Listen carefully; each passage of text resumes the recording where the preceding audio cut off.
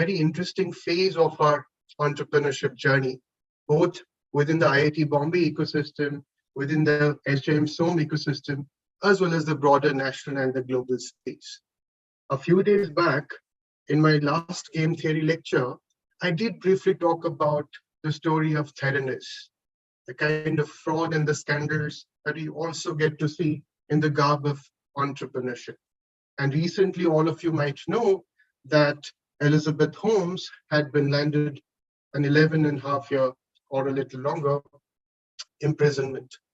The story is not about what or what doesn't qualify to be ethical in the entrepreneurship space, because after all, like the stories of Potli Baba, you realize that you are mature enough to understand the right from the wrong. There's a limit to how far educational institutes and platforms like these can enable you to understand the challenges that you'll face going forward. And more importantly, we have a mix of both managers as well as entrepreneurs. In fact, the former outnumber the latter. You'll realize that it's very important to not compromise on the ethical standards that you set for yourself. In particular, in an institute of eminence like IIT Bombay and the Shellism at a School of Management, where we inculcate the values of entrepreneurship, the values of leadership, the values of management, in budding future leaders in that sense, we realize that there's also a limit to how far we can go on to be the Potli Babas in your tales.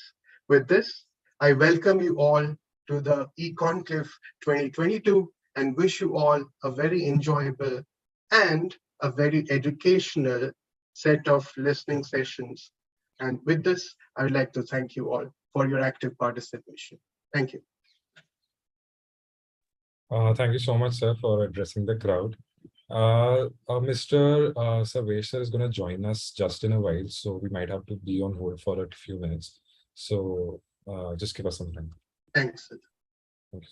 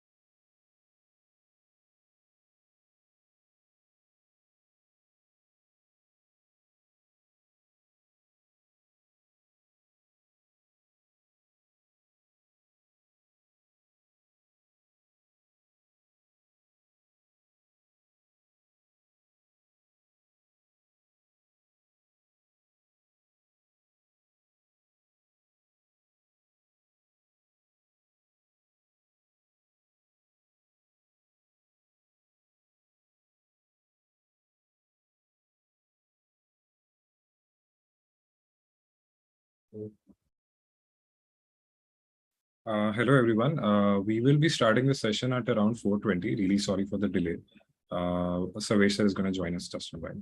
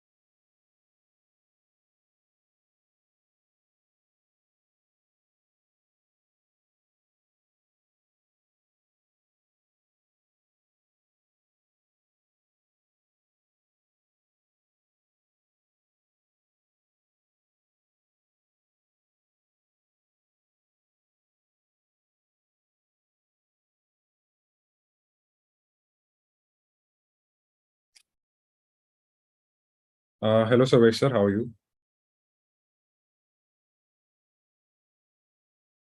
Hello. Hello. Hello, sir. Am I audible? Yes, you are audible. Hello, sir. Thank you so much for coming, sir. With your My permission, can I give your introduction, post which I will hand it over to Siddharth, who is going to be the moderator of the session, and then we can carry forward our discussion post that. sure, sounds Sure. good. Great. Can you give a brief Hello, about everyone. the We have event with us here and today Sarvesh Agarwal. Sarvesh Agarwal is the founder and CEO of Internshala, which is an internship and training platform that is very well known and is one of the most notable alumnus of IIT Madras. Mr. Sarvesh has worked with Capital One, Barclays, and Aviva PLC before starting up this venture. From the past 7 years, he has been on a mission to build a world full of opportunities for students by providing actually meaningful internships and reducing the skill gap that currently exists between the industry and the students. Welcome to E-Conclave, sir. It is an absolute honor to have you with us today. And thank you, Siddharth. Pleasure to be here. hi, Siddharth. How are you? Hey Sid, doing well. That's good to know. May I just introduce you as well, and post which Yeah, you can continue go the ahead. discussion, sir. Go ahead. So we are to moderate the session. We have Mr. Siddharth Setu with us today, and he's one of our alums at SJMSOM IIT Bombay. He's currently working with JustPay as a product manager. He's a crowd-certified tech enthusiast with a penchant for solving and understanding complex problems. Prior to his MBA, he's worked full-time at Unisys India as a systems engineer in the area of network security and microsegmentation. His primary interests lie in the fields of technology and business, and he's an avid quizzer and is fond of filmmaking and sports. Welcome, Siddharth, to E-Conclave 2022, and it's a pleasure to have you as well. Hey, thanks for that intro. It's not too long ago that I was doing similar things as a student, but great to be back in the capacity of an alum. You're wearing the t-shirt as well. Yeah. Just to reminisce the old days. And I just missed Sarthak sir's speech as well. I just joined. If sir is still on. Hi, sir. So, Hi, Siddharth. Welcome back. Hi, Sarvesh. hi, sir. Thanks for taking time out to join. I'm Sarthak. I'm the faculty coordinator. But I think with multiple Siddharths around, we can call one a Sid and go. Yeah. Yeah, hello everyone. So, are we good to go, Sid? Yes, absolutely. We can start right now. Okay.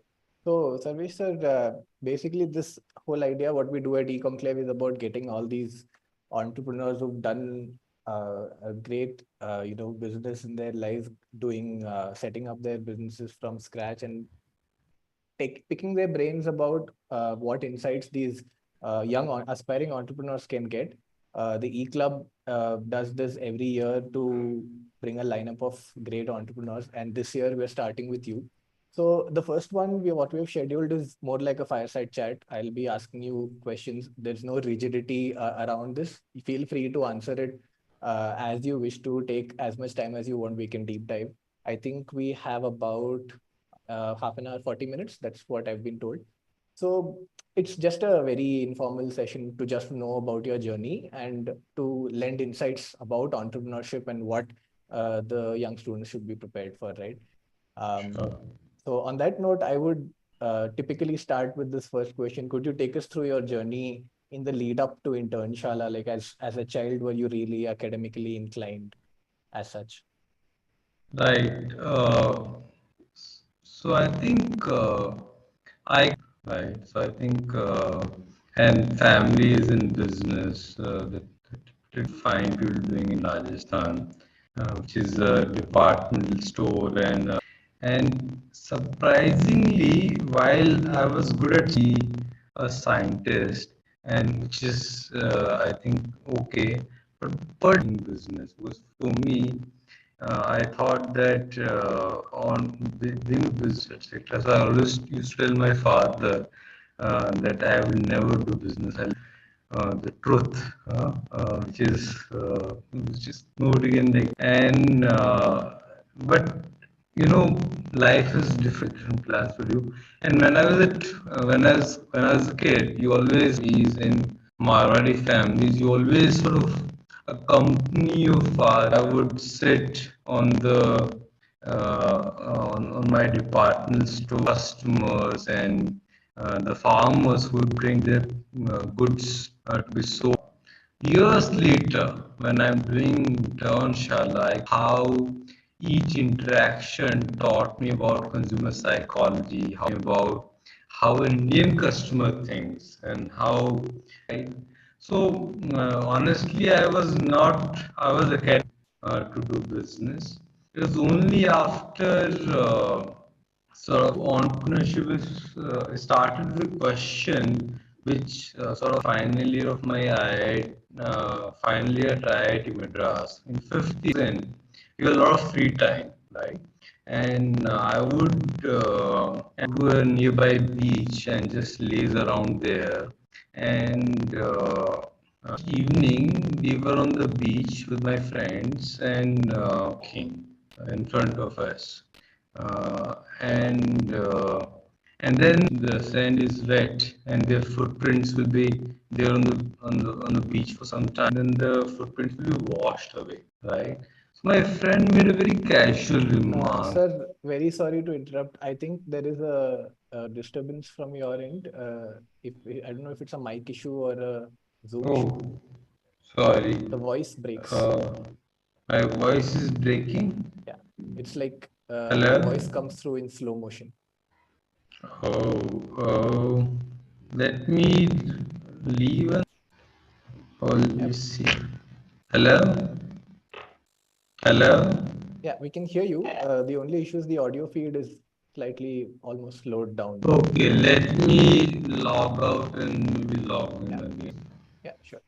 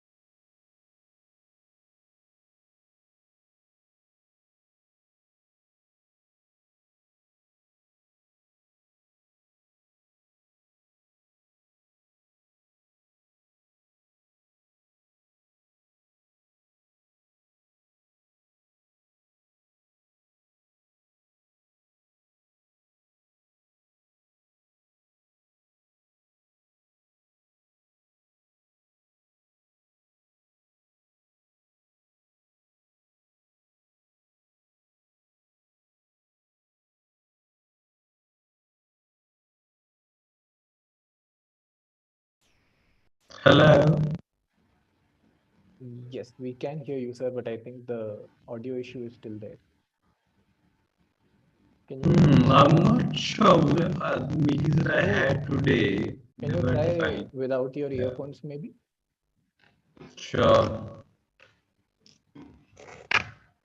Yeah, Yeah, still the same. yeah, still the same. So I think it's more of an Uh, but yeah, we can hear you, so I think we can move okay, ahead. if you give me 2 minutes, then maybe I'll try. Yeah. I'll take 2 minutes Yeah. and come back. Sure. Okay. Everyone's sorry about this. It's okay.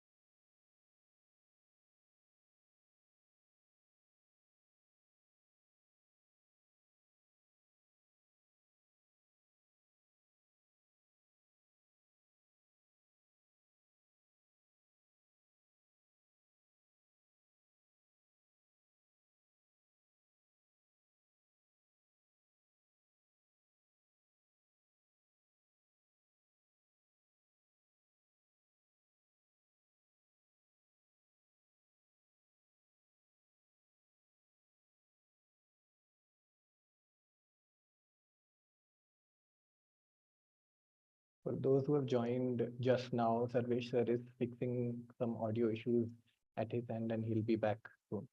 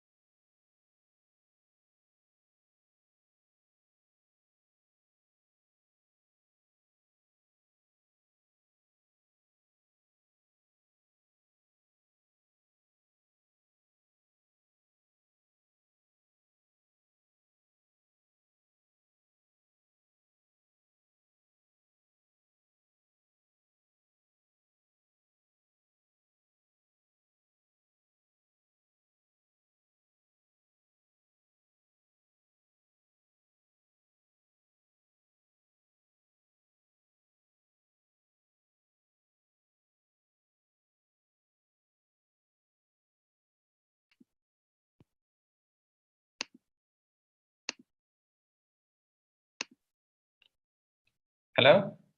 Yep, I think that is much better. We can hear you clearly now. I can't hear you now. Can you hear me? Yes, yes, that's much better now. Siddharth, can you hear me? Yes, sir. Oh, Now am I great. not audible? Yeah, yeah, I think finally sorted. Yep, It's better now? that's much better. Yes, that's All right, much better. okay. Let's head right back to the beach where you were.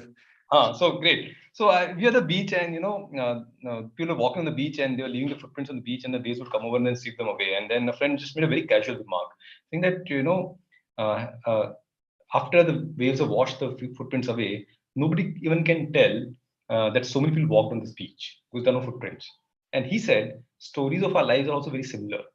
After we are gone, like several years after we are gone, what is it that we will leave behind through which we will remember that we were here, right? And that sort of, you're in the final year of your college and you're very philosophical and you're sort of worrying about what the real life has in store for you. And that sort of question sort of stayed with me as if, like, what is it that you are creating? What footprint you are leaving on this kind of time that would be your legacy long after you're gone? And I think that question has been the this where the idea of doing something that would be my legacy started. But then I didn't really know what to do, like how to answer that question. And then I went on to do my job at Capital One in London, etc. But then I think gradually I realized that if you want to create a legacy, especially in a country like India, there are two, three things that you could perhaps do. Either you could be a scientist and you could make a really great invention. And by the end of IIT, I was very clear that I was not going to be the one. Or you could be a great politician or a leader and you can really bring reforms. And while I did contest elections in a hostel and I did win them, but I really realized that again, politics is not my cup of tea. And then sort of left the third choice that maybe build an enterprise that could sort of solve a real problem and make an impact in people's lives. And that's where I thought maybe I should start something of my own. And but what? Like you don't know like what to start. There's so many ideas that come to your head, and how to decide what idea sort of you should work on. And every now and then I would have some idea that I think I was very convinced about. But I think a very good litmus test of an idea, whether it really has possessed you and is really yours to work on, is you sleep on it for like a week or so. Like, don't do anything about it. Just keep thinking about it. And even if you feel excited about it after a week also, then maybe it's something that really wants to be worked upon by you. And internship sort of happened to be that idea. Because one of my friends from IIT again was looking for an internship back in 2010, and he had, after IIT Madras, he had gone to do his master's from London School of Business, and he was looking for internship in India. He couldn't find one, and I was sort of disturbed that somebody with that kind of pedigree can't find an internship. Then it must be really difficult for anybody else, right? And that sort of, again, the problem statement stayed with me for long enough for me to say, let me do something about it, and let me start some effort in this direction. And I started Internshala as a blog. So along with my day job, I said I won't leave my job right away. I really don't know how long I feel passionate about this and what's where it is headed, but at least let me take the first step. So along with my full-time job, I set up a blog called Internshala, where I said I'll talk about internships and internship culture in India and how we can sort of make it better. Because clearly there's a problem. Students don't know what careers they're getting into, and they're very clueless, and they don't have exposure, and they don't have the real skills. And corporate keeps saying that our graduates are not employable and they're not professional and whatnot. And I thought internship would be a good quick way, like a test drive for career, like dating, right? You could sort of try different careers and figure out what is that your heart really wants. So I really want to do something in the internship space, but I really don't know how big this will become and what it will become. So I started as a blog along with my full-time job. So that's how Internship was born in 2010. So from the very beginning, I think there's two things that you mentioned in your sort of introductory ideas that I relate to. First of all, I have spent most of my life in Rajasthan, so I relate to the business family and the shop and all that you talked about. Secondly, back in 2015, I was maybe third year, final year of my engineering. That's when I first found my first internship was on Internshala. Nobody in my college knew about Internshala at that time, since I think the penetration in South was not that much at that time. I spoke about Internshala to a couple of my friends, and they found internships on Internshala. One of them ended up becoming the student partner of Internshala eventually. So yeah, we go back a lot. So interesting, right? So you talked about sleeping over an idea for a week. So essentially, my question here is, what is that validation that comes, and where does it come from when one realizes, okay, this is the time when I should quit my full-time job and I should do this is my passion, I should pursue this full-time. Correct. So that's, I think, there are two things that I think I'll talk about: the validation when I got the confidence that it's big enough, and I think at times there is also merit in being naive. For example, had I known as much about entrepreneurship, market sizing, TAM, and pricing and valuation, all of that as I know today, I would not have started Internshala, because I would have said it's a very niche market, it's a small market, one-time market. How would somebody come back, etc. But what happened was I started, which is why I started small, right? I said I don't know how big this will become. I'll do it part time with my day job. I started Internshala as a part time hobby or project in January 2011, right? And I kept working on it, and every day I was learning something new. I was very excited about what I was doing, and you could see more people reaching out to you and more companies reaching out to you. But then the defining moment came when somebody at IIT Madras alumni office noticed Internshala blog, and he said it's beautiful and what you're doing is wonderful, and why don't we talk about it to our alumni community and let them know about it. So until then, the problem of Internshala is it's a two-sided platform, candidates and companies, right? So there's classical chicken and egg problem. Do you get companies first, or do you get candidates first? And I solved that by just simply aggregating whatever internships are available on the internet at one place on my blog, right? But still, I didn't have any organic listings on my platform. Like the internships are only available on Internshala blog, right? They said, why don't you give us a write-up about Internshala, the alumni cell of IIT Madras, and we'll send it to our alumni of IIT Madras. And I said, okay. I didn't think much about it. But back then I didn't know that alumni cell, like when alumni body of IIT Madras, it's like 18,000 people had graduated from my IIT Madras. By then they're who's who, right? So they were running businesses, they are CXOs, and they are deans and directors and professors and whatnot, right? So the one evening this email went out from alumni cell to the alumni of IIT Madras, saying that one of our ex-student is doing this blog. I think it's very fascinating. It's a very novel thing. It's a very unique thing. Something like this doesn't exist in India. So why don't you sort of do whatever you want to do with it? And next morning I woke up, I had about 800 emails in my inbox, right? And many of them were congratulating a beautiful idea, and looks like you're putting effort. And many of them wanted internship for their children, etc., which is fairly common. Any parent looking for internship with the kids will want to use all the legal means. But most importantly, I think out of those 800, about 100 were emails from startups from IIT Madras alumni who wanted interns for their business. And they said, why don't you talk about Internshala on your blog and help us get some interns? We can't find any website where we can post internship and get interns, so maybe you can do that. And that's when I realized that startups really need interns, because until then, like corporate, and they all had their set programs and they would go to these campuses, etc. But it was not really as mainstream as it is today, right? And I think that's where I realized that maybe as the startup culture in India grows, the internship culture will also grow on back of it, and maybe I should pursue it full time. So I think that email that went out and the feedback that I got from the alumni community was really one thing that made me think seriously about pursuing it as a full-time thing. And then very close to this date, the two other things that happened. One is I got an email from a student from Chennai. It's a second year, I remember her name was Janvi, second year Bachelor of Arts student in a degree college in Chennai. And she said, I found my first internship through Internshala, and I got my first paycheck today. And it's about 3,000 rupees. And like, this is my first income, and I have tears in my eyes. I can't tell you how grateful I am. I just really feel so much more confident that I have certain real skills that world is willing to pay me for. And I was never in my life. I had been like 5 years. I was a business analyst in BFSI companies. I never had somebody tell me that my work made an impact on their life. It changed their life for whatever delta weight did, right? And that was beautiful. I think I felt like you feel very you felt like Superman. Like you did something and it changed somebody's life in whatever small way it did. And I thought, wow.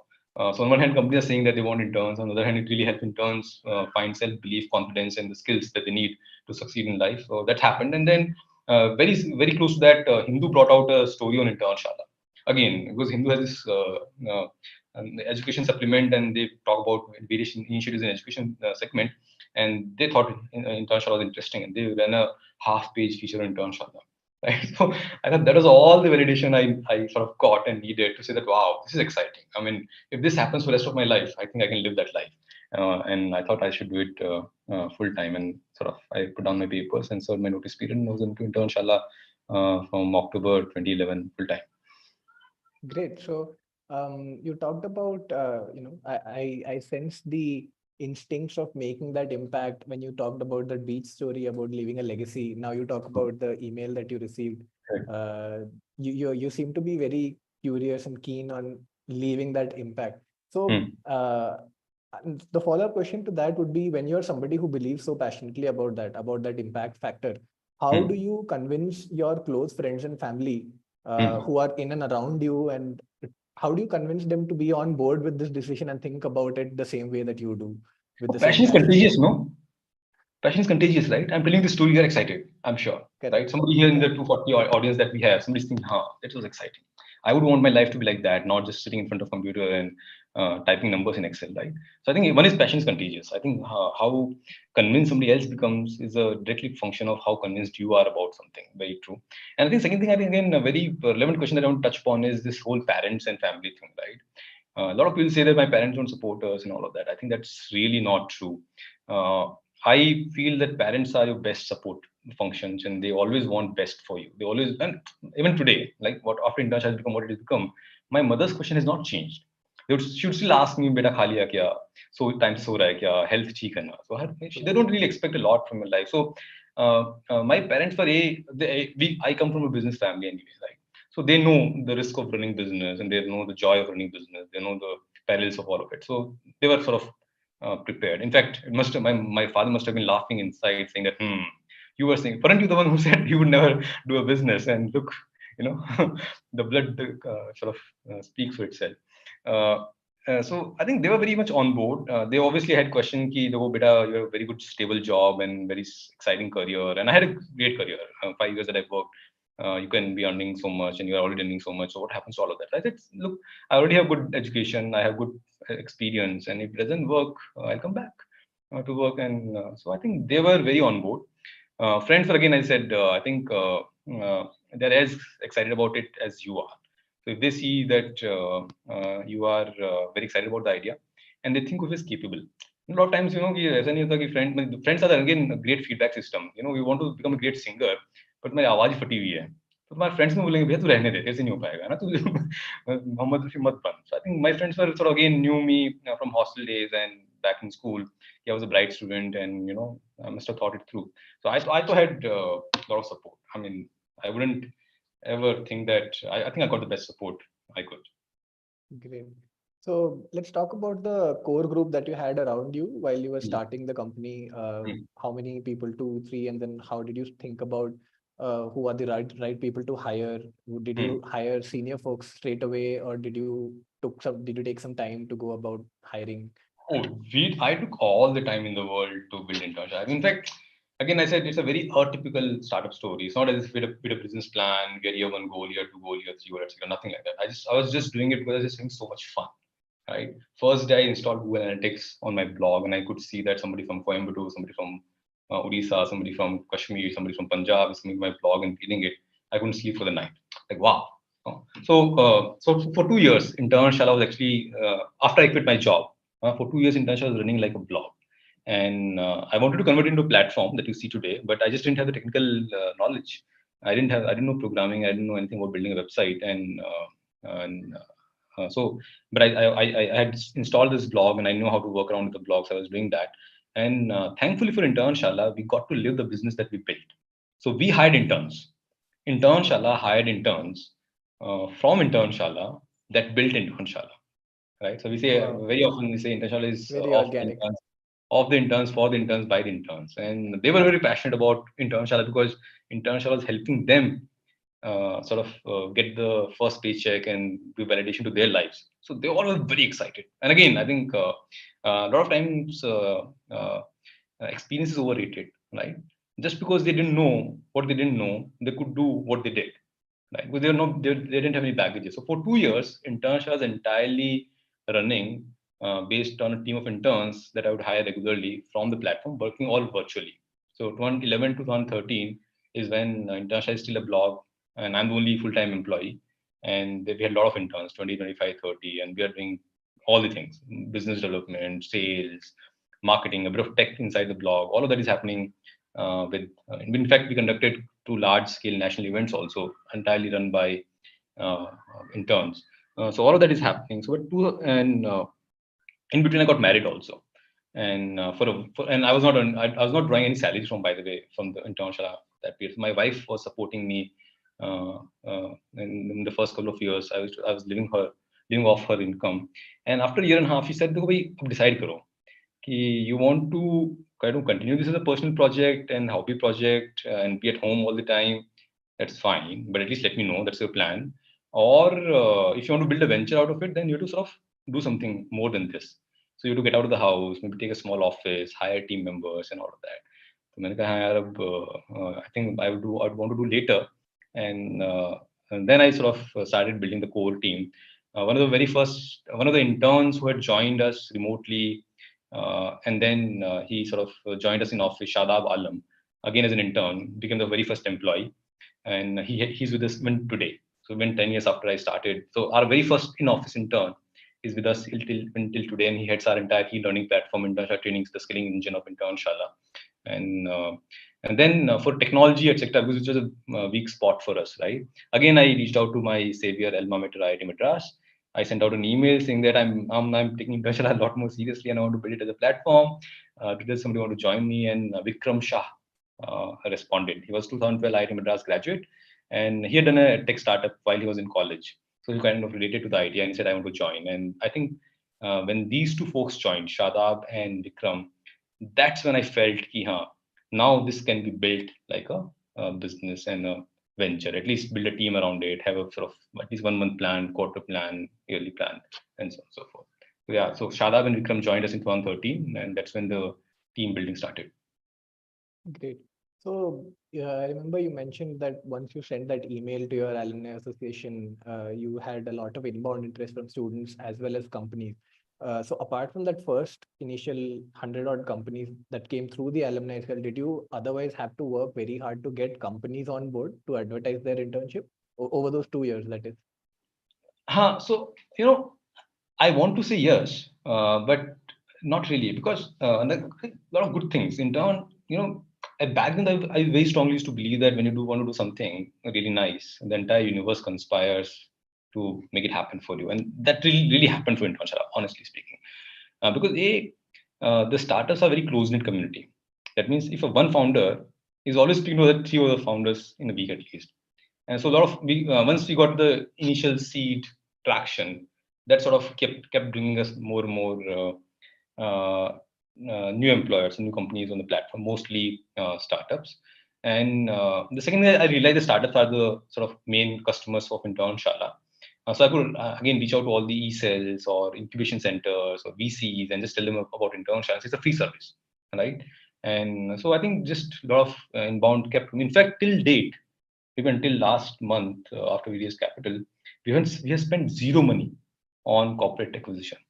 180,000 companies use Internshala every year to hire interns, and we have spent 0 rupees till date in 10 years on acquiring on the corporate side acquisition. It's all been word of mouth. It's a great product. It's a great service, and I think the karma it pays you back. So everybody who benefited from Internshala sort of told their friends about it, and they came on the platform. Many of the students who benefited from Internshala as interns later on became entrepreneurs or HRs in other companies, and they came back on the platform and started hiring. So I think it became a virtuous circle in that sense. I mean, I find it very uncommon, but that's a lot of organic growth that we have right there. Yeah. So one part is about building your own passion and trying to slowly realize, taking time and slowly realize that now is the time when I want to make it into a business. But how do you realize, or when do you realize that, okay, now I want to start thinking about funding? So growth, scaling, and funding is when you think about scaling exponentially, right? When you go and pitch to investors. So do you have an idea in mind that my startup is at a stage where I need to scale? And then when you went for, started looking for funding, did you have that solid plan of, let's say, 2 years, 5 years? If you can speak about that. Yeah. So first, I think we realized we need some capital in 2015 because by then internship platform was obviously growing, and it was one of the in 5 years, I think 3 years, it became the world's largest internship platform. So today, in terms of the number of candidates who apply on Internshala, number of companies who hire Internshala, there's no other platform as big as Internshala, and an internship platform as big as Internshala anywhere in the world, right? But it was free platform, both for students and as for companies, and we were monetizing primarily through ads. And by 2015, we had realized that ads is a limit. You can't scale beyond a point. You can maybe generate 1 crore or 2 crore of revenue in ads on the website or blog, wherever you are running the ads, banner ads, email ads, all of that. But it's not really going to scale beyond that. And the other problem we were tackling at the same time was a lot of students were applying for internship on Internshala were not getting those internships. They didn't have the skills that were needed for the internship. Right? So we wanted to build a skilling platform, online training platform, where we can train them on the skills that were being seen in demand on the internship platform. So we want to build an e-learning platform, and we really didn't know how. Like content and the operations and what courses to build and how to market those courses, etc. So 2015 is when we first felt that if we have some capital with us, it would be easier for us to build that the second leg of Internshala, which is the trainings platform, the skilling platform, and which is when I reached out for funding. And but again, while we did have a 2-year, 5-year plan, but no plan. There's saying in military that no war plan survives the first contact with the enemy, right? Similarly, no business plan survives the first contact with the market. So you can build a plan, but when you launch it, it obviously tweaks and reiterates, etc. But 2015 is the first time when we realized we need some capital, and we went and got that capital in 2015. But we have been very, again, coming from business family and my family, we've been very frugal. Like one of our culture values, if you come to Internshala and visit the office, is very proudly we claim to be Jugadu and Kanjus. Be Jugadu and Kanjus is our culture value. You know? And when we say Kanjus, we don't mean miser, we mean frugal. So I've been very, very careful about not burning money for the sake of it, right? And growth growth should be sustainable growth, not you just acquiring money. So when we got that money in 2015, just like everybody else, we started spending on Facebook and Google ads. Right? The first thing that you do as an entrepreneur when you raise capital is you start spending on marketing. And we've spent about 2.5-3 crores on acquiring students. And 6 months later, when we sort of looked at that cohort's performance on intern Shala in terms of intern application engagement versus organic, we realized that it was massively different. Right, the paid growth was very uh, underperforming in terms of engagement and monetization later on, etc. than organic. And we said then we should perhaps do things which perhaps take longer, but build this organic funnel even larger. Right, so we started then we stopped that paid marketing activity and we started investing more on events, content, and the number of opportunities that you have on the platform, the product, etc. And I think that sort of really helped us bring the next phase of growth for Intern Shala, both for the learning platform that we're building as well as the core platform, the internship platform, without it burning a lot of hole in our pocket for next 3-4 years. So the capital that we raised could last for another 4 years and 5 years, and the platform kept growing, both the internship platform as well as the learning platform that we built. Great. So, since we've talked about a lot of good things about your journey, I want you to talk about, in hindsight, what were the top 3 challenges that you faced? While it could be while during the initial setup phase or even till date. So, as a company, Internshala, what are the top 3 challenges that you face while running it? I think let me to talk about both challenges and learning, right? So I think one is the technology. Like building technology team is really hard. And for 2 years, we were a blog, not by choice but by chance, because we couldn't find the right technology person to build it for. The freelancers we tried or the agencies that we tried, none of that worked. I think if you are starting out and your business has a strong technology element, I think it would help to figure it out early on. Then just saying, let me start something and get figured out along the way. I think one is having the right technology team or the co-founder with you early on. If you're not a technical founder like I was not, and I think that's definitely one challenge. And I think it continues to be a challenge even today. So while we obviously are a technology-led company, a product-led company, but I think hiring technology talent is still very hard in India. That's, I think, one challenge that I would think we faced and we continue to face. And every startup that I speak to faces, and you would also face if you start. The second learning that I think we learned in last 2 years, specifically, once you sort of, again, there's a phrase which says, if you're not a communist when you're in your 20s, you don't have a heart. And if you're not a capitalist by the time you're 40, you don't have a brain, right? So, so the first 7-8 years of internship was like that communist phase. We are doing something great for the world, and we are doing something amazing. And we'll figure out monetization later. Let's just focus on doing exciting things, build a great culture, build all in-house organically, right? And last 2-3 years again, it has been about, okay, now there are a lot of people who have been with the internship for very long. Now let's create financial outcomes for them and growth, the revenue, and let's build a business as big as the brand is, has been the focus. So I think, again, it's a choice. You want to live your life the way you want to live, right? And I don't want to change that at any point in time. But I think having that clarity of what you are building at what point in time and why is something super important. And one thing that I would want to sort of go back and change in the internship journey is to get a lot of at least more senior folks in the team early on. So internship since was built off the interns, by the interns, and for the interns. So everybody at Internshala for at least 17, 18 joined as an intern and grew up the ranks. So we are 250 people today, and out of those 250, about 180 would have joined us as an intern and have become team leaders, etc. And why it is great from a culture point of view and building a sort of sense of mission in the entire organization. I think it did wonders for our culture. I do think getting external supervision or that wisdom could enable you to move faster. For example, let's say you want to build a sales function inside your organization. Somebody would call this corporate and say, would you want to pay for a premium plan on Internshala, right? There are 2 ways you will go about it. Either you can say, look, I'll again do it all organically, brick by brick, in the way I've been doing everything else. And that will take you a year and a half to set up the function. Or you could say, I'll hire somebody who's already been a sales leader in a different organization get him on board or her on board and let them build this function for me. So I think that sort of saves you a lot of time and a lot of experiments somebody already done and learned from.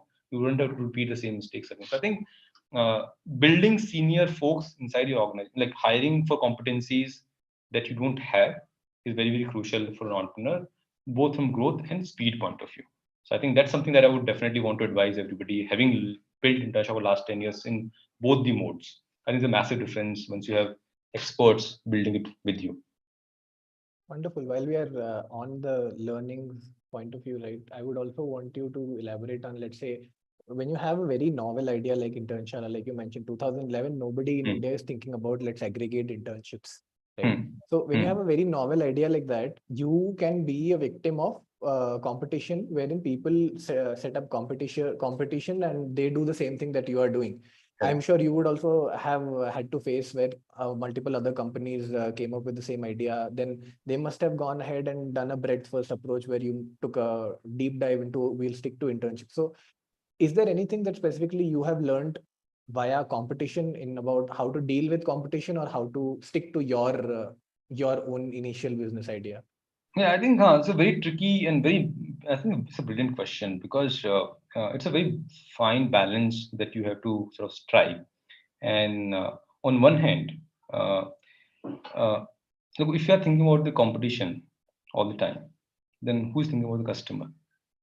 Right. So I think that's something that we learned early on. I remember there was another business in internship space in 2015, and that I used to obsess about. Because suddenly they overtook us on social media, and I sort of became paranoid.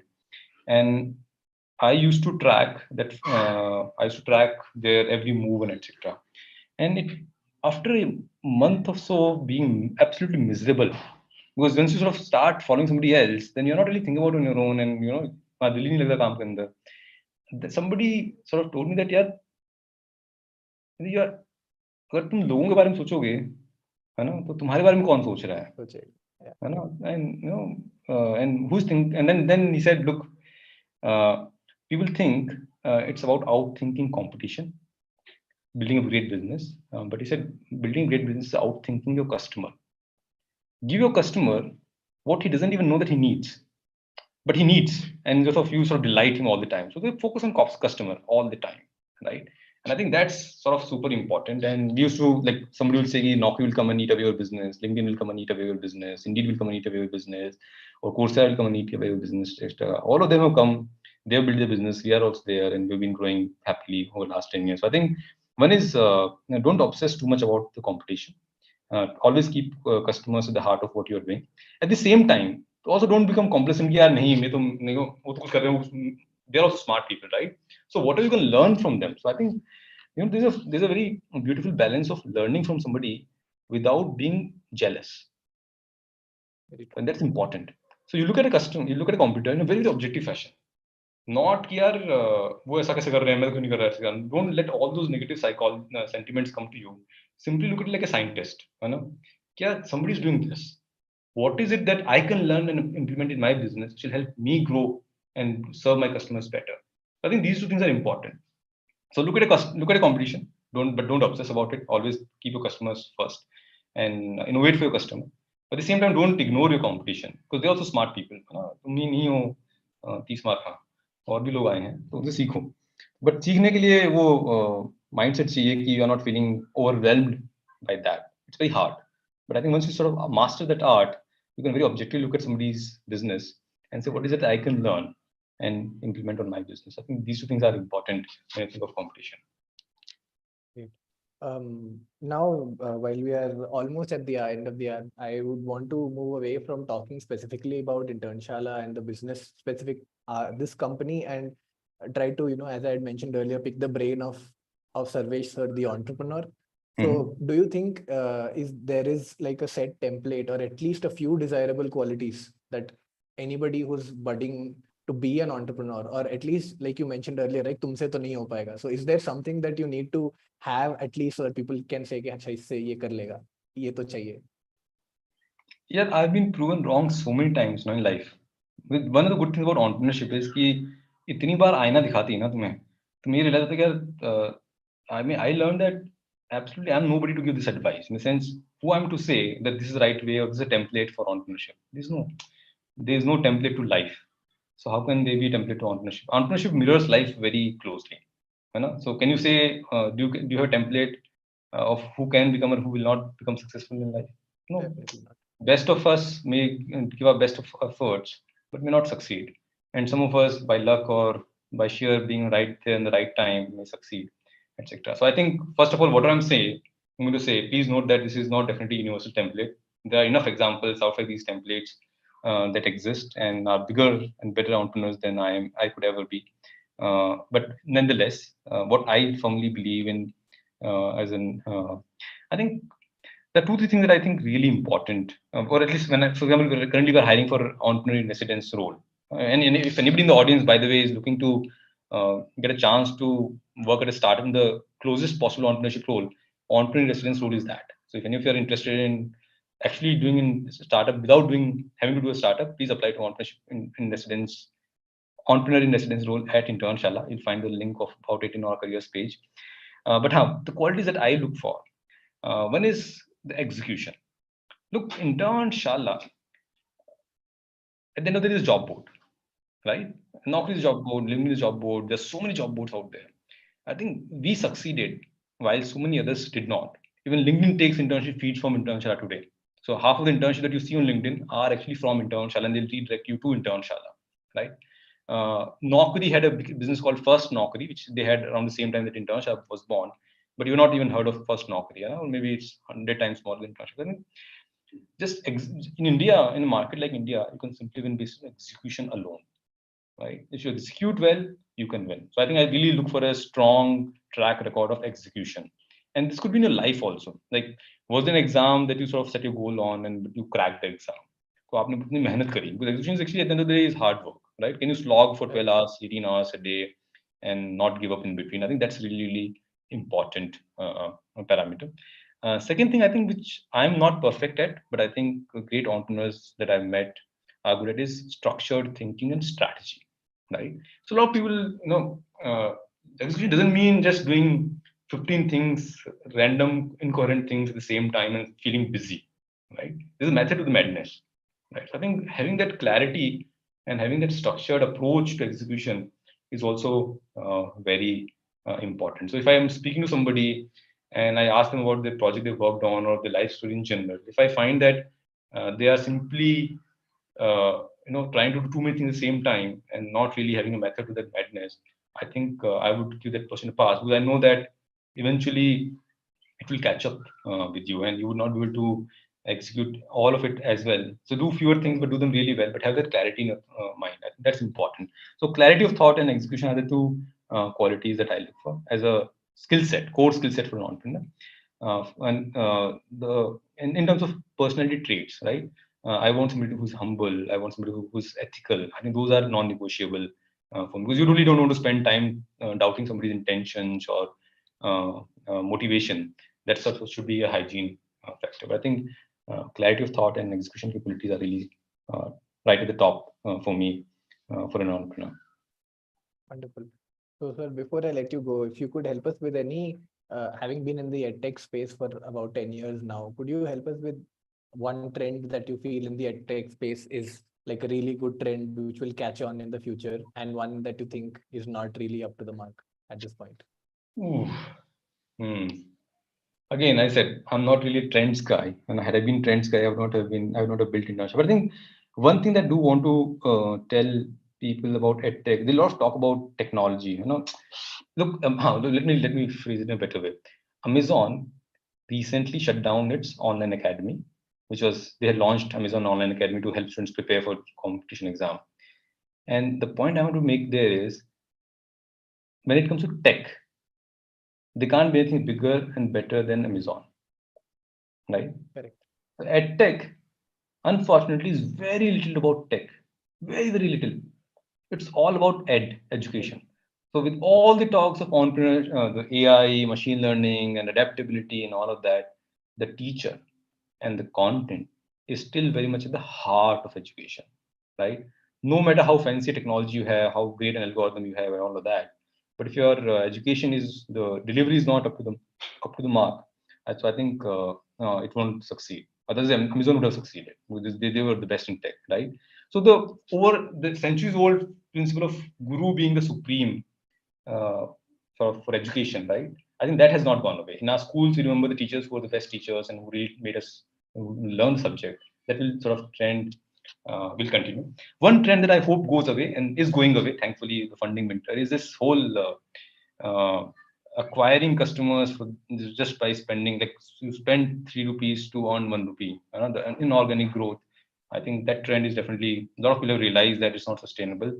And in EdTech, anyway, it's only one-time purchase most of the times, right? You're only learning one course or one thing at a time. So it's not a repeat customer that you get. So you have to find a way to acquire customers very organically. For internship, for example, the internship platform is our organic funnel, which is where everybody comes. And then we monetize on the courses or skilling platform that we have. So I think so education, the teacher will always remain at the heart of education. Content will always remain at the heart of education. And this whole anyhow get the customer and sell them EMIs, I think that trend will go. So quality businesses should survive and should thrive. Great. So, sir, that's about all the time that we have today. It's been wonderful to have you starting off our E-Conclave this year at SJMSOM School of Management, IIT Bombay. Sure. It was great to hear from you, your insights, and I'm sure the students would have had a wonderful time listening to those and taking inspiration. Sure. Thank you so much, Siddharth. I really enjoyed remembering the entire journey and sharing the insights with you. I hope it was useful for some of you. And again, some of you are looking to take an entrepreneurship plunge. If you are looking for a role, do check out the EIR role on Internshala. I think it's a very exciting role. Definitely, sir. Thank you so much for being here today with us. Okay. Take care, everyone. All the best. Bye. Bye. Over to you, Siddharth. Thank you, Sarvesh sir. Thank you, Siddharth sir. It was definitely a very insightful session, and all the I hope the audience has a much better understanding of what it is like to be an entrepreneur. And thank you for taking your time. Thank you a lot. Bye.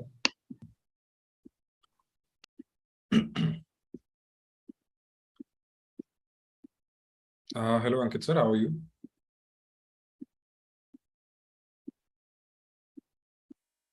Hey guys, hi. Am I audible? Yes, sir. You're audible. I hope you're doing well. Yes, absolutely. Thanks a lot for coming, sir. And Harshita, also thank you for joining us. I hope I'm audible to you as well. Hey Siddharth, yes you are. Thanks for having me. I can also see Rohan on the call. Been great seeing you both again. Just a few months back, I was on your side. Thanks for having me. Hi Ankit sir, pleasure having you here with us today. Yeah, hi. I don't know why you were addressing me as sir. Okay, let's stick with Ankit then. Yes, absolutely. Everybody here should just stick with Ankit. Thank you. Sure. Yes, Siddharth, you can start. Sure. So Ankit, should I start with a small intro, post which we can, I'll hand it over to Harshita and she will moderate the session for us. Sure. Absolutely works. So hello everyone. We have with us today Ankit Doshi. He's the founder and CEO of Inside IM, which is a platform for students to enhance themselves and get into the top tier Indian institutions. He has completed his MBA from IIM Indore, and then he went on to work for Bank of America as an analyst in the Global Treasury Services. He then went on to create InsideIM.com, Campus App, and AltUni.in. He is an entrepreneur with a focus in the area of EdTech, HR tech, and media. He's a public speaker and actively gives talk on entrepreneurship and education. It's a pleasure having you with us, sir. And also to introduce Ms. Harshita. She's here with us to moderate the session. She's currently working with Mondelez International in their customer service and logistics, where she leads the India's general trade in order to cash operations. She has completed her MBA from IIT Bombay and is a member of Harvard Business Review. Prior to MBA, she worked with Tata Consultancy Services as a lead developer for engineering enhancements. Her primary interests lie in the field of business and tech, and she's also very fond of painting, traveling, and sporting activities. It's a pleasure to have you both, and Harshita, I hand it over to you. Thanks a lot, Sid, for that brilliant introduction of me. Ankit, absolute pleasure to have you here with us today. Just so you know, Inside IIM has been a ray of hope for me during my MBA journey, and I'm very sure it's been for a lot of other people here on the forum as well. Just a quick update on how the session is going to be today. It's just a very candid conversation between you and me, where we just want to dive into your brain of being an entrepreneur. How is your journey so far been? What is your vision for Inside IIM, and so on and so forth. Just so the audience here and along with me will take a few inspirational lessons from you and take it forward in our life as well. So I have a few questions that the audience have given me right before the session. I have a few questions I would like to ask you, and we'll also keep the floor open just so in case the audience want to pitch in any questions that they have at their end. So that is a good way to start, is it? So I have like a couple of slides, Okay, which sure. basically talk about me. So maybe that will help you in figuring out. Maybe some questions might automatically get answered, and some then you can decide whether you want to dig deep into. So it's literally just a couple of. So I'm not able to share my screen. If whoever is the editor can maybe give me access to share the screen, I can actually do that. Let's ask Siddharth for that help. Sid, can you just help out Ankit with sharing his slides? Okay, I think I have got. I think I've got the access now. Yeah, All thank right. you. Perfect. I'm hoping you guys can see my screen now. Yes, Ankit, it is up. Okay, awesome. Just waiting for this to load up. Sorry, I'm taking a few seconds. Okay, perfect. Okay. I like to call myself a confused entrepreneur who's now slowly gaining clarity. But I'm still confused. So that's how I'd like to just call this a notes of a confused entrepreneur. So, I can see about 230 odd people here. For people who want to know me, so I've put a couple of pictures of me in foreign countries because historically I've seen that seems to get people's attention. So one is a picture on my exchange program about 12 years back from campus, and another is a picture 11 years back, when I just joined Bank of America, at Wall Street. This picture I've taken. So who am I? I've been an entrepreneur for 10 years. So while I may have worked at Bank of America, I actually lasted there only for 14 months. I jumped into building InsideIM.com almost immediately. After that, I mean, on weekends, I used to just put up blogs on Inside IM, and some of the content went viral. So I don't actually have a lot of corporate experience, but I like to flaunt Bank of America brand because again, people seem to be interested in that. One thing I would like to say is that out of the 10 years of entrepreneurship, I have been bootstrapped for about 9 years. Hey guys, am I audible? Yes, Ankit, you are audible. Okay. No, my screen had frozen, so I thought maybe I'm not. So yeah, out of the 10 years of entrepreneurship, been bootstrapped for 9 years. We've raised money earlier this year in February from a clutch of investors, and there are a few media releases about that, and you can read about that. But broadly, being an old school entrepreneur, been profitable for large majority of our journey. So yeah, I'm Indore. I'm also a BCom grad. I'm not an engineer. So I can't code. The other thing is there are a couple of animals that I'd like to highlight here. One is a hare, and the other is a cockroach, and I'll explain why. I also consider myself a philosopher, largely interested in cricket, all kinds of movies. I could have put football, but let me be specific. Also, it's fashionable to say that you are an Arsenal fan again, this season. So definitely interested in Arsenal and also interested in financial markets. I mean, obviously, from my background, but also my family has always been interested in financial markets. So that's, so this is essentially some background about me. Sorry. So yeah, as an entrepreneur, my mission is to enhance India's human capital, and that's the mission of our company as well. What have we built so far? So we built probably India's largest management community. We built aspirational content for over 5 million professionals. We are by far India's #1 MBA platform. There is a YouTube channel that a lot of people seem to love. And obviously, about 2.5 years back, we've started Alt-Uni by Inside IIM, which is our consumer foray, and we now have about 2,500 alumni who've done courses and programs on our platform, and we essentially upskill young Indians for jobs in the digital economy. So anything that is non-tech is something that we basically skill people in. So we have partnerships with employers like Unilever, Decathlon. So if you do a program with Alt-Uni, you get a chance to actually do a project with all these employers and actually also get hired.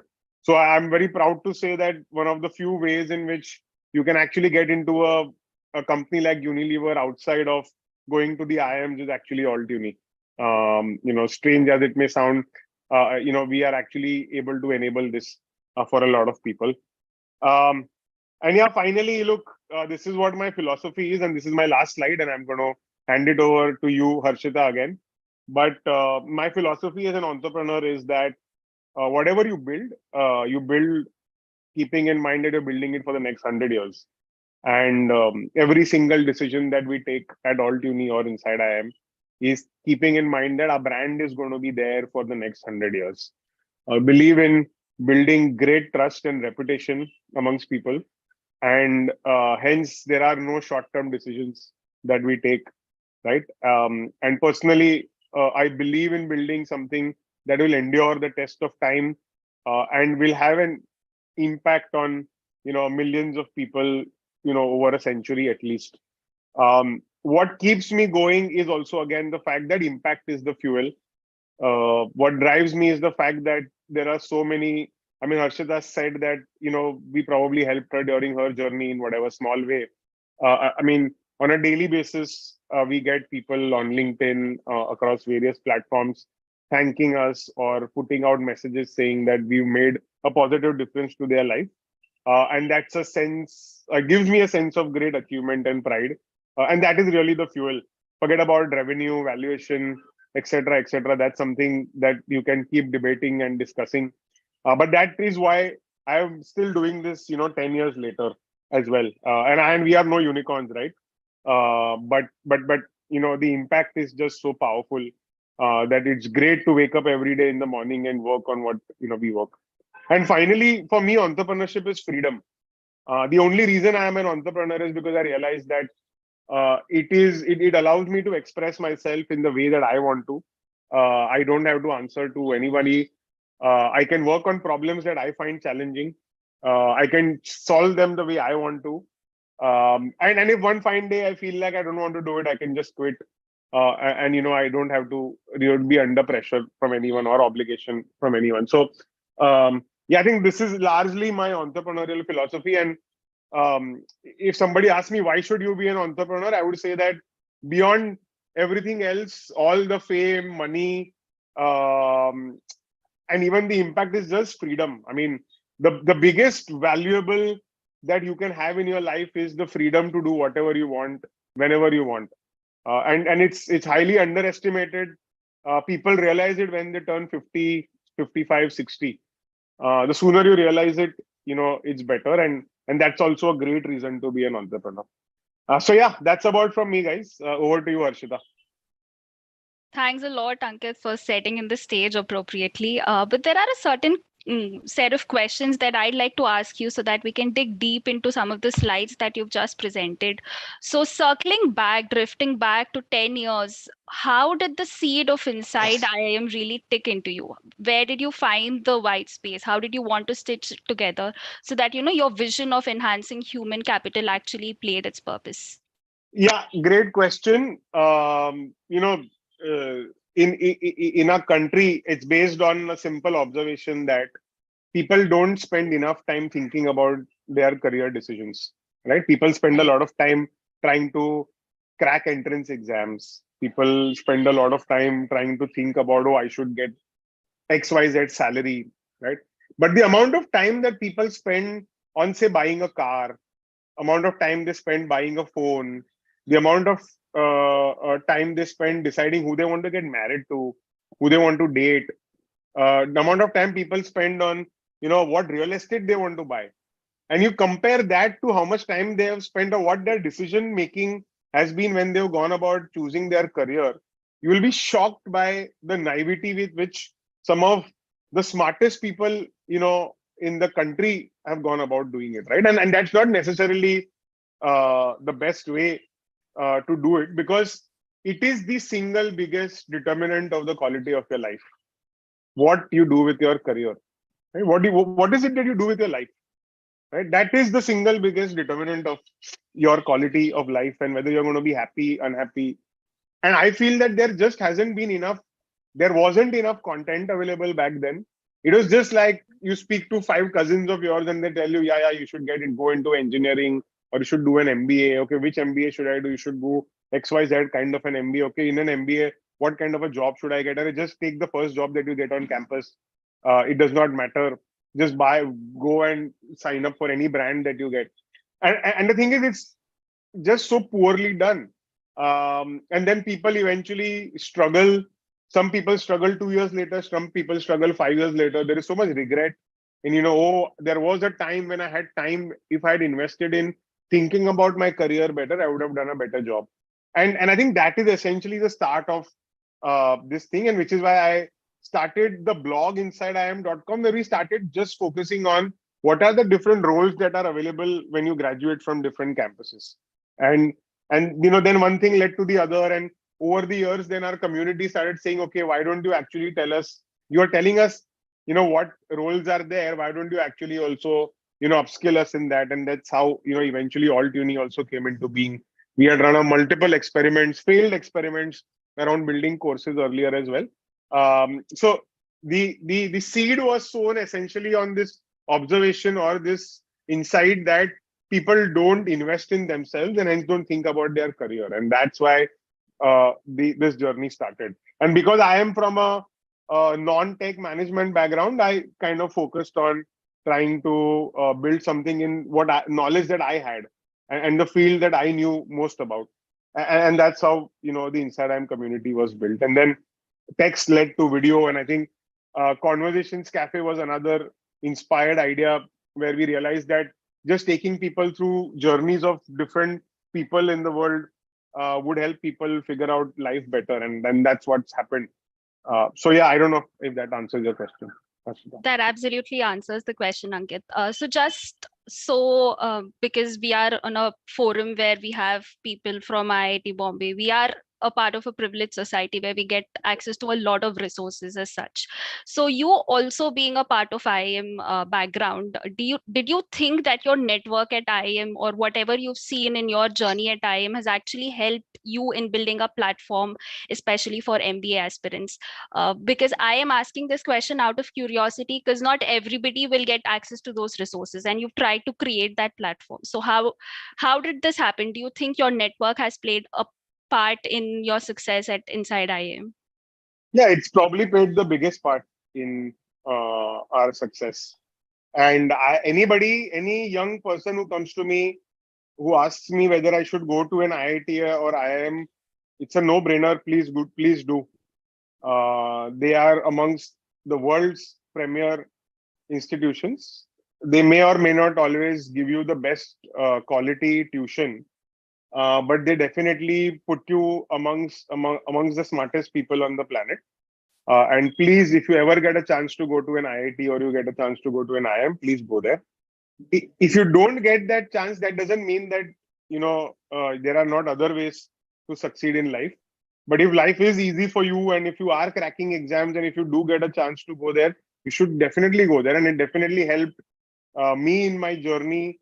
It definitely opens up doors much faster because I have batchmates, who are in great companies. So yeah, I mean, it definitely does. There is no doubt about it. Right, Ankit. Ankit, just one more question, circling back to when you said the basis for Inside IIM has always been that people are not very clear on what they want to pursue in their career. Given that you've also had a very prolific career in finance, what was your tryst with finance? What made you quit finance and get into entrepreneurship journey? Yeah, so I mean, I've been very clear that that entrepreneurship has been my first love, and everything else is secondary.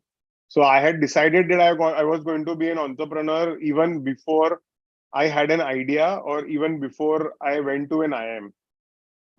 That I was extremely clear about, because of the fact that I value my freedom a lot, right?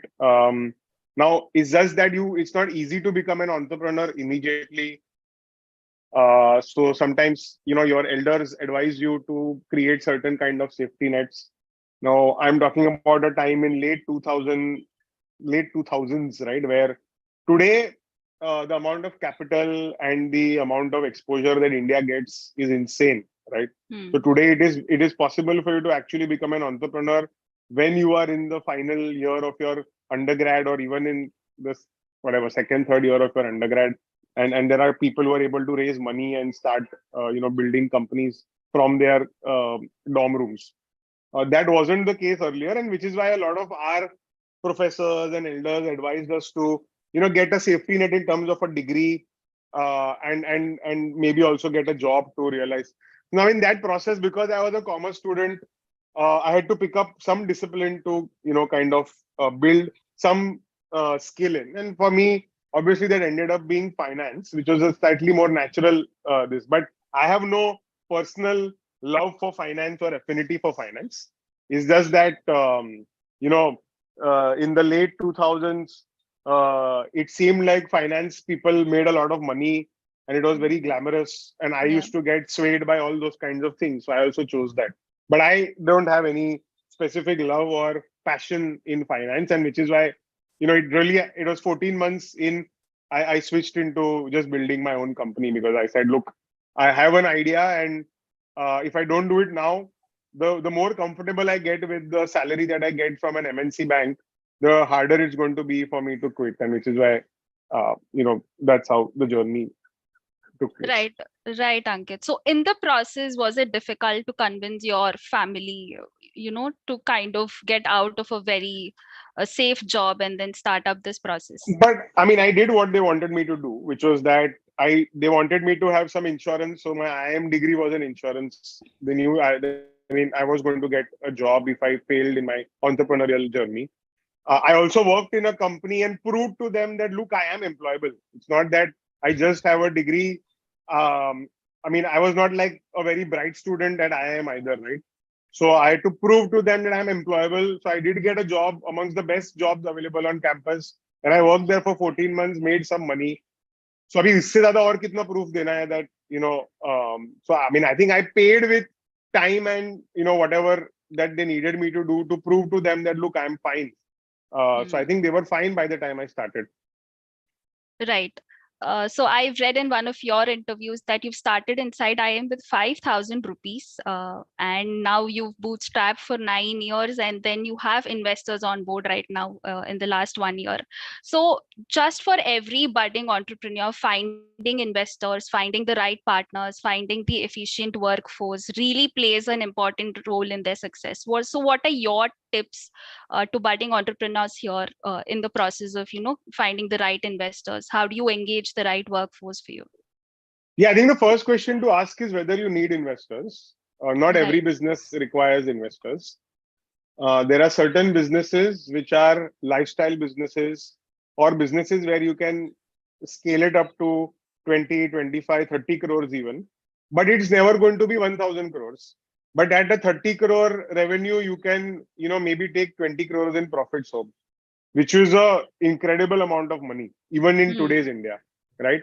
So if you are building a company which is of that sort, then you don't need investors. Why? Investors will just make your life hell, right?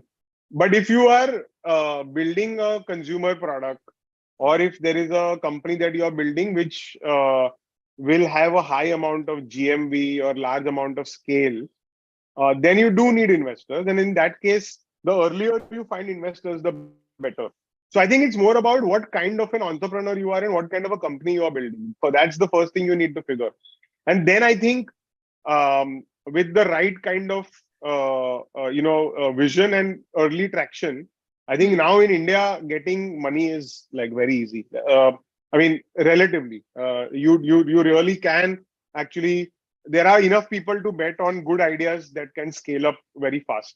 But do realize that when venture capitalists enter this game, they are looking for a 100x kind of a return in a certain amount of time.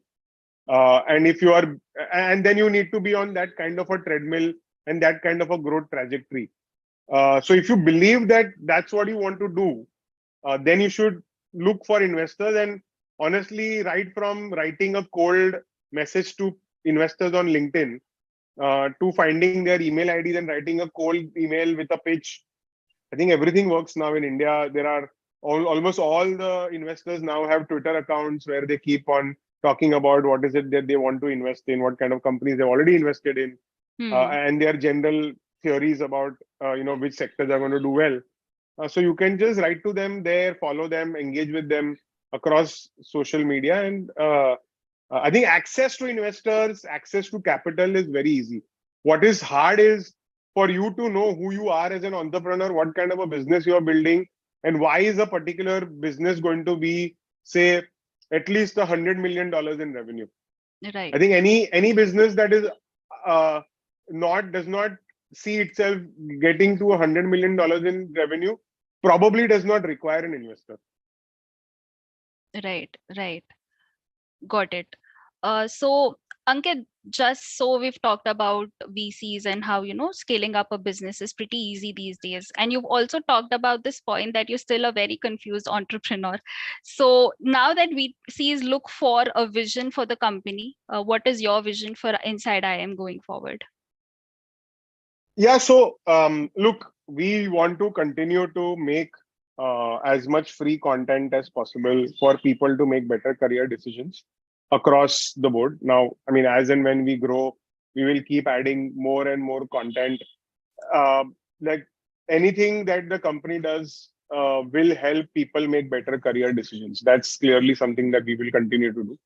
And hopefully, in that process, we will also help you choose an area to upskill in, which will make you more employable, and hence you will sign up, for Altuni with us. And we want to essentially upskill 1 crore Indians by 2030. That's what our vision is.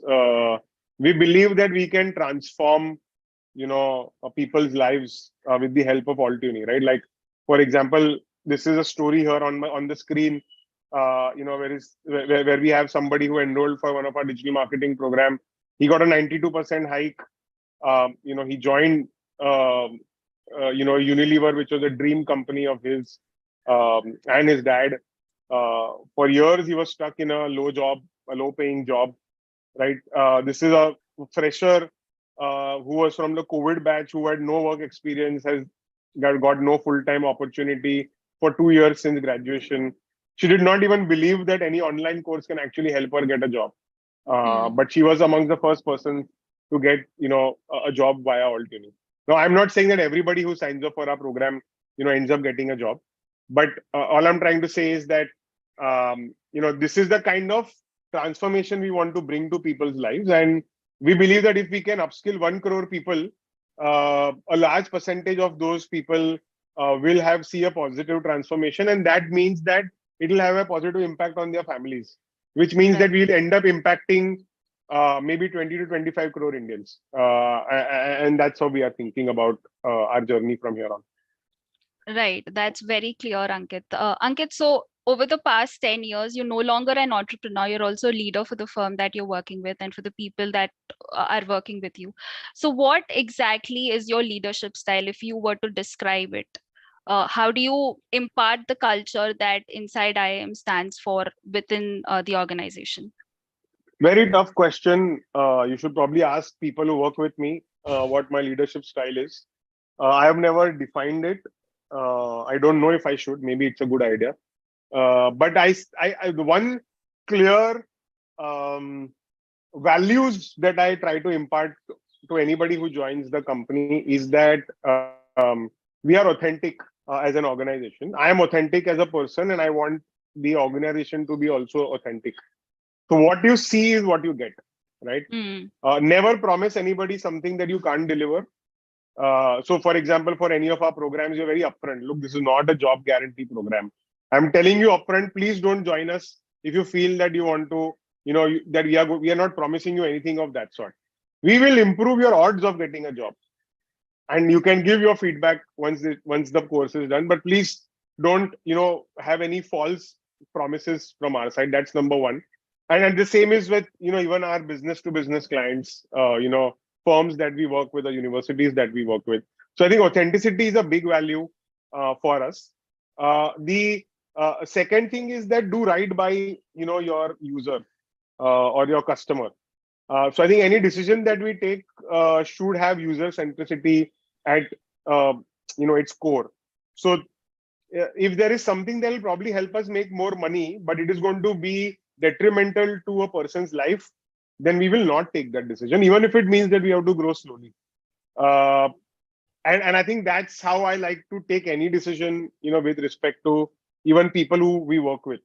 So I am not going to praise somebody in my team unnecessarily just because, I want to make that person feel good temporarily. Because I feel that could lead to that person's growth getting stunted, which is not the good thing in the long run. So yeah, I would say that authenticity and doing right by the person are values that I believe in, and that's what I try to kind of share with my team as well. Now, in terms of managerial styles, etc., I think there are a lot of flaws that I have, but let's not talk about it on this forum. Sure. So, Ankit, I personally have first-hand experience of how important mentoring is in somebody's career. So, if you had mentors in your career, how did you pick and choose them? And you yourself are a mentor for a lot of other people. So, how do you deliver the experiences you've had in your life to them? Yeah, you're right. I mean, I do have some mentors in my life So I believe in building very deep relationships with people. It takes time, but you have to be very giving in your relationships, especially when it is around, getting mentored by somebody. Because if somebody takes interest in your career journey or what you want to do in your life, you need to be grateful to that person, because those people aren't really often getting too much in return. So you need to be cognizant of the quality of their time, and hence you need to give a lot in terms of enrichment to the other person as well. Otherwise, why would anybody be interested in mentoring you?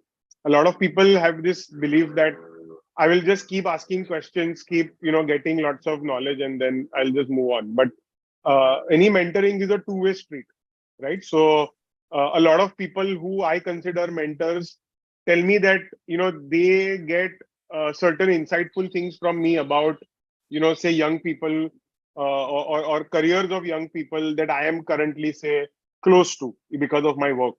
And when I pass on that information to them, they find it useful, or they feel that they've learned something new as well. So I feel that for a mentorship relationship to be successful, it has to be a two-way street where each person is giving something to the other. And it's not even, at the end of the day, obviously the person with more experience will end up giving far more even then. But don't be somebody who's just, soaking everything from somebody without, giving something back in return. And it need not happen immediately, right? It could even happen over time. So that's what I think is the best way to look at mentorship. And the other thing is that, look, you have to cultivate that relationship knowing that a lot of people will not, will stop showing interest. And you need to be okay with it. It's fine. There will still be some people who believe in you and will want to give you time. So it's fine. I mean, you build it, but be authentic. Don't be fake. Don't try to create an image about yourself that you are not. It won't work. Most smart people will easily see through that. Absolutely, absolutely. Golden words there, Ankit. So, Ankit, let's just circle back to your business story. Over the past 10 years, I'm very sure you might have seen other firms crop up with a similar idea. They were in the business for some time and then they just disappeared. So, but Inside IIM has stood by its ground over the past 10 years. So, how did that happen? How do you ensure your business is sustainable? Just as your philosophy, build for the next 100 years. How did you ensure, or how are you ensuring Inside IIM stands by its words? Yeah, I think I come from a Gujarati family, and business is very indirectly taught to you by the environment around you. So as they say, you only spend how much you earn, right? Or obviously less than how much you earn. I mean, for any kind of sustainability, it's important that you are disciplined with how much money you are willing to bet. People feel that entrepreneurship is all about taking risks and burning a lot of money and then may go big or go home. Whereas what if you look at enduring brands that have lasted hundreds of years are built by people who have been very clear about their risk management and have prioritized survival over glamorous going home big kind of a thing, right? So I think it's a philosophical thing. So you spend as much as you have and figure out ways to ensure that you now we also have investors, and there is obviously certain amount of pressure for growth, but I think the kind of investors we have are also people who understand what is our DNA as a company, and they know that we are not going to be 1000x in 2 years or anything of that sort, or we are not even attempting to do something like that. So I think that kind of helps in ensuring that we sustain and stay forward. So by the way, Harshita, do you think we should take some audience questions, given that we don't have a lot of time left? I think I see a lot of questions here in the Q&A. Sure, Ankit, I'll just pass by a few questions by you. So somebody, Suyash, is asking you, what was the story about hair and cockroach that you were talking about in your slides? Yeah, everybody, when we were kids, we've heard the story about the hare and the tortoise, right? And the unfortunate thing for me is that I have always wanted to be the hare actually and not the tortoise. Although now my philosophy is that I want to build for the 100 years, etc. But my actions were always, towards okay, I want to run fast, and which is why there has been a tremendous amount of impatience in wanting to grow. But at the same time, my roots kind of pull me back, and hence, I don't know if you guys know, but like cockroach is probably the only living creature that is likely to survive even a nuclear disaster. Yes. Right? And in many ways, those cockroach instincts kind of take over and overpower the hare instincts in me, saying that survival is most important. Even trying to be the hare, you might end up, not surviving at all. So I like to bring this up because it's important to know who you are, right? So you might feel that you are this, but eventually you realize that actually, you are better off being a cockroach that survives eons rather than being a hare who's going to just win a small race quickly. It gives you a lot of dopamine rush to be a hare, but the real game is in being a cockroach and surviving forever. True words, Ankit. So circling back to what you said, Ankit, if you were to go back and change something all over again in your entrepreneurial journey, would you do that? And what would it be if yes? Yeah, definitely. Like I said, I was not very clear about what I was building or what kind of a business I was building. And which is why, there was constant tension about, should we go and raise money? Should we not go and raise money? It's just very confused and a very it was a path which lacked clarity, and then that led to a lot of unnecessary anxiety. If I had a chance, what I would do is go back and in time and would have said that, okay, think about something like what is the market size of the business that you are building. It seems like something that every entrepreneur feels they'd figure it out, but actually it's a very important question.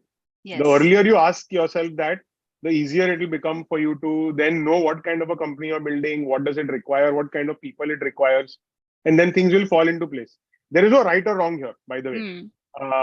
It's just about knowing yourself and knowing what you are building and in what kind of a market you are building. So I think I had a lot of a mismatch in understanding this, and I think I lost a lot of time because of this. So while I'm very smart now in hindsight, I think in those years, definitely there was a lot of unnecessary anxiety. So I would change just that if you guys are starting up today, I would say that please do deep reflection about who you are as a person. Do deep reflection about what business you are building and what your core strength and skills are as a business. And then think about, whether it is what the market really needs and how big that market could potentially be. I think once you're able to answer these three questions, you will have a lot more clarity, towards building. Right, Ankit. So there's one more question that the audience asked, talking about market scenario. What do you think is one exciting market trend that is creeping up these days and that you are looking forward to, that people basically can encash on?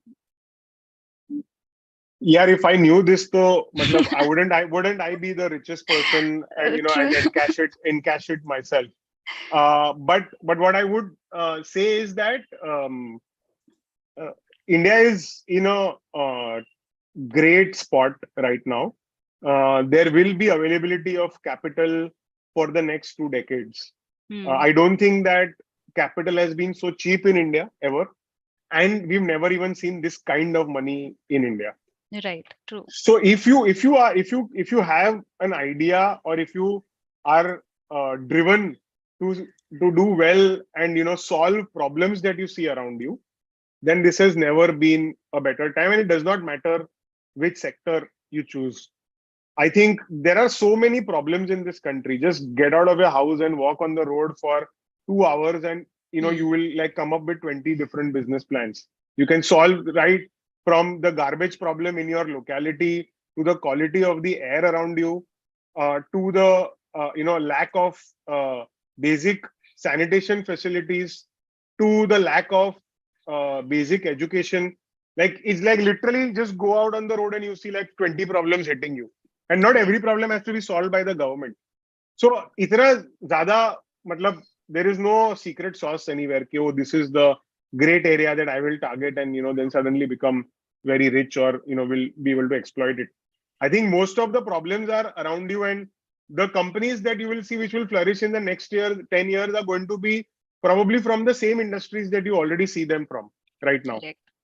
So don't be very worried about getting some ऐसा कुछ secret sauce नहीं है कहीं पे that is there. Almost all secret sauces are lying in plain sight. Correct. True. Yes, true. So Ankit, you must be aware that the theme for this year's E-Club, E-Conclave is 0 to 1.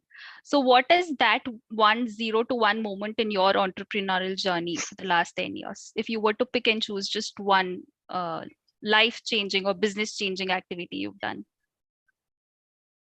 I would say the power of earned media. If you can build something that people love and they will talk about, then it will be transformational in your business journey. So let me give you an example. For example, if you build content on YouTube, which people love, and if they keep sharing it with hundreds and thousands of people, you will get customers without having to spend any money after that.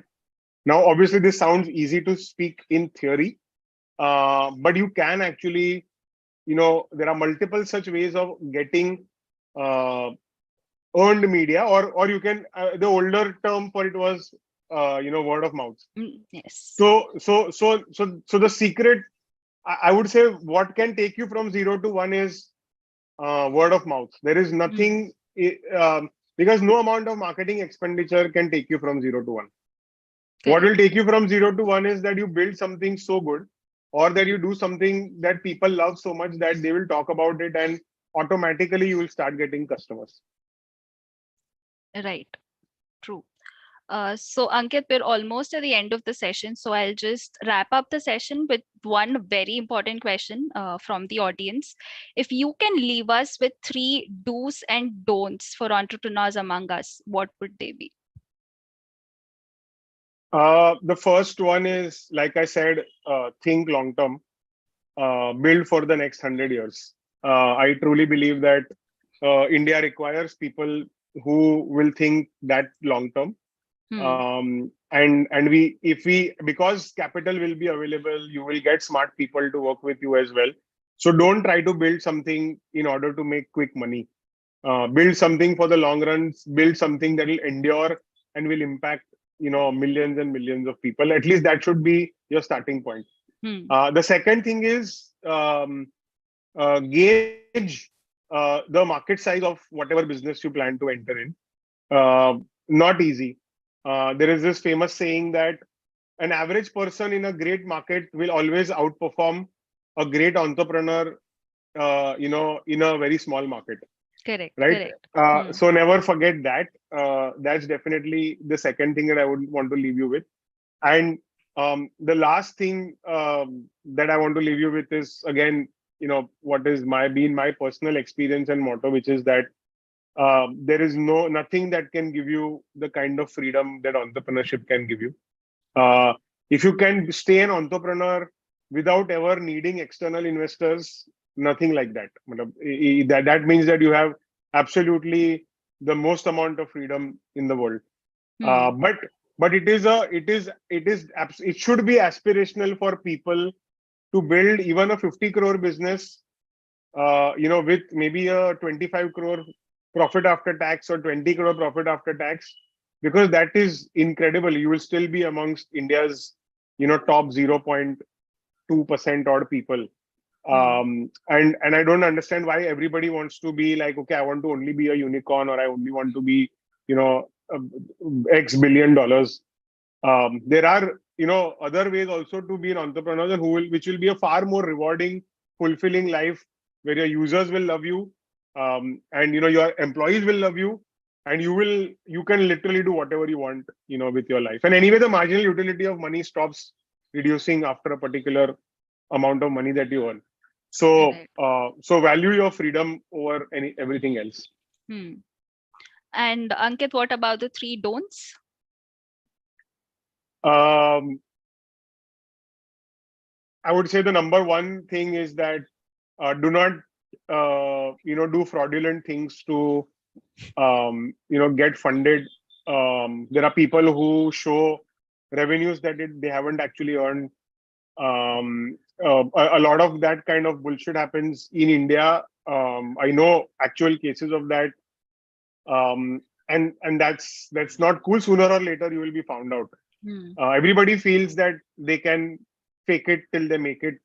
But again, if you are building a legacy and a heritage and a brand for the long run, then don't take fraudulent means to do anything of that sort. The second thing I would say is that don't get swayed by what you read in popular media. Almost 95% of media is promoted / sponsored / agenda driven. There is no such thing as neutral media. It never existed, and it will never exist. So when you see that a particular entrepreneur or a particular company is getting a lot of PR attention suddenly, I can guarantee that 8 out of 10 times it is paid for. Like, there are actually agencies that you pay to create a buzz about you. But hence what eventually ends up staying, is the quality of the product and what their customers talk about that particular product. So don't get swayed by press releases that people, give you about any particular thing, right? One last thing I want to say again is that don't do anything that is not in the interest of your customer, whoever your customer is. The moment you decide that, okay, let me make some quick profit in this quarter because my user will not realize this and I will probably get away with it. That's not going to happen. And hence my suggestion is always do right by your customer. So yeah, don't be fraudulent in how you report revenues. Don't get swayed by popular media and do right by your customers. Those are beautiful takeaways from the session, Ankit. I'm very sure everybody would have enjoyed whatever information that you've passed on to us. And thank you so much for being here at IIT Bombay. And if Siddharth, you're on the call, off to you. Okay, thank you so much, guys. I hope it was useful. Thank you, Harshita. Thank you, Ankit. Thanks for taking out your time. And hope you have a great evening ahead. And we have Mr. Anand sir over here. And Moin, I think you can carry forward from it. Sure, thank you. Good evening, Anand sir. Good evening, Aparna ma'am. Could you please confirm if you can hear me? Yeah, I can hear you well. Okay. Yes, I can hear you too. Okay, all right. How have you been doing, sir and ma'am? I hope I've been you're really good. well. I'm joining from we have a family reunion for Thanksgiving. So if you see like family members like walk behind me or something, it's because we're having a family get together. But really, really good to take time and talk to all of you. Okay, great. So Aparna ma'am would be moderating the session. Ma'am, before handing over the mic to you, Anand sir, could I give a short, brief introduction of yours? Yeah, please go ahead. All right, thank you. So Mr. Anand Chandrasekharan is a partner at General Catalyst. He is an investor and advisor in more than 80 companies, 8 of whom are valued at more than $1 billion in enterprise value. In 2022, Heron India named him the #1 seed investor focused on India. As the former CPO at Five9, Bharti Airtel, and Snapdeal, and a board member of Future Group India, he is instilled with the culture, mindset, and investing opportunities, both focused on Indian consumers as well as those built in India for the world. He holds an MS in Electrical Engineering from Stanford University and a BS from PSG College of Technology, India. In 2010, he was named Young Global Leader by the World Economic Forum, and in 2017, he was named to Fortune 40 Under 40 India. And Dr. Aparna Rao ma'am would be moderating the session. Ma'am, with your permission, can I give a brief introduction of yours? Sure. Go ahead. Thank you. Okay, thank you. Dr. Aparna Rao coordinates the entrepreneurship courses offered by DSSC to the IIT Bombay student community and handholds early stage student startups. Ma'am holds a doctorate in management and double masters in management and English. Her experience of over 25 years includes corporate training for communication and soft skills, as well as institutional sales and consultancy. Ma'am is a Cambridge certified English language examiner. Starting her career with Bhavan's College, Andheri, Ma'am has been associated with several engineering and business schools in Mumbai, including SPCE, SPID, DBIT, JBIMS, KJ Somaiya, and Chetanas. Thank you. Ma'am, you can take over the session forward. Thank you, Mohammad, for the kind introduction. Yes, Anand, I'm really excited to interact with you, and I'm sure all the 200 members who are listening in, as well as people on YouTube, would really gather some gems from you. So great to connect, Dr. Aparna. Thank you for having me. Yes, thank you. And I am going to connect with you separately too for so many other questions. But right now, I would like to break this up into 2 parts. So looking at your experience, looking at your expertise and your work, I think the participants here would be really interested in knowing about investments and how this entire game works. And the other aspect is serious management topics like product development and leadership. Now, I'm sure 1 hour is not really sufficient or adequate to cover all of this. I'll do my best and keep my questions short. Let's do our best, Anand. So That's great. Yeah. Really looking forward to it. And before we get started, one thing that I'm really excited about is I've been very lucky to invest in about 15 companies co-founded by IIT Bombay alumni over the last 10 to 15 years. So I owe you and the faculty of IIT Bombay a huge debt of gratitude, because there's just really seems to be something in the water in terms of producing fantastic entrepreneurs. Thank you for saying that. So yes, we're happy to work with the students. The credit goes completely to the entrepreneurs. We merely work with them in their early stages, facilitate them, and then they're pretty much on their own, and it's the work of entrepreneurs.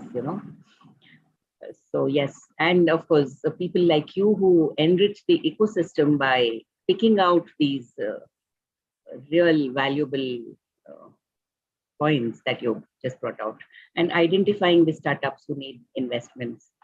So yes, coming back, let's start with the questions.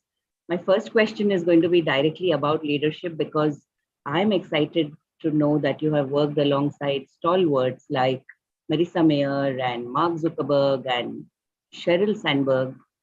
So yes, Gopal Vittal and so many more. The list goes on. How has this had an impact on your own leadership approach and style? Yeah, I think I make two different points. One is just going out of your way to optimize for working with great people. In every single opportunity that I got to work with these folks, there was also equally interesting opportunities to probably make a little bit more money, or have an easier path, or the other trade-off. And I feel like I got advice early in my career to optimize around working with great people. And so that's something that's probably the biggest takeaway. Once you are in the company of these people who are really the best at their business, then sort of the learning compounds on an everyday basis. I think with each of these folks, the learning has been very different, but the biggest, most relevant thing I would say is right now, we're really in what I would call wartime mode. The economy is not that great. And there's all these naysayers who will start, saying that the company is not going to work. And, even your own employees sometimes may not believe. And the biggest thing I've learned is kind of wartime management versus peacetime management. During peacetime, you're making, partnerships for growth, you're expanding into new territory, you're hiring like crazy. There's a bunch of different things that you're getting very good at. Whereas in wartime mode, you're making very unpopular decisions. You're usually cutting the company size sometimes. You are saying no to decisions that easily, you could have said yes to earlier, and so on. So that's probably the biggest one I would say, is knowing sort of how to transition from wartime to peacetime and peacetime to wartime, and kind of take the team along with you on those journeys. Right. So it's, if I may sum it up, maybe in different words, you're looking at choice and courage. What are the choices we are facing, and what's the courage we actually muster to absolutely execute the choices, right? Wonderful. Thank you so much. So I would like to talk on this. We can build a few pieces on leadership, but let's go to the next question. The students have given me a tough job here. So what is it? Now, this is something about your company. It's more about General Catalyst. What is it that motivated General Catalyst to add in 10 new health systems partners? Is it driven by COVID? Is it a change that's driven by COVID? Or is it the fact that business models are challenged across industry in general? What exactly is it?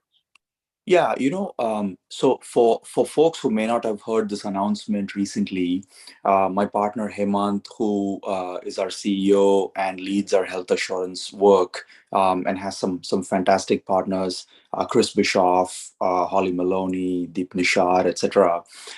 They announced partnerships with over a dozen healthcare systems in the US, and largely this is motivated by back in the day before COVID, our partner Hemant co-founded a company. So it's very rare for venture capitalists to co-found their own companies, but he co-founded a company with someone who runs a health system called Live On Go. And the big takeaway that we had from that was that a lot of folks in Silicon Valley sometimes, want to quote unquote disrupt things like healthcare and education and so on. But what we realized is that more important to collaborate really deeply with experts in those areas. So things like healthcare, things like education, there are folks who come with a lot of knowledge in that space, and it's very hard to disrupt it without taking their deep knowledge into account. And so we had a very successful collaboration with Glenn and others during Live On Go, and Live On Go was a very successful outcome, acquired by Teladoc for over $18 billion. It was the largest digital health acquisition in the history of health tech. And what we realized is we should do more of this rather than less. And we, we're lucky to bring on a colleague of ours, Daryl Toll, who came from a health system, and he has partnered with our investment team to bring on a lot of these health systems. And so this really helps us collaborate and bring some of our healthcare companies to those health systems. And sort of we call it radical collaboration, which is the best technologists and the best healthcare folks all coming together. And we hope to do some of that in India as well. In India, we have a pretty exciting healthcare portfolio, health tech portfolio, and we're hoping to bring some of that radical collaboration mindset to the Indian portfolio and Indian healthcare systems as well. Oh, that would be powerful. So just one question that stems from what you said just now. When you bring in this kind of a collaboration, what is it that you would bring to the table? With funding. So largely, what we're doing is trying to understand what are the large problems that, we're going to solve together. For example, Live On Go was about, chronic management of conditions like diabetes for patients. We were able to successfully launch, the solution for hundreds of thousands of patients back then. It's the same mindset, whether it's going after individual conditions or a specific pain point that health system is going through. And our team essentially sort of identifies some best practices that can be brought to all of them. So if they sort of just want to collaborate in the same way others are doing, then we have a set of best practices and a set of portfolio companies that we bring to bear. It's mostly also different health systems having a seat at the table and offering us feedback as we build our portfolio and focus areas as well. Oh, that makes a lot of sense. So are you looking at companies of what is there a specific size of company that you work with, or are you open to working with healthcare startups or medtech startups? Yeah, in India, you mean? In India. Yeah. So in general, the last 21 years, we have created a system where we invest in everything from pre-seed and seed stage companies all the way to, we sometimes invest in the IPOs of our own companies. So we have a multi-stage practice and we have a $4.6 billion fund. But, one of the things we found is the best firms tend to bet early on founders. So early stage is really where we, want to focus on and differentiate and add value. And so we're bringing that same exact philosophy and focus to India. In some sense, I'm lucky that, I sort of did that in India before joining General Catalyst. So I'm bringing sort of my early stage mindset and focus as well, but, learning from our partnership. So to date, we've done about 23 investments in India, many of them early stage, pre-seed, seed investments, Series A, and so on. But we've done a few, early growth stage checks as well in healthcare, Orange Health and Loop Health, and in fintech like Unicards and so on, as well as in agri-tech and marketplaces like Farmart, which is one of our investments. So, it spans a bunch of different industries. Yes, fantastic. Thank you.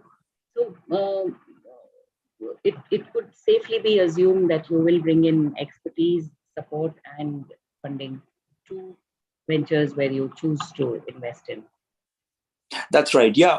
For better or for worse, our approach is to try to roll up our sleeves after we do the investment and partner with the founder.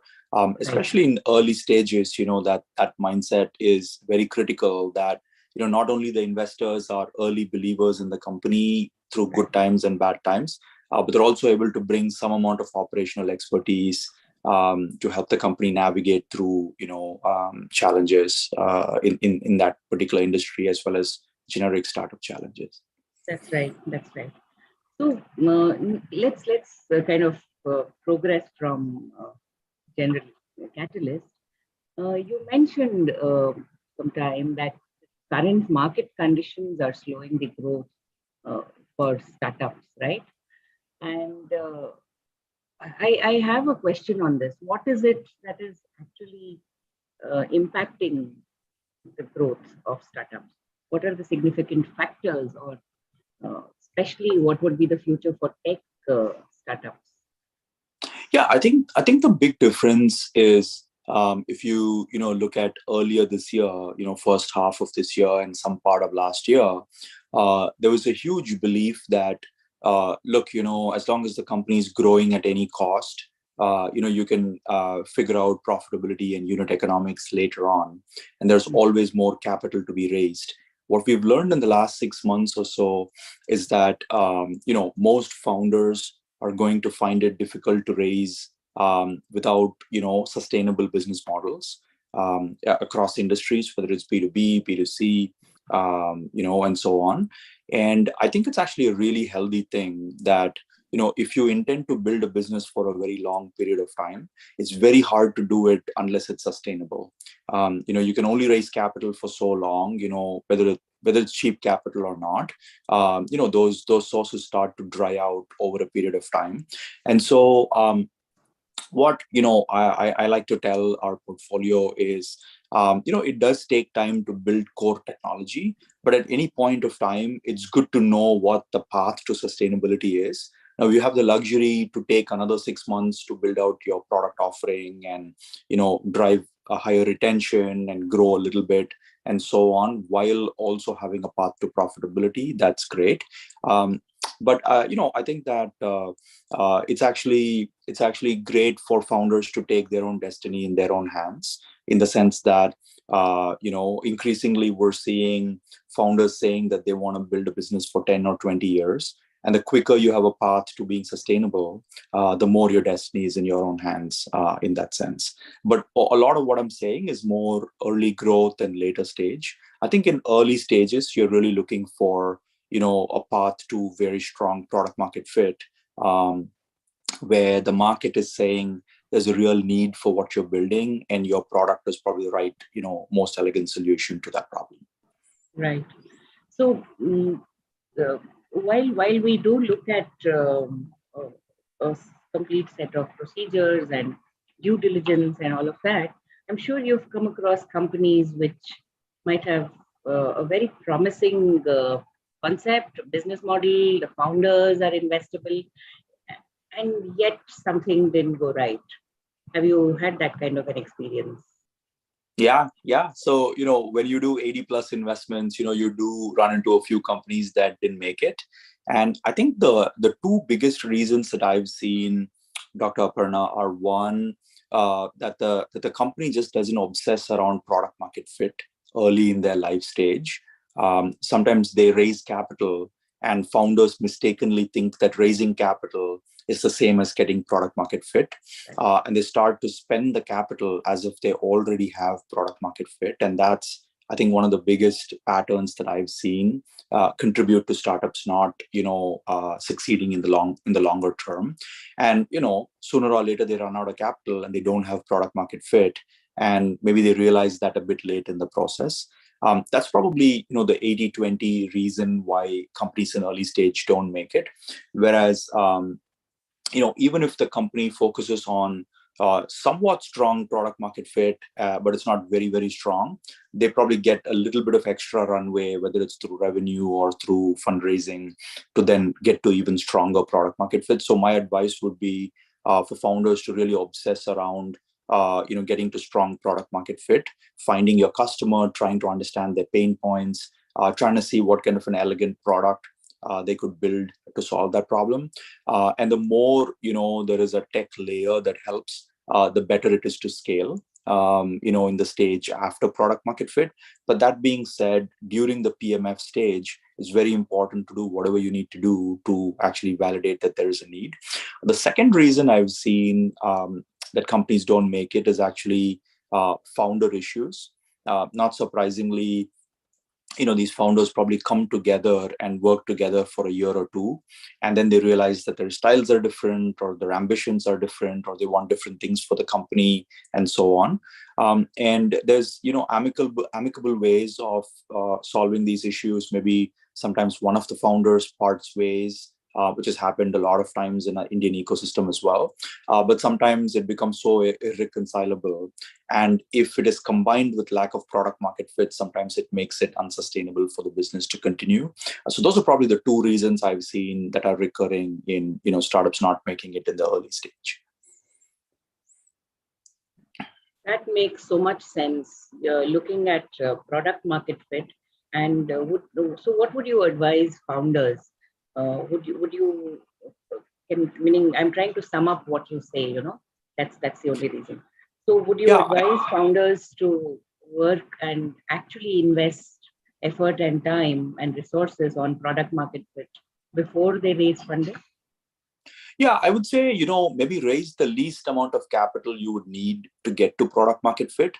The other advantage of doing that is if you get there really quickly, you tend to own a much bigger chunk of your company as well, which, if you're trying to build a very large business, that ownership matters in the long term. So I agree with you. I mean, exactly what you're saying, which is don't take your eye off of that ball in terms of PMF focus. And when you have product market fit, trust me, it'll be very clear that you have product market fit. I don't think I've seen a lot of companies which have PMF and somehow don't know it. It's actually strikingly obvious that you might have product market fit. So, just wait for that clear signal that you have PMF before, moving to the next stage. Okay.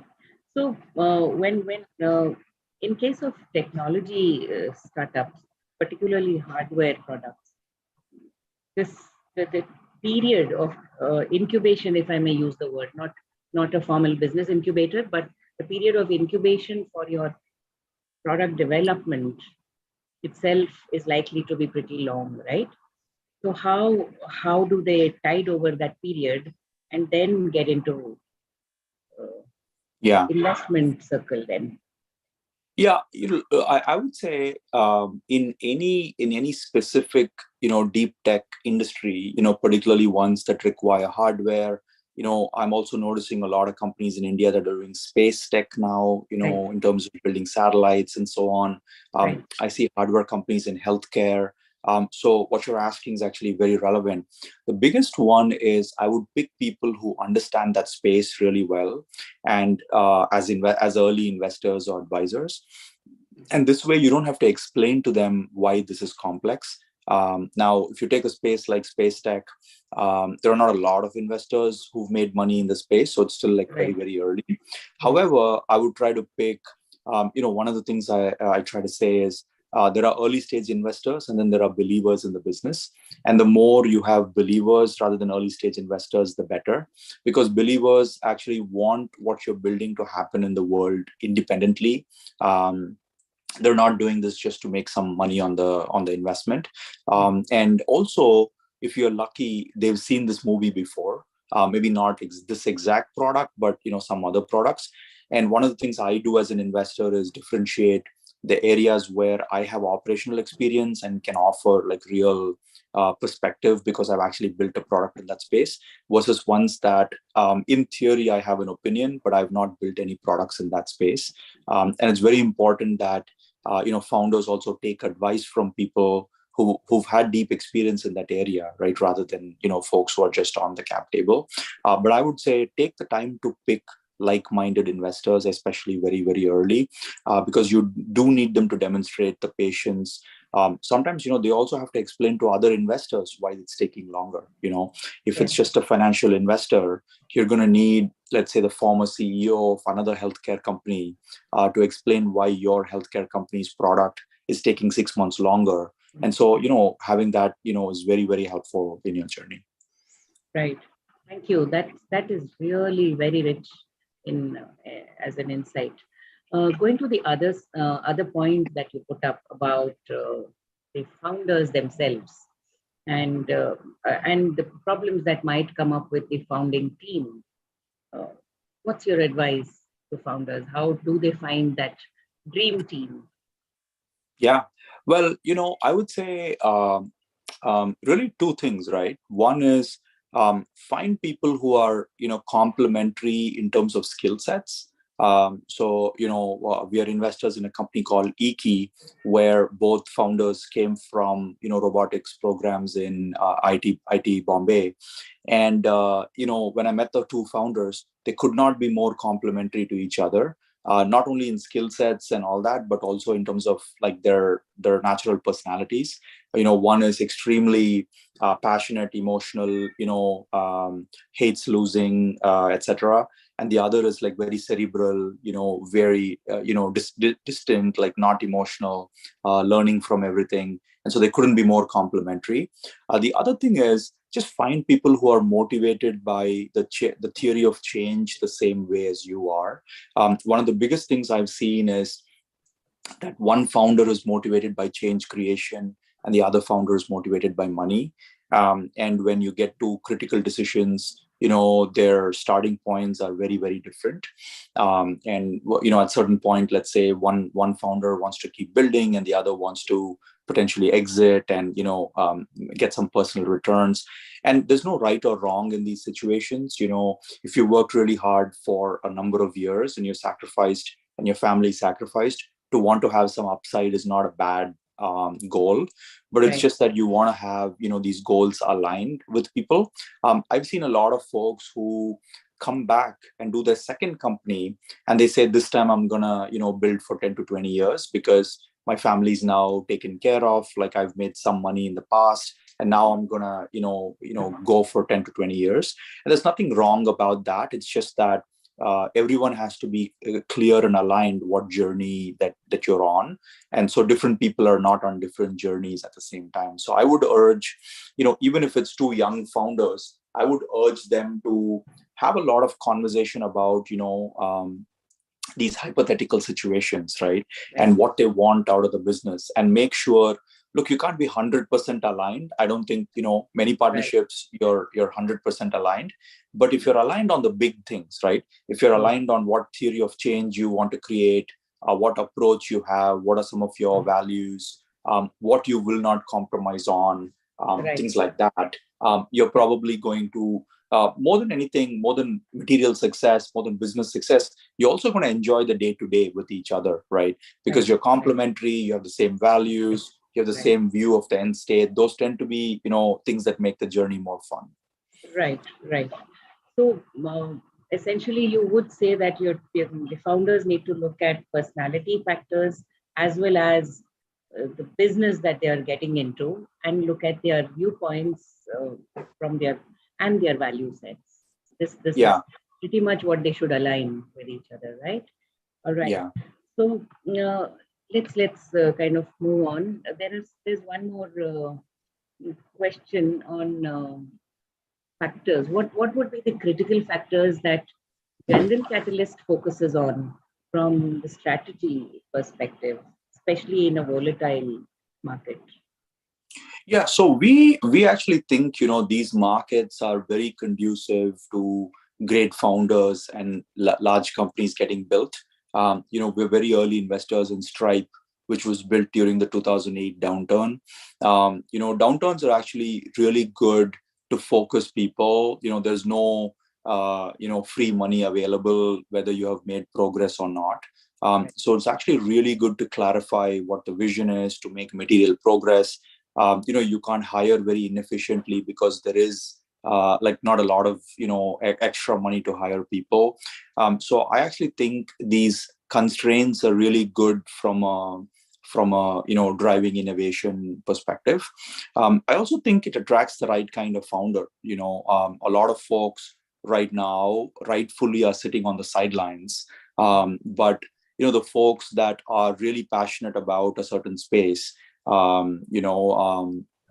they're the people who are saying it's okay that the macro is not that positive. So we actually ironically look for the same things, but they're a little bit easier to find, right? And also I'll also tell you, the first half of this year and some part of last year, you actually could not really get to know the founders as well as you would like to before making investment decisions, right? Because things were moving so fast.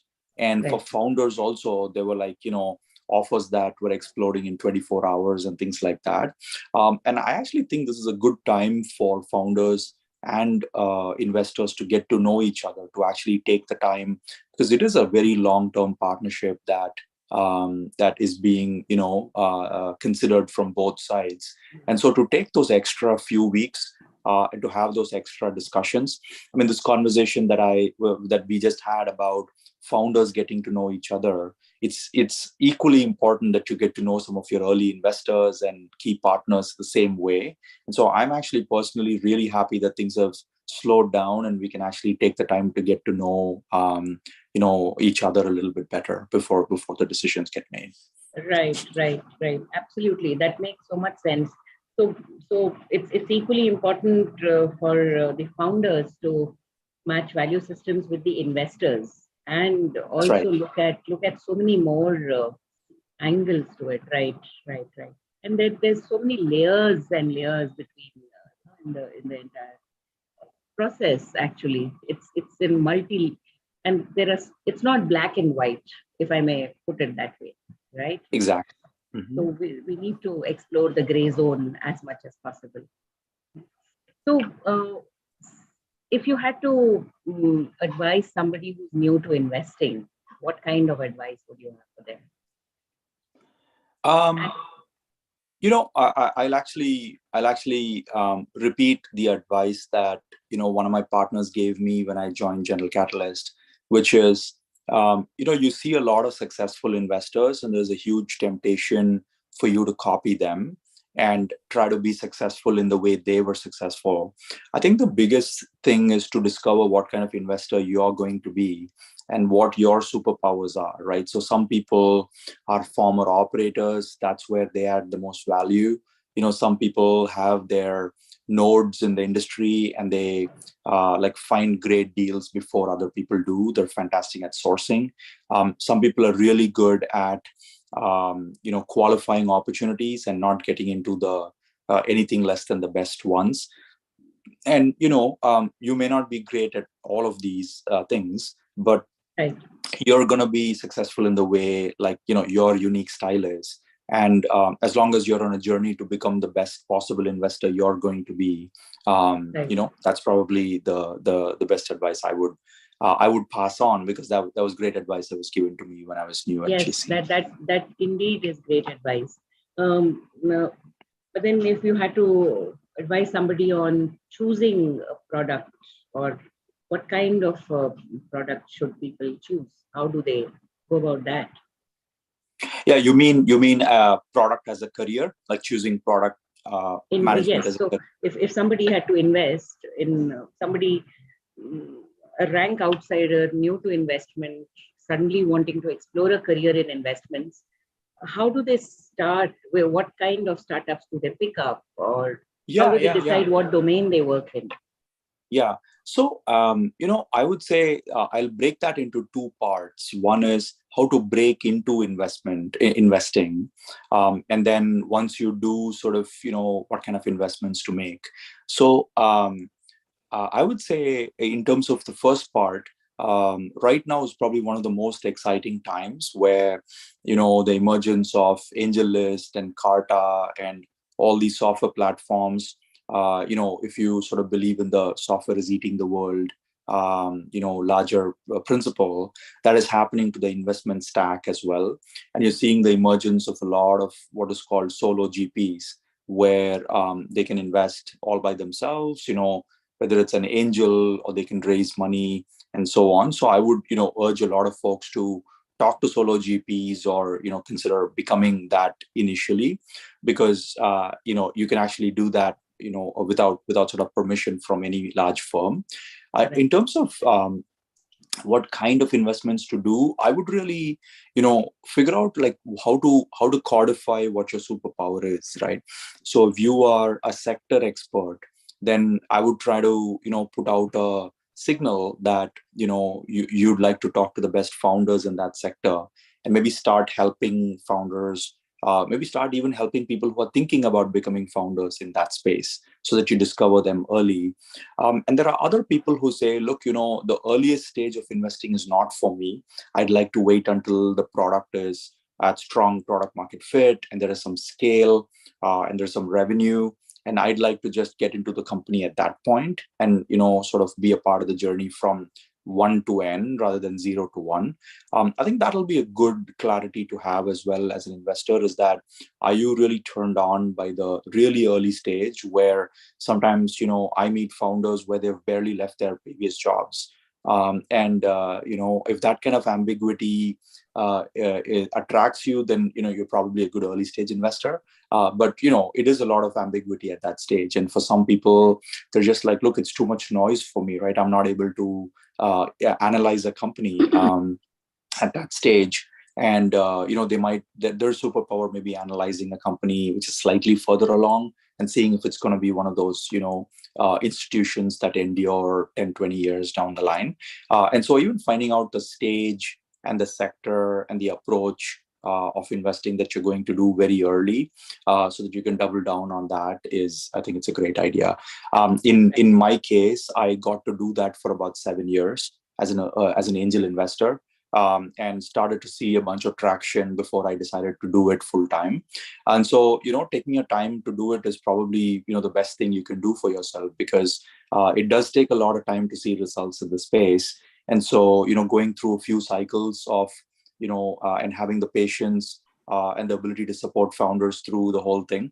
The last thing you want to do is you start panicking and you pass that panic to your founders as well. So the more time you can take to figure out your style and then, bring that clarity to your investing, the better off you're going to be, not just for yourself, but for your founders as well. Right, absolutely. It's critical not to panic and not pass on the panic. Yes. I think patience is what you need to start with. So there was a question from the audience. Let me take this now. Sure. So I'll read the question as it is, all right? This is from Roshan. Absolutely. Yes, this is from Roshan. So you have invested in so many companies. So what quality do you see in founders before investing? On what basis do you understand that the product is going to sustain for some duration at least? So Yeah. Roshan, your question being taken now. Yeah, thank you, Roshan, for the question. I think it's very different from industry to industry. In my case, I would say the 2 or 3 things that I try to hold true to is, one, I try to stay in areas where I've had some operating experience, and so I'm in a position to evaluate good product from bad, and you get it wrong a few times, but at least you have a decent starting point to evaluate the value proposition and the product. If it's an area where you've got operating experience, it's also an area where you can appreciate the customer pain a little bit more than if you don't. So that also I try to turn to as an advantage. And then I think, one of the things that I've been doing a lot more of is trying to find founders who literally have found their calling, right? And this company or this business is going to be their calling over a long period of time. And I've been very lucky to find time and again great founders where this is the case. I'll tell you a funny story. So we were giving term sheet to one of our General Catalyst companies, and during the negotiation process, the founder called me, and he was you could tell he was a little disappointed. And he basically said, look, there's a term in the term sheet where I saw that you guys are saying 7 years later you'd like an exit from the business. But by the way, there's a very standard, Series A term sheet term. And he's like, look, I'm going to build this company for 30 to 40 years. And the fact that you're asking for an exit in 7 years is somewhat surprising to me. And I had literally never heard that from a young founder. And I wish I could say this was an exception. Increasingly, founders are finding the problems that are worthy of their whole lives. And I love it when I see a situation like that, where they're not doing it for the sake of investors, they're not doing it to raise money, they're doing it because they've really found their calling. And when you do that, a lot of things fall into place, right? You're just going to build a more thoughtful business because you're going to be around in the long term to keep running it. And a lot of the decisions that you make tend to be, the right kind of decisions for the long term. Right. Thank you. So is taking this as a cue to the next part of our questions, that is on product development. There are a whole lot of new products, financial products, particularly cryptos, NFTs, etc., which are coming into the market. Yeah. This is another question again. What challenges do you think they would bring in to the traditional financial products? Yeah, I think that crypto is really like a bunch of new ways to solve existing problems. Some of it involve decentralization and building some of the same infrastructure in a decentralized manner, where one entity doesn't control the whole system. And then there's another angle. We're investors in a couple of companies in the space where it creates a digital layer for monetization. So in consumer internet, for example, there are two kinds of companies, right? There is attention economy companies and there is commerce companies, right? And commerce companies don't have to grow that big to start monetizing, whereas attention economy companies have to be hundreds of millions of users before they can make real money. And crypto and NFTs, for example, started to offer a way where you didn't have to become 100 million users to start making money like a commerce company, right? So NFTs between, the let's say a fan and an esports player. In the case of one of our companies called Stan, it allows them to create a monetization layer for the esports star so that they don't have to worry about how they make a living digitally.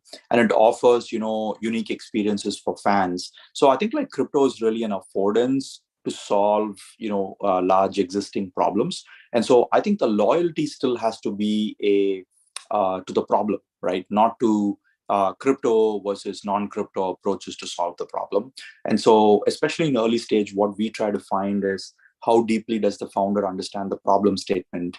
And also, is the market large enough that if they build a meaningful solution, there's room for growth in that space, right? So I try to stay true to the problem statement rather than one solution approach, because whether it's a startup or a large company, new technology is going to emerge, new solution choices are going to emerge. So that will change. I'd be very surprised if it doesn't change, it doesn't evolve. But the problem statement, doesn't change all that much. So your loyalty has to be to the problem statement. Right. So it's probably new ways of addressing problems, and probably better, faster, better, cheaper, if you go by that kind of low understanding. That's right. Mm-hmm. So let's now talk about product management for a couple of for some maybe 5 minutes or so, and then take a couple of questions more from the audience. Yes? Yeah, absolutely. So one question, as a product leader at various startups, how do you ensure that the customers' needs were served? Yeah, so one of the things that when I was very new in product management is I thought that because you're really smart and because you read a lot, you can internalize the problem statement, and that you have all the answers and you don't need to regularly go talk to your customers. And I think the more years I've spent in the industry, the more having both the curiosity as well as humility to go talk to your customers frequently. And it's not that every time you talk to them you're going to get some blindingly deep insight. It's just that you detect the pattern changes, right? So if you talk to them, let's say every 4 weeks or so, and 6 times in, you realize something is different, right? You either realize a new technology has emerged, You realize that the way they do the business has changed. You realize some regulatory requirement has now come in, and what they need to track is now very different, which presents an opportunity or can impact one of the opportunities already existing. So I think it's a must must do, is that there's a combination of sometimes technology emerges and you can build something that couldn't be built before. Customers probably won't tell you that, right? You as a technologist are going to figure that out before customers tell you. But almost everything else, especially the pain point itself, customers are probably in a really good place to like explain to you what they will pay for, etc. In B2B and enterprise software, this is very well understood. So a lot of people go and talk to decision makers and buyers in the enterprise and so on. I think it's probably a good idea to do it even in non B2B situations where it's not that well understood how you regularly talk to your customers. Right. So it's probably because the customers know where the shoe bites. They know the problem much better than anybody else. Exactly. So sometimes we see founders who build the product for themselves, as they say. And now in India, with over 700 smartphones, a lot of founders are building solutions that they themselves would use or their family would use, right? In that case, it's great because you can yourself be a user and provide feedback, and your family and so on. So in that case, it's great because the feedback loop and the empathy loop exists, between yourself and your developers directly. Just give me one moment, please. Just one moment. Sure.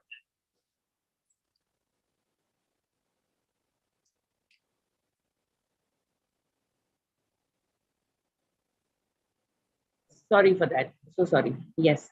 So no worries. Going back to our point about how one should look at product development.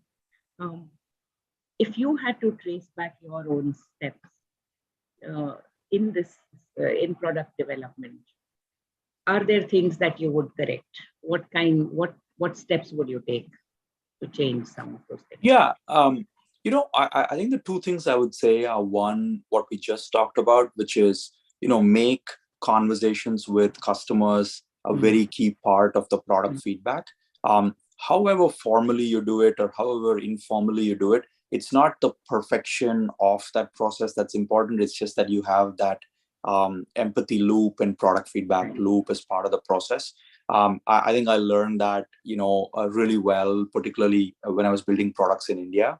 And I honestly wish I had done that sooner in my career in a more structured manner. The second thing I would say is, I think it's important to recognize when you're going from 0 to 1 product to, when product is supporting business goals. One thing I see, so in the early stage, if you pick product-minded founders, they're really obsessed about every pixel perfection and building a great product. And that's really good because it gets them from 0 to 1. And then I see, when the product is there and users like it, post that, I think it's important that product starts serving business goals and founders start transitioning from just being obsessed about pixel perfection and every feature landing perfectly to seeing how product is one of the levers and operating drivers of the business. And sometimes I see founders struggle to make that transition, especially if they come from an engineering background or a product background, because that's their skill and they keep sticking to that. And sometimes you have to almost give up, focusing on that as a huge percentage of your time, maybe even hire somebody to do it because you have to focus on the biggest goal that the company needs to solve to get to the next stage. So that's probably, as a product manager, it's the classic, if what you have is a hammer, then you go looking for a lot of nails. So it's very important that you realize that sometimes product has to lead and sometimes product has to follow, the goals of the business. Absolutely. So as you were speaking, meaning I had a flashback of some startups that I have observed from which kind of today are companies, but they were only a concept maybe 6 years ago, where they started off with a problem statement. Like for one particular company I'd like to kind of bring to this example as an example. They started off building a backpackable robot, which would help detect underground mines. And then they spoke to the army, they spoke to the CRPF, and they kind of got specifications. They started off as students at IIT Bombay. Today, the company is into robotics, but this backpackable robot is still not ready, and they're still working on it. And somewhere the founder has kind of realized that it's the vision that's more important to pursue and keep working on the actual product, because it's not going to be easy to bring out That's right. military grade products for such requirements, right? So yes, That's right. thank you for saying that. So another one more question, and then I'll take a question. How are we doing on time, Mohammed? Ma'am, it's almost 6:50. Yes, so we have 10 minutes, right? Ma'am, actually it was scheduled till 6:50 only. Oh, so Yeah. All right. So can I take an audience question then? Just one last question. All right, ma'am, not a problem. Sure. We can have one last question. Yes. So there's an interesting question from a young student, Kajol. So what do you think is the right age to start investing? Yeah, in general, I get a lot of questions about, how young are the founders that I back, and, how young should an investor be? I think with, today with the internet, the age at which someone can start doing something, it's really limited by their curiosity and their passion. And increasingly, we're seeing founders who have this huge ambition be younger and younger. In fact, I would go to the extent of saying sometimes I rediscover like my level of ambition from talking to these ambitious founders. So I would say it's less about what the number is, and it's more, just trying to pursue something you're really passionate about, whether from a company building angle or from an investing angle. And I would say don't try to rush to be an investor as much as just learning to invest. And sometimes you can even a lot of folks say, look, I want to be an investor, but I don't have a lot of spare capital, and how do I start being an investor?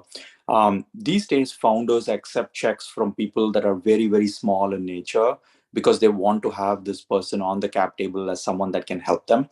So I would say, back to where we started, in early stage, founders need a lot of believers. And if you are really passionate about a certain space, you're more likely to emerge as a believer of that business. So I would say, just the broad thing I would say, both for founders and for investors, is just try to find the thing that you're most passionate about. And sometimes it might take a little longer than you might anticipate, because once you do that, then even in a macroeconomic climate like this, you're not that worried, because you're pursuing a longer term mission, as an investor or a founder. And so if that happens, then you're not that worried about the next 3 months or next 6 months or next week, because you're way more longer term minded about the mission, right? So I would just figure out what that mission is that you're going to pursue, and the rest of it, what age, etc., easily follows from there. So thank you so much for the question, and thank you so much for the opportunity as well. Yes, thank you so much, Anand. It's been a real pleasure. And I am going to pick your brain on so many points that you raised later. Thank you so much.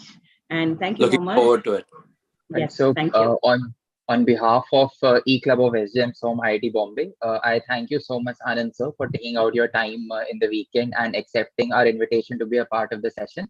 I'm sure the participants must have gained good insights about entrepreneurship from your journey.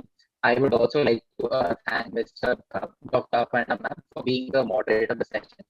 Thank you, ma'am. So have a good day. Over to you, Marji. Thank you. Thank you.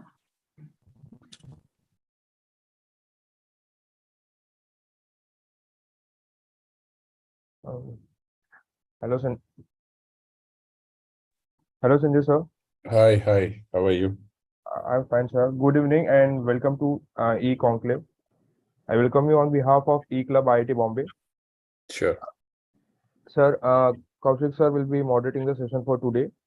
I welcome you, Kaushik sir. Hello. Sir, with permission of both of yours, I'll just introduce both of you and then I'll hand over the session to Kaushik sir, if that's okay. Sure, please go ahead. So, Mr. Sanjay Mehta is a venture investor, founder, and partner at 100x VC, which is India's first one to invest in early stage firms, utilizing iSafe notes and plan to invest in 100 startups a year. Since December 2019, 100x VC has invested in 80 cutting edge and revolutionary startups. He also oversees Mehta Ventures, a family office fund.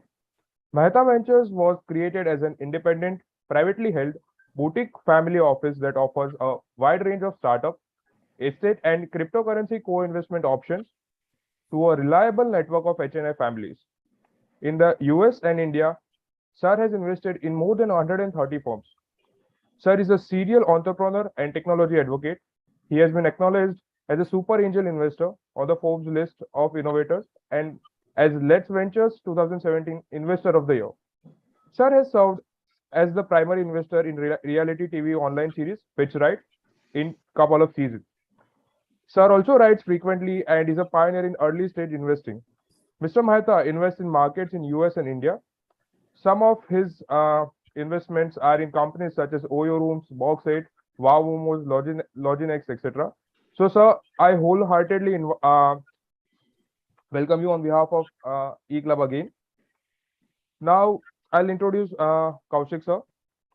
Kaushik is a co-founder and the CEO of SUS Labs, which is an electricity big data analytics company. SUS Labs deciphers real-time electricity consumption of the house all the way up to heavy appliances level by analyzing smart meter data. He is an alumni of Chevening Research Science and Innovation Leadership Fellowship program at Oxford. Post his engineering, Sir has pursued his PG ESS from London Business School and also holds a master's degree from EI Business School. So I again welcome you, and now session is in your hands. Thank you. I'm audible? Yeah, Yes, very sir. much. Perfect. Thank you. Lovely. I think not every entrepreneur gets to ask this question to Sanjay Mehta of how did you start your journey? Hey, Kaushik. No, honestly. I mean, having seen startup over the last decade, the ecosystem grow in front of you. What has changed? How did you start the journey? What has changed? Could you just throw some light on that? Sure. Thank you guys having me here. And just to share across some nuggets, this was not designed, it happened kind of stuff. Not that I wanted to become a VC. I've been an entrepreneur by heart and continue to believe so that I'm an entrepreneur, not a VC first. Built two software companies, exited. So that was the success side of it. Had a .com failure, lost a lot of money. I mean, virtually got broke in the .com times, had a lot of roller coaster ride experience in the 2000s. Quite a lot of learnings. Then was part of NASSCOM Regional Council. Used to work with NASSCOM closely, and there was a gentleman named Harish Mehta, who was founder of NASSCOM. He actually recommended me to join IN, and there's more of saying that let's get some tech validation done, being a tech entrepreneur, understood tech. This was early 2010, 11 kind of stuff. And that's how it happened, right? Nothing was as such designed to become a VC. And since then, I think tech has become like an hygiene. So I think no longer people do, unless you are a deep tech company, but tech enabled, I think it's more or less there. And I believe entrepreneurs have been more confident. There has been velocity into the ecosystem. What used to take maybe 3 months, 5 months to close a deal, now you are able to wrap up the deal in 2 weeks, 3 weeks time, and lesser than that. At 100x, we do the So our focus is to quickly turn around. If we like a deal, we move very fast and close the deal using iSafe Note immediately. So we'll talk on that. But the way I see across is we were at a very nascent stage to be a startup nation. Now I can proudly say we are a unicorn nation. So that phase has passed, and India is a unicorn nation. I'm so proud. This is the only country where state heads, our country head, Prime Minister, Mr. Modi, speaks about startups. The minister speaks about startups. And we have so many infrastructural stuff happening across for our startups. So I think we are blessed. India is unstoppable. So speaking of unicorn, you have a gravity-defying portfolio. Michael Moritz in his interview mentioned there is an element of luck when it comes to returns, but clearly that does not apply to you.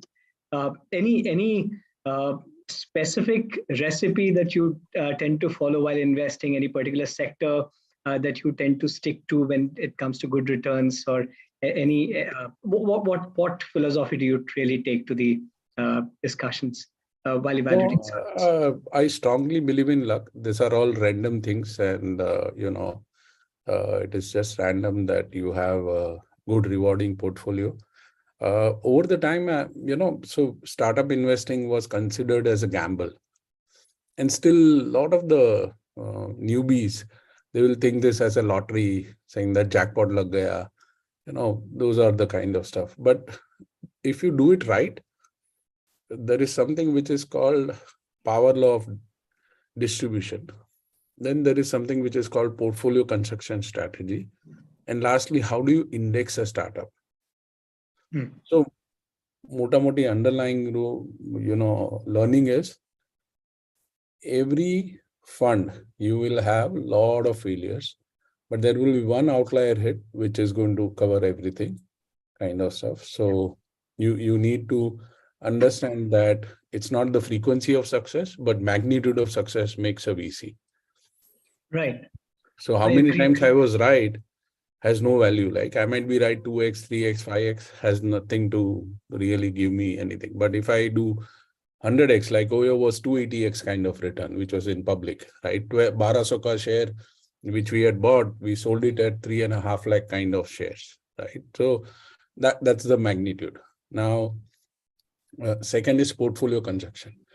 A lot of the people do 1 or 2 or 5 investments and say, okay, there is no exit.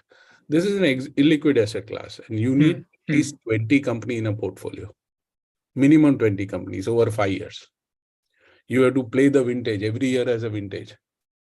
We had COVID and we had EdTech as the vintage where everything in EdTech was getting funded. So there are times you can't miss those trends or those events, right? So you have to be patient, continuously investing.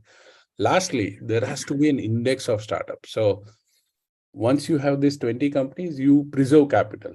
At least I'm assuming that the investor is going to apply quality filter while investing, right? And if they do so, and then they do 20, 30, 40, the X's keep on adding. So if you're at 100X, 100 companies, you can expect 10X kind of return.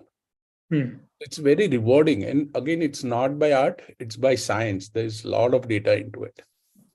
In fact, I have published on LinkedIn my presentation, which recently has all these data points.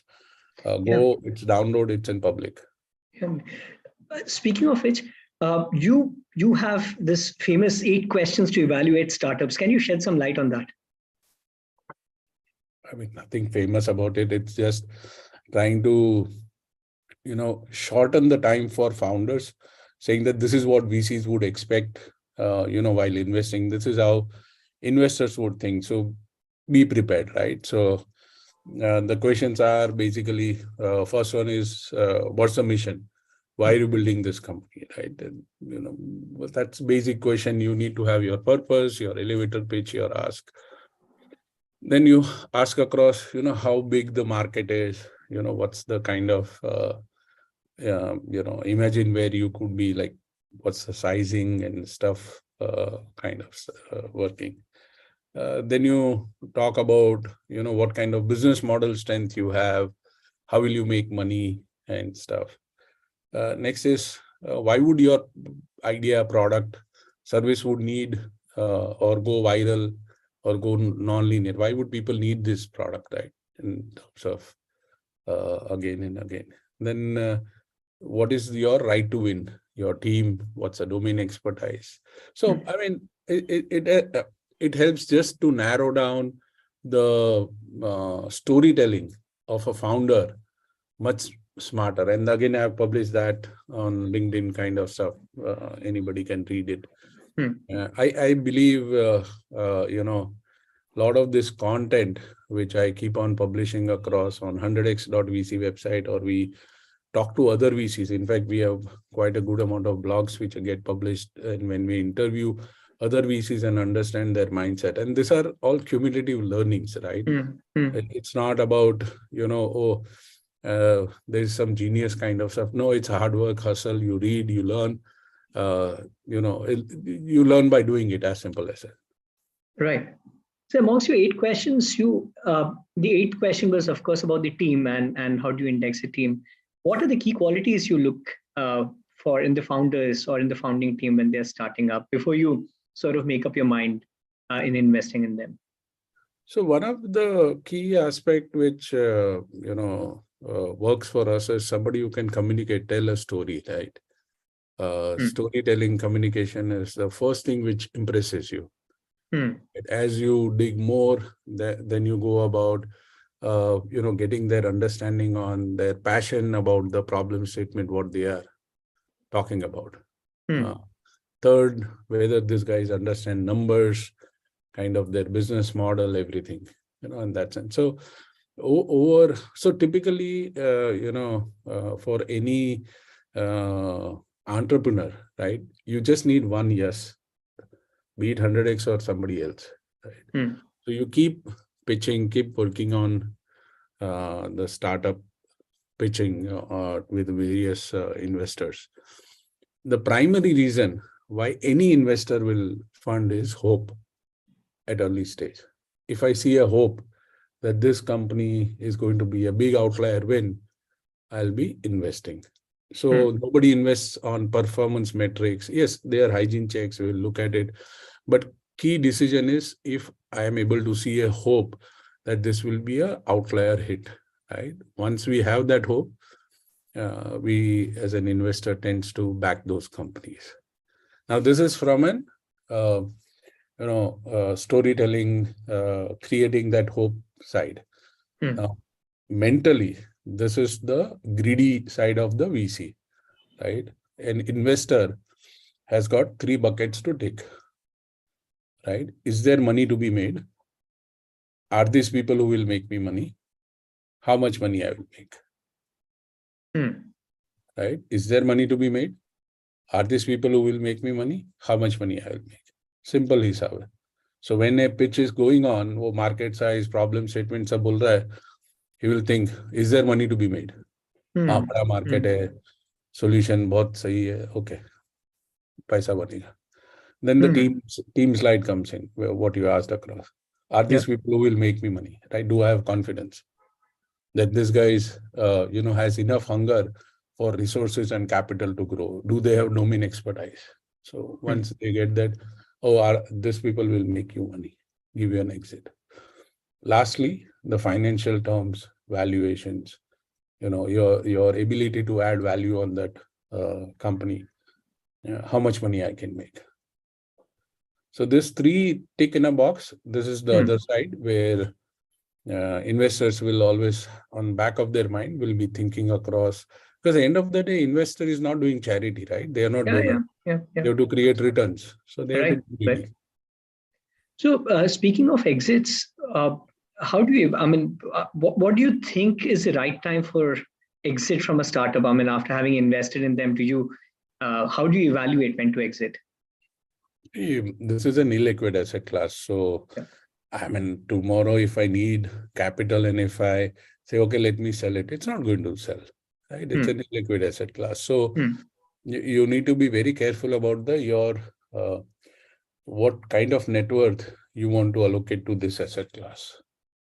So Kaushik, the exits are arbitrary.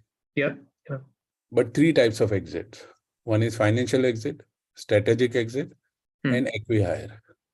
Financial exits where a VC or a PE guys or an IPO, you get your real multiplier, big time exit. Next is strategic exit, which is where a large corporate will buy you out.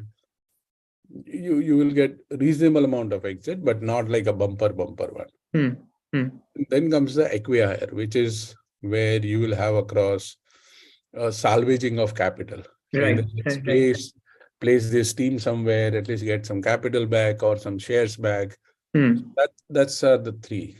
But the key decision for an investor, which is like early stage like us, is going to be saying that now let's assume you have invested 1 crore into the company and you are getting 20 crore on the table. The exit is 20 times. It exit 20 crore is there on the table to take away. Now, do you continue holding it? Do you take the chips off the table? Or you double down on it, putting more? So let's assume you are continuing holding that stake, right? You want to say that, okay, nahi, exit nahi leta hu, and I'll continue holding. Now, actually, you are doubling down on it. Because aapne wo 20 crore tha, wo liya nahi, and you are reinvesting now 20 crore cash into that company. You have a faith that it's going to double up, or 3 times, 5 times, whatever it is. And that's why you are reinvesting that 20 crore. So that's where you decide your risk appetite, your need for liquidity. Right. So various, learnings are there when you take that decision moment. And there are times when there are forced exit. Incoming investor will say that, okay, let's clean up the cap table. I don't need any other investors, and we'll buy all the people out. Else we are not investing. वो भी हो सकता है. Depending upon how you see across the exit, you take decisions. So, I mean, what do you think about finding the correct investors for the startup? The way you, sorry, you were saying. No, nothing. I was just thinking coffee. Go ahead. Yeah. So the startup investor fit, if I may call, how do you see that? I mean, how do you place that? Is that a thing at all? No, it is very important, Kaushik. This is a very good question. In fact, a lot of the founders chase capital. And even my portfolio, I keep telling that you need smart money, not just money. So I give an example of, anecdotal from Mahabharata. The war was out there. Everybody knew that somebody had to take sides. Arjun and Duryodhan went to Krishna and they asked across, saying that they need help for the war. And Krishna was out there saying that I saw Duryodhan first, and he has the privilege to ask the first resources and help. And he asked across all the army, ammunition, everything. The capital. Everything. And the Arjuna was left out only with Krishna. And he was happy with that. Yep. Sure. And we know the outcome of the war and how Krishna changed the course. So every Sachin Tendulkar needs a coach. Right. Even if you are a rock star entrepreneur, your coach is far more important. So people lose that sight. People, raise capital 1 or 2 rounds and suddenly they are like media darlings, 5-6 interview aa gaya, Forbes Fortune mein aa gaya, and they feel, oh, I don't need anybody. I'm now a Superman. And that's where things start down. So the crux of it, smart money is very, very important. And so, sure. What do you think about investor, finding the right investor is important, but what do you think about the product market fit or the founder product fit? I mean, how do you evaluate these two? This is also sort of linked to your earlier point you mentioned. Sorry. Kaushik, it is very, what do you say, simple, right? This startup business is all about experimentation. Yeah. आज का ही मेरा post है, right? Like Amazon. Yeah. Shutdowning, they shut down the food delivery business in Bangalore. Right? So Amazon had all the might, all the money, all the power to continue. They tried, it didn't work out, you failed, and you move ahead, kind of stuff. So a lot of experimentation goes in business model. So, you do little, sell a little, build a little, experiment. Keep working on various business model, keep trying. And I've written today only that post about, how things happen across and why learning from failure is so important. You learn by doing it, right? I had an investment in a company, I don't know you guys, it's your alumni at IIT Bombay, called Box 8. So these founders, they pitched kind of for their first check. They had a Mexican restaurant called Poncho. Mexican taste is very similar to Indian, tick in a box.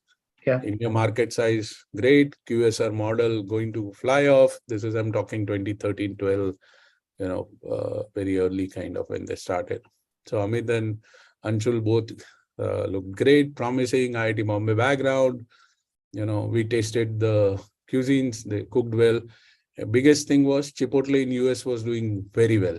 Their IPO had happened. So tick in a box, right? The market bada hai, this company can go IPO. Now, as a category, Mexican food was not being, adopted as such. Oh, mentally, chalo aaj Mexican khayenge, wo nahi tha.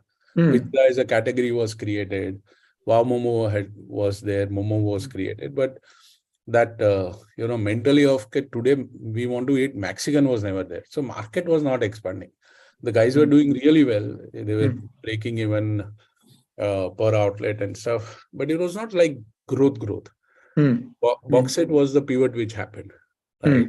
And it just flew off the charts, right? Oh, desi meal, you don't need to soil your hands. Quickly, eat the meal, Indian meal. Amazing success, right? And then nothing to look back. More brands came in, Mojo Pizza, and now they are Eat Club. It's a continuous experimentation, right? Nobody is going to do. So did I know Oyo will become Oyo?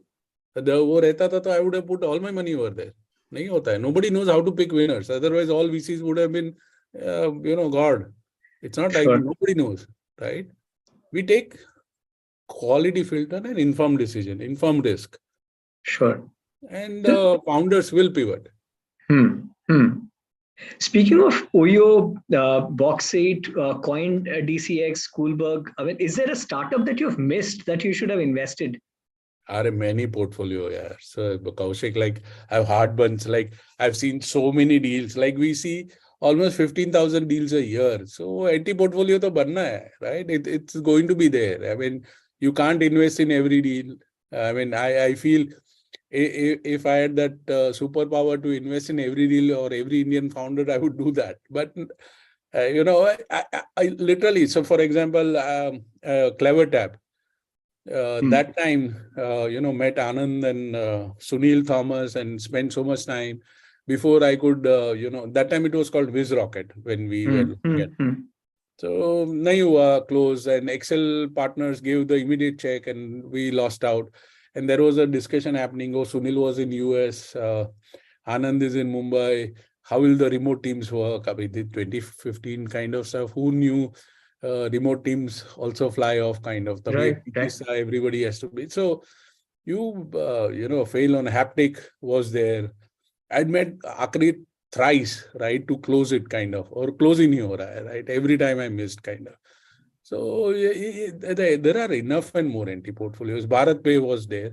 My colleague, CTO Vatsal, he said, this is a so simple tech, right? It can be easily copied. There's no IP. Why Bharat Pay, right? The guy executed crazy, right? In the simple stuff. But then I listened to the CTO and he was right also on the IP. But it was an execution play and we lost out on it. I mean, I can name so many stories. I meet like continuously I've lost out on so many deals. Okay. Speaking of I mean, this loosely translates into, so, okay, but maybe my last question was an outlier. Let me just come back to the course. Could you just throw some light on the ethos of 100x VC? I mean, the students would really learn out of it. No, see, ethos is, the passion for me to invest in 100 companies every year. I want to build an index for startups in India, right? 1,000 startups, 2,000 startups under my portfolio. See, today in India, there are not enough lead investors. Ginke 200 rahenge, maybe. Yeah. So who will stick their neck out and say, this is a great deal. I have discovered it. I'll do the first check. I'm writing the check. Let's join the cap table. Nobody, I mean, very few guys have that conviction or even the time to, curate a deal. Yeah. Right? Yeah. So we do that. We are a, discovery platform. We invest the first check. We have the skin in the game. We stick our neck out saying that these are credible deals. And there was a thesis in our mind saying that we want to earn on our capital on only exit. So there are a lot of angel networks. Nothing against them. They have membership fee. They charge that fee kind of stuff. Online platform charges carry and all those things. We don't charge anything to anyone. If somebody will invest in 100x portfolio, they invest directly, engage with the founder, and we have no financial interest in that deal. We only work for our investment part and our success. It becomes like a credible deal flow for a lot of the investors. Yeah, yeah. They can blindly put in, I'm not selling any deal, right? I have no financial interest except for my stake whenever it sells across. And I will work to build that company. So it's a money plus mentoring, which an investor is getting free of cost. Right, right. Would you have any advice for the new angel investors and VCs on brand building and mentorship? I'm guessing it's something that we don't discuss enough, but I think you're just sort of putting a light on that very, very neatly. No, so Kaushik, it's all about, so one word, reputation, right? Yeah. You need to build your reputation. Reputation is not overnight. Yeah. It takes time. Your portfolio company founders, right? If you behaved badly, it's there in the market, right? People will talk about it. Founders will say, "Arey, isse paisa mat lena." It's very clear. Right, right. So idea is your reputation, right? It's so important to build it. Yeah. Before you take, you give. As simple as that. Before you take, you give. I was on mute. You were the first one to adopt iSafe notes, to utilize that. Now it's sort of becoming a new normal. Any specific advantage that you see over the CCDs and CCPS that we typically tend to use? Any comment on that? No, one primary reason why iSafe was there, because we at 100x wanted to do rapid investments, right? 100 deal karna, I can't be sitting with lawyers, fighting over rights, board seats, it can't happen, right? If I want to do 100 deals a year. So we wanted something to scale up, and the hack was iSafe. Founder friendly, quick to close, templatized, no legal cost, over the counter, you can raise capital. I mean, everything there, right? Board seat chahiye nahi, no discussion on that. Right. Founders can raise multiple rounds of capital.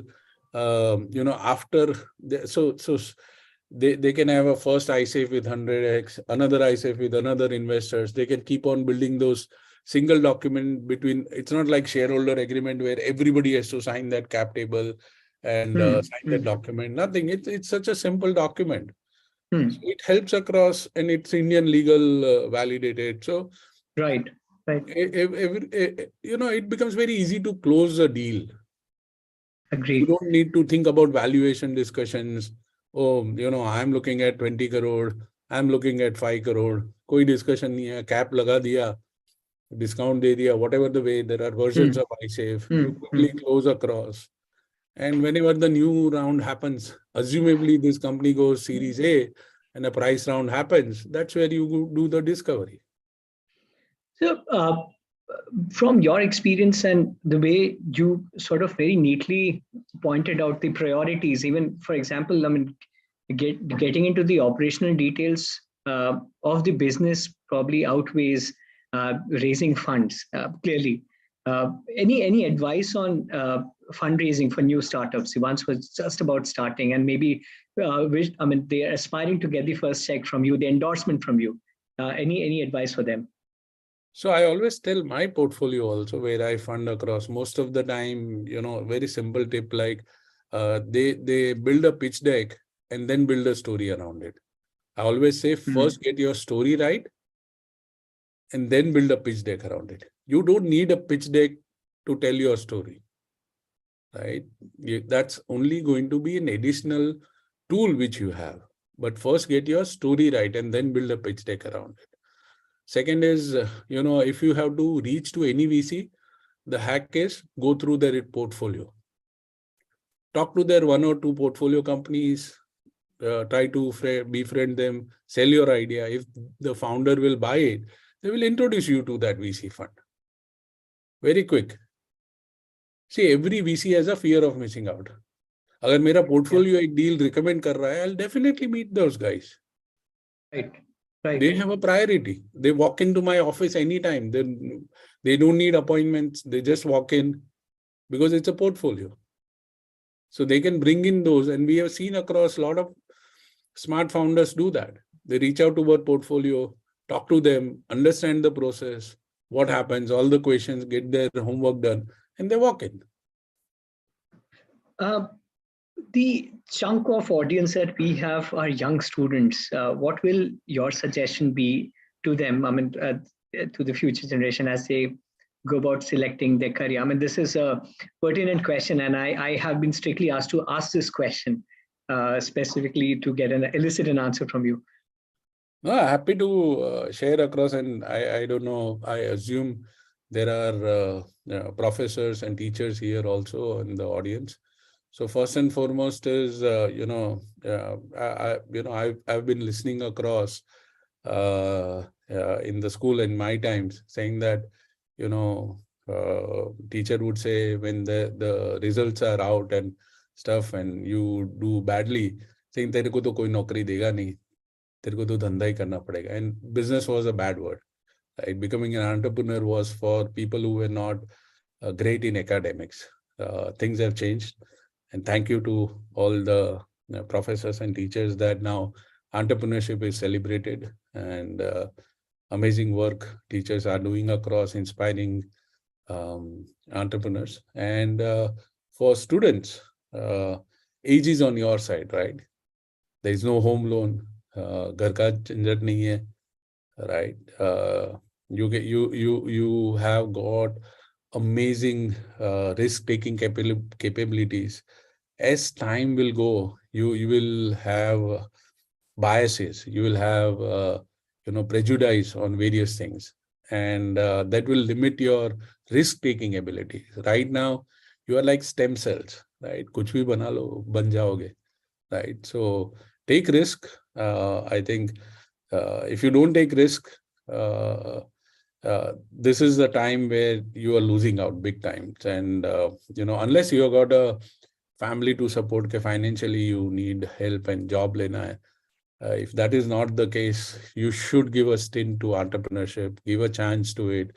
Not one chance, multiple chance. And India is unstoppable. You got a great infrastructure on capital raising, on scaling your business. So amazing times to change the future, make the world better in coming years. And I wish you all the best on that. Thank you so much, Sanjay ji. Maharshi, how are we on time? Do we have time for a couple of more questions, or any specific question you have in mind that?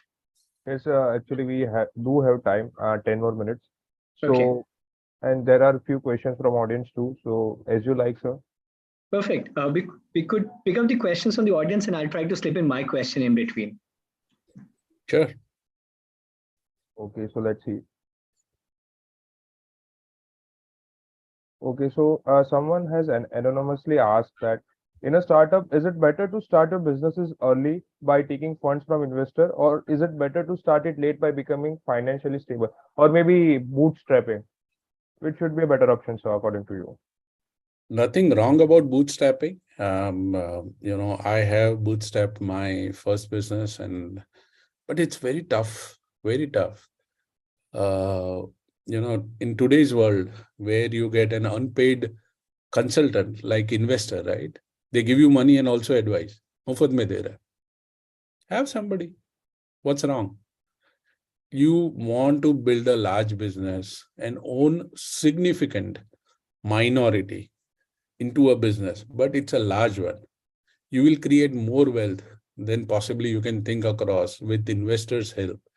So I always try to tell people, whenever you are ready, whenever your storytelling is ready, that's your time where you should be able to raise capital, and you should go out and get somebody to validate and work for your business kind of stuff. Today, when we invest into any company, we internally have a conviction saying that isko 20x return banana hai. Now to do that, how will I work? So we have before we invest, we do our internal homework. All investors do it, right? I mean, this is not like spray and pay, like randomness. The future, we work to design it. There is a playbook, there is a process. So always get somebody on board is my advice. And sir, I had one more question from my side, sir. So you have been 100x VC, in fact, has been part of a lot of fintech companies. And so we have seen that financial literacy in our country has been growing since maybe COVID hit, once COVID hit. So, sir, how do you see the ecosystem building now onwards in terms of getting more subscribers or active users? So, yes, sir. The way I see the fintech sector, it is getting more and more regulated. It is becoming like a licensed business. Jiske paas license, uske paas dhanda. So RBI is controlling big time. So see, whenever a regulator steps in, the innovation has to be through a process, right? You can't do blind innovations or innovations which market can't digest or adopt because it's regulated. The market is regulated. So fintech, you should understand the regulator view and design your startup according to the regulator. Now that fintech companies, there is special working what RBI is doing. You need to focus how your innovation is going to be within the RBI regulations, or insurance if you are IRDA, SEBI if you are doing financial services, and work within that framework and create an opportunity. Marshi, should I go ahead and ask sir. one question? Yes, sir, please. So just changing topics, Sanjay, the string of layoffs that we have seen in the tech giants, and even with the startups, how do you gauge the situation? What is the most efficient thing to do as a company, according to you? See, if I'm running a company, right? Startup is a company. ठीक है, young है, हम rapidly grow रहे, तो startup उसको बढ़ दे रहे, but company है, धंधा है. If I'm trying to do what was done in 10 years, I'm trying to achieve in 2 years, 3 years. So we are at a speed. Then there is a venture capital given to us to fail, do experimentation. So we do that. Now, assumably, we do the right sizing, which means that we were going at a speed. Now we see a speed bump. If I don't stop, I'm going to crash. Do I crash or do I stop? I stop. Right. So founders become mature. They start thinking ahead. Now, you Google across, Microsoft has laid out, let's say 700 people. Nobody talks about it. But Baiju karega to taklif hai. Sure. So, right. So the news here is there are a lot of sideline guys. And I find this regularly in most of my sessions. There will be a couple of guys which will say, "Arey, Paytm ka itna share price gir gaya. Byju's ka ye ho raha hai, valuations, people are making losses, and I asked them saying that what's your exposure to Byju's? Nahi, kuch nahi, main to pooch raha hu. They have no clue how the things are working. Yeah. And why startups burn before they earn. And the whole model is around it. Right? Yeah. We understand as a venture capitalist what's happening. We look at growth, right? Yeah. I see a company which is profitable, growing at 20%, EBITDA positive, everything good, right? And I see a company which is going at 200% growth and loss making. I'll fund the loss making because in next 10 years, the company's size is going to be crazy huge. Yeah. It's compounding. Yeah. I'm not looking at that 20%, right? So startup is all about growth. And at some point in time, once you have that size, if you are building the right product and customers, then you will be able to touch profitabilities, and we have seen that success. I'll like to just a follow-up question. I don't know how relevant would that be for the current audience, but I'll just go ahead and ask nonetheless. On the receiving side, young startups who are just trying to get the right tech talent on board, you see the market already so pampered that you find it extremely difficult to get the right person at the right price. How do you, because we see that ecosystem may not be evolving or maturing the way, so there must be some correction that's happening in the background, which probably would take some time to reflect. But what is your opinion on that? I would say across that if we are hungry for tech talent, then it's a great business for educational institute to create and churn out. See, मेरे को raw material का problem है. Right. मैं बोलूँगा नहीं raw material तो उतना ही रहेगा pipe में, then मैं price jack कर रहूँगा. That who will get that raw material. Yeah. Instead of that, I increase the pipe size, increase the supply, increase everything. So how do you build tech talent? You go through education. We need more engineering institutes. We need more those open online courses where people can learn across. That's the only solution. Right. You will not be able to fight for tech talent, right? If there is enough and abundant supply.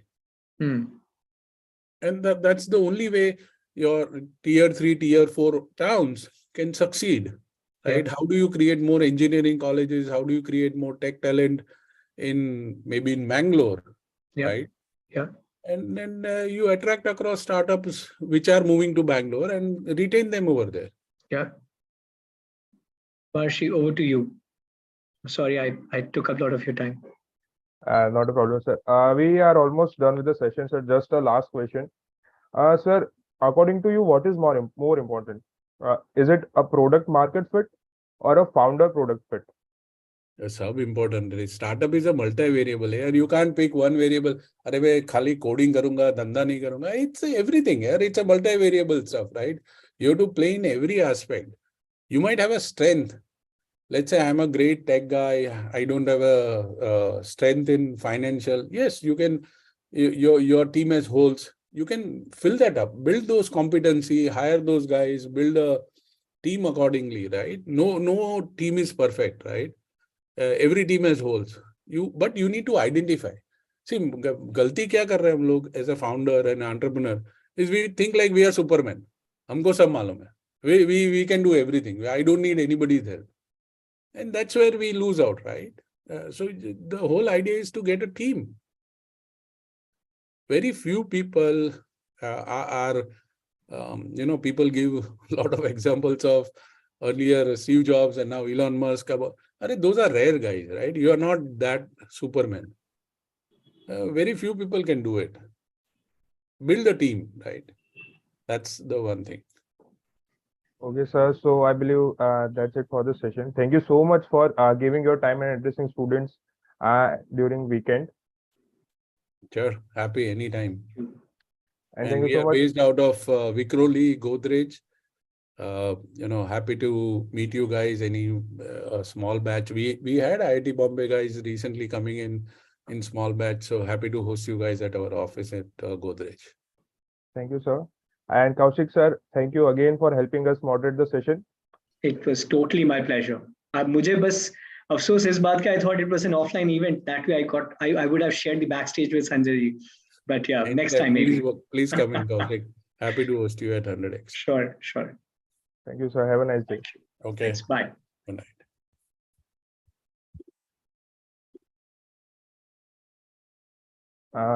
Hello, Palki ma'am. Hello, Karen ma'am. Am I audible? Yes. Good evening. Good evening, ma'am. So, just before I hand over the session to you, I'll just introduce both of you to the audience, and then I'll give the stage to you, if it's okay, sir, ma'am. Absolutely. Okay. So, our guest for today, Ms. Palki Sharma Upadhyay. So, basically, I am privileged to introduce our guest. She is a renowned journalist and news anchor. She is currently working with Network 18 as a managing editor. In her previous role, she was managing editor at WION. There, she used to host Gravitas, which was a very popular primetime English news program. She also conceptualized and oversaw the WION Global Summit. Ma'am has over 21 years of experience across several media houses, including ITV Network, Network 18, Doordarshan News, and Hindustan Times. In her career spanning over 2 decades, she has interviewed several national and international heads of state.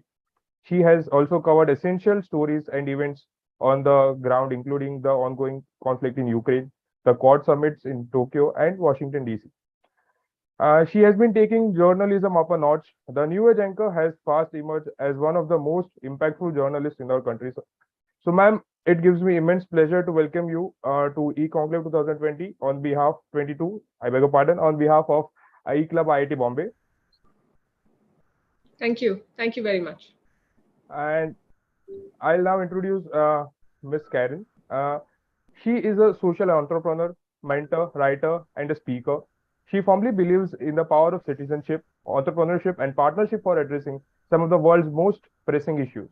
A self-professed academician at heart, she has designed multiple theories and models based on RISE shared values, which are responsible, inclusive, sustainable, and eco-friendly, for driving positive action by individuals and institutions.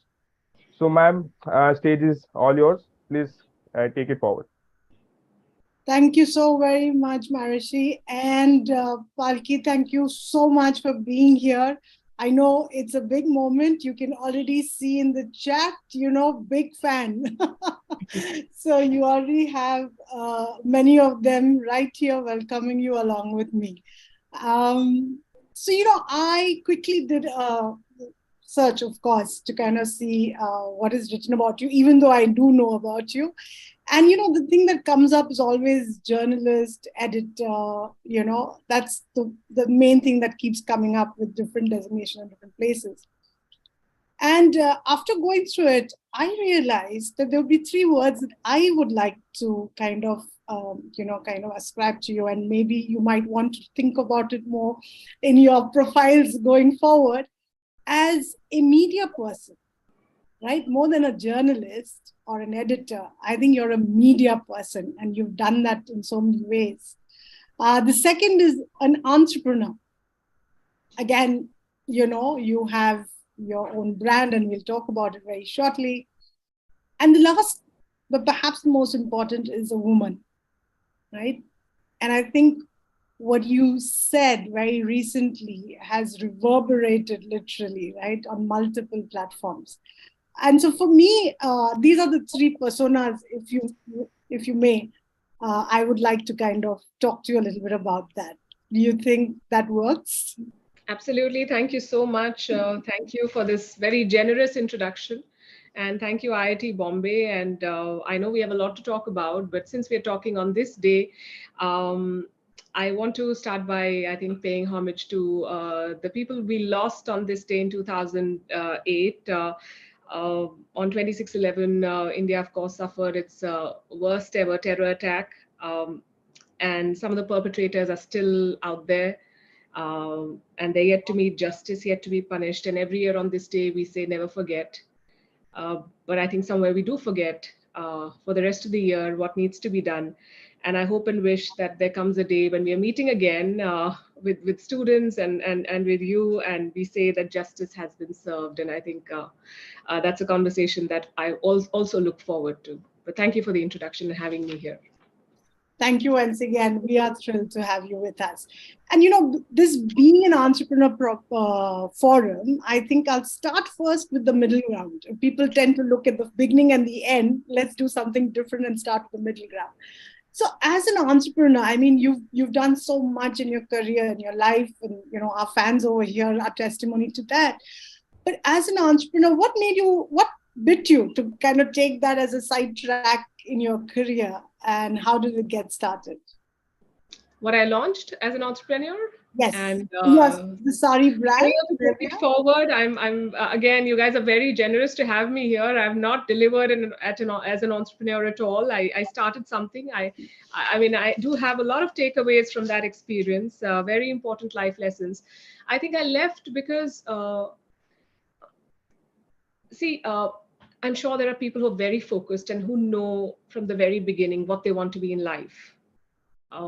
I was never one of them. I'm still not, and so that's a problem, but that's also an opportunity, because you can be a lot of things, right? And you have this one lifetime to be able to fulfill all of those things and dreams and desires, and to become all the people, all the versions of yourself that you want to be. You had some words, I have some words, someone else may describe me. For my children, I'm their mother. For my parents, I'm their daughter. So how do you do justice to all the roles that you think you're capable of doing? That is one. So I started a sari brand that I had thought about for many, many years. And I wanted to do it, because I did not set out to be a journalist. I always say that I did not choose journalism, journalism chose me. And I was adopted, and I liked being there. And so I stayed there for a very long time, much longer than I thought I would. When I started, it was just good pocket money. So I thought, why not? And then one thing led to the other, and so it moved. But there came a time, which I've discussed in my previous interviews as well, when I thought that this is not leading to something. Do you work only for money? Do you work only to be seen on the screen? Do you work only so are you a journalist or an activist? Is someone really, are you changing anything for anybody? Or are you just filling a slot? So I thought I was just filling that slot, and I don't want to do that for a very long period of time. I want to try something else. But like I said, that entrepreneurial journey, however short-lived it was I think the most, it was a seminal moment for me, or a period. It changed a lot for me. I learned how friends disappear or stop being friends when you're not in a position to influence things for them. I learned how difficult and how fulfilling it can be to make a fresh start. I also learned that to have a goal without having a strategy is not enough. I read somewhere, and that line has stayed with me, that a goal without a strategy is just a wish. So I think I started with just a wish and not a good strategy, and it did not fly. And I came back to my first love, as it became over the years, journalism. But I did explore a new world. There's a very famous Chinese saying that you cross the river by touching the stones. You experience and you make your path. That's what I was doing, and I think it all ended well, I think. Thank you so much for that honest, heartfelt, I think, rendition of what you've gone through. Because I think, in this day of Elon Musk and of course before that Steve Jobs, as Sanjay spoke earlier, I think we only see these great successes, and we really don't talk enough about failures. And it's not about failures, as you said, it's about the experiential part of touching the stones, right? And learning from it. And I'm sure that journey has, as you said, has given you experiences that you will take with you for the rest of your life. So I think that's a great lesson you've already given to our young budding entrepreneurs, and who sometimes come in with a very great starry eyes, not realizing what it takes sometimes. and also, of course, as you said, realizing when and what is required and sometimes to cut back. So thank you so much for sharing that with us. I think it means a lot to all the youngsters over here. So let me go on now to the media person, your primary, as you said, over the period, your first love now. And as I said just now, you've done so much, and you have kind of literally changed the way international news, English international news, is really being seen by most media segments.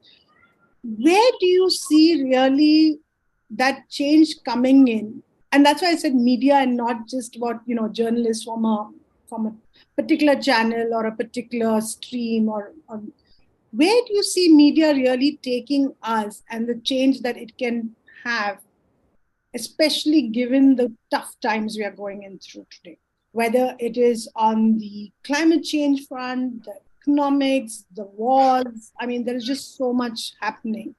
Where do you really see that role of media? I think the media is supposed to be a dispassionate chronicler of events. We are without realizing it, writing our history for posterity to see. But we are also viewing the world through our own lenses. Some people may call it bias, and I think we will. I've not had a discussion on bias, so I'll come to that. But the media is seeing the world and filtering the events and and trying to shape the narrative, as it were. There are a few things in this. One factor is that the media, at the end of the day, is also a business, right? We need to make money to survive, and so we depend on some things to make that money. There's ad revenue, there's subscription, there's syndication, all sorts of things. And there are no free lunches and everything. All money comes with strings attached. And it is a fact of life. And I think viewers are smart enough to discount that fact. All over the world, the media is owned by somebody. For all the moral high ground that a Washington Post takes, it's owned by Mr. Bezos. So that's that. The second thing is that I am a firm believer of the fact that the viewer is very smart. Thank you for all the hearts. I can see them coming out on my screen. I really appreciate it. But I have always believed that people are very smart. The consumer really is the king, and that holds true for us also. So people see through propaganda. People see through any agenda that is being pushed, and they'll know how to discount it. So the best we can do is tell a story the way we see it. And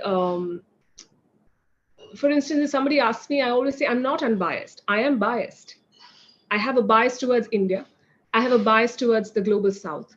I have a bias towards the underdog. I have a bias towards the people who are working as against big corporates.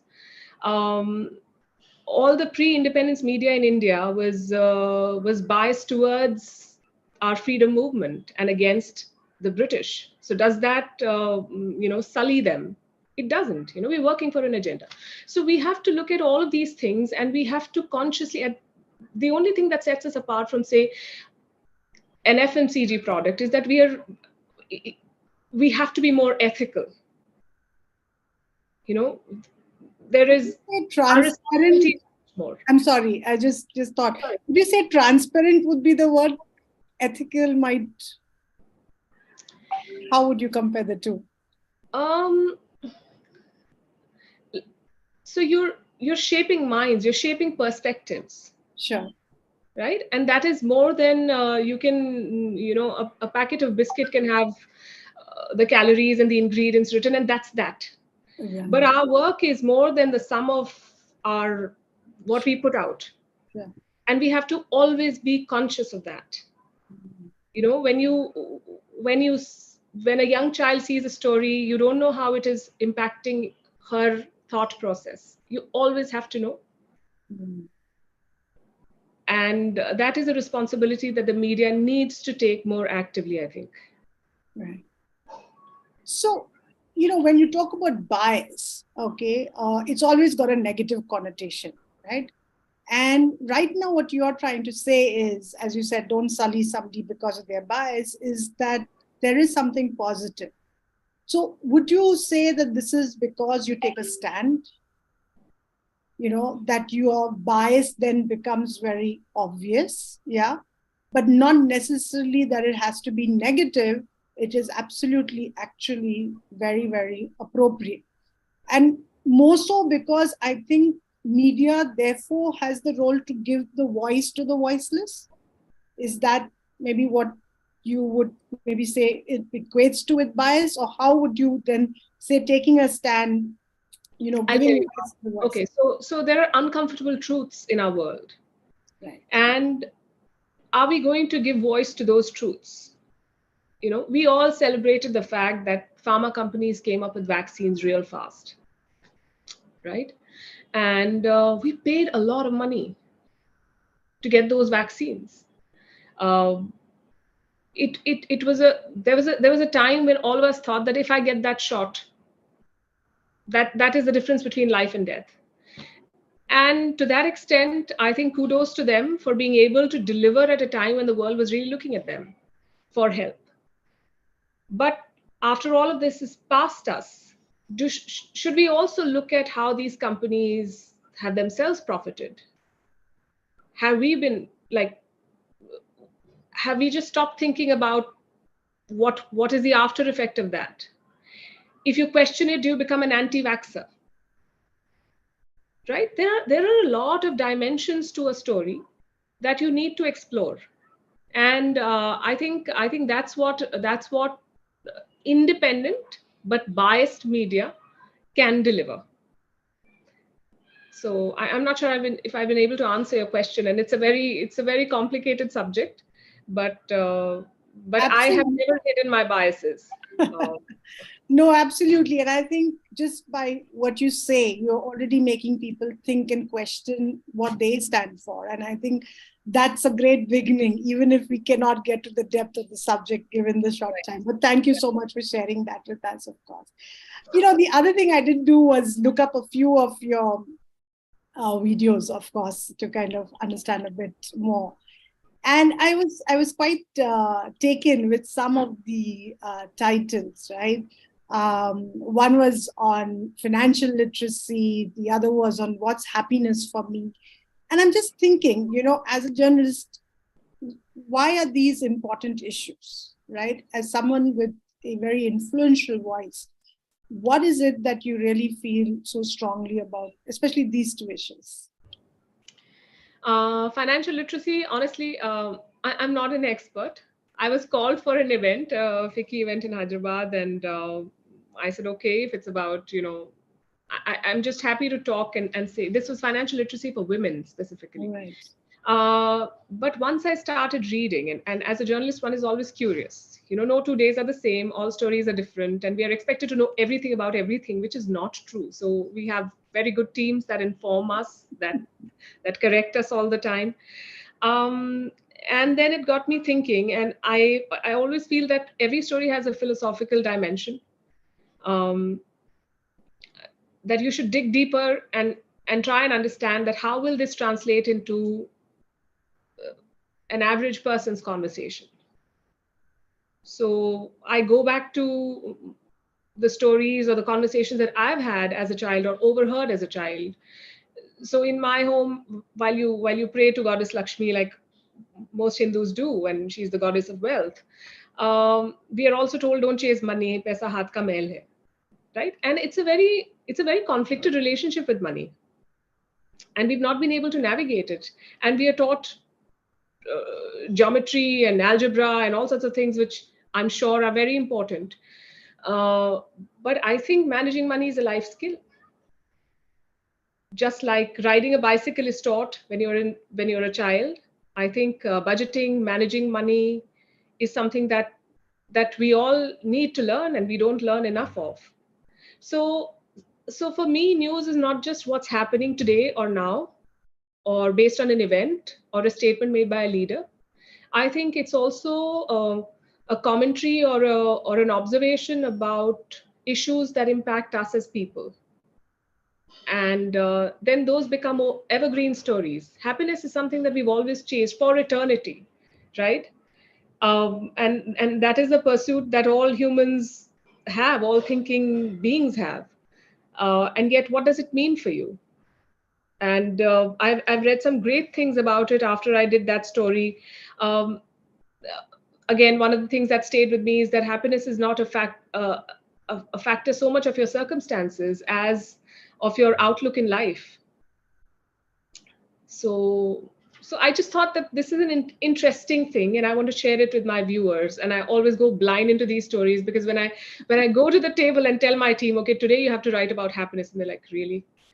Where are we going to get the but they always rise up to the challenge. They always come up with very good research, and they play along, and they've been fabulous that way. But I do push them a lot with some. I'm sure amongst themselves they say she's a little nobody else is talking about these things on prime time, but she wants to. So yeah.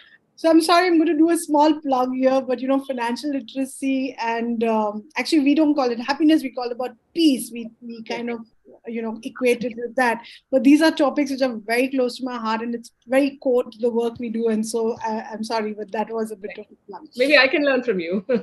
No, not at all. I'm sure there's a lot we can share.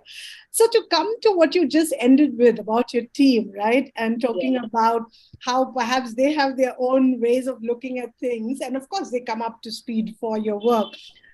How important is the team behind you for the success of especially a founder or a celebrity or anybody who really is a, influencer, right? There's a lot that goes on in the back end, and sometimes we don't know enough of that or don't really, acknowledge enough of that. So maybe your thoughts on that. They're the most important people. The most important people in the work I do, apart from my family, of course, who put up with all the stories that I tell them, whether they want to listen to them or not.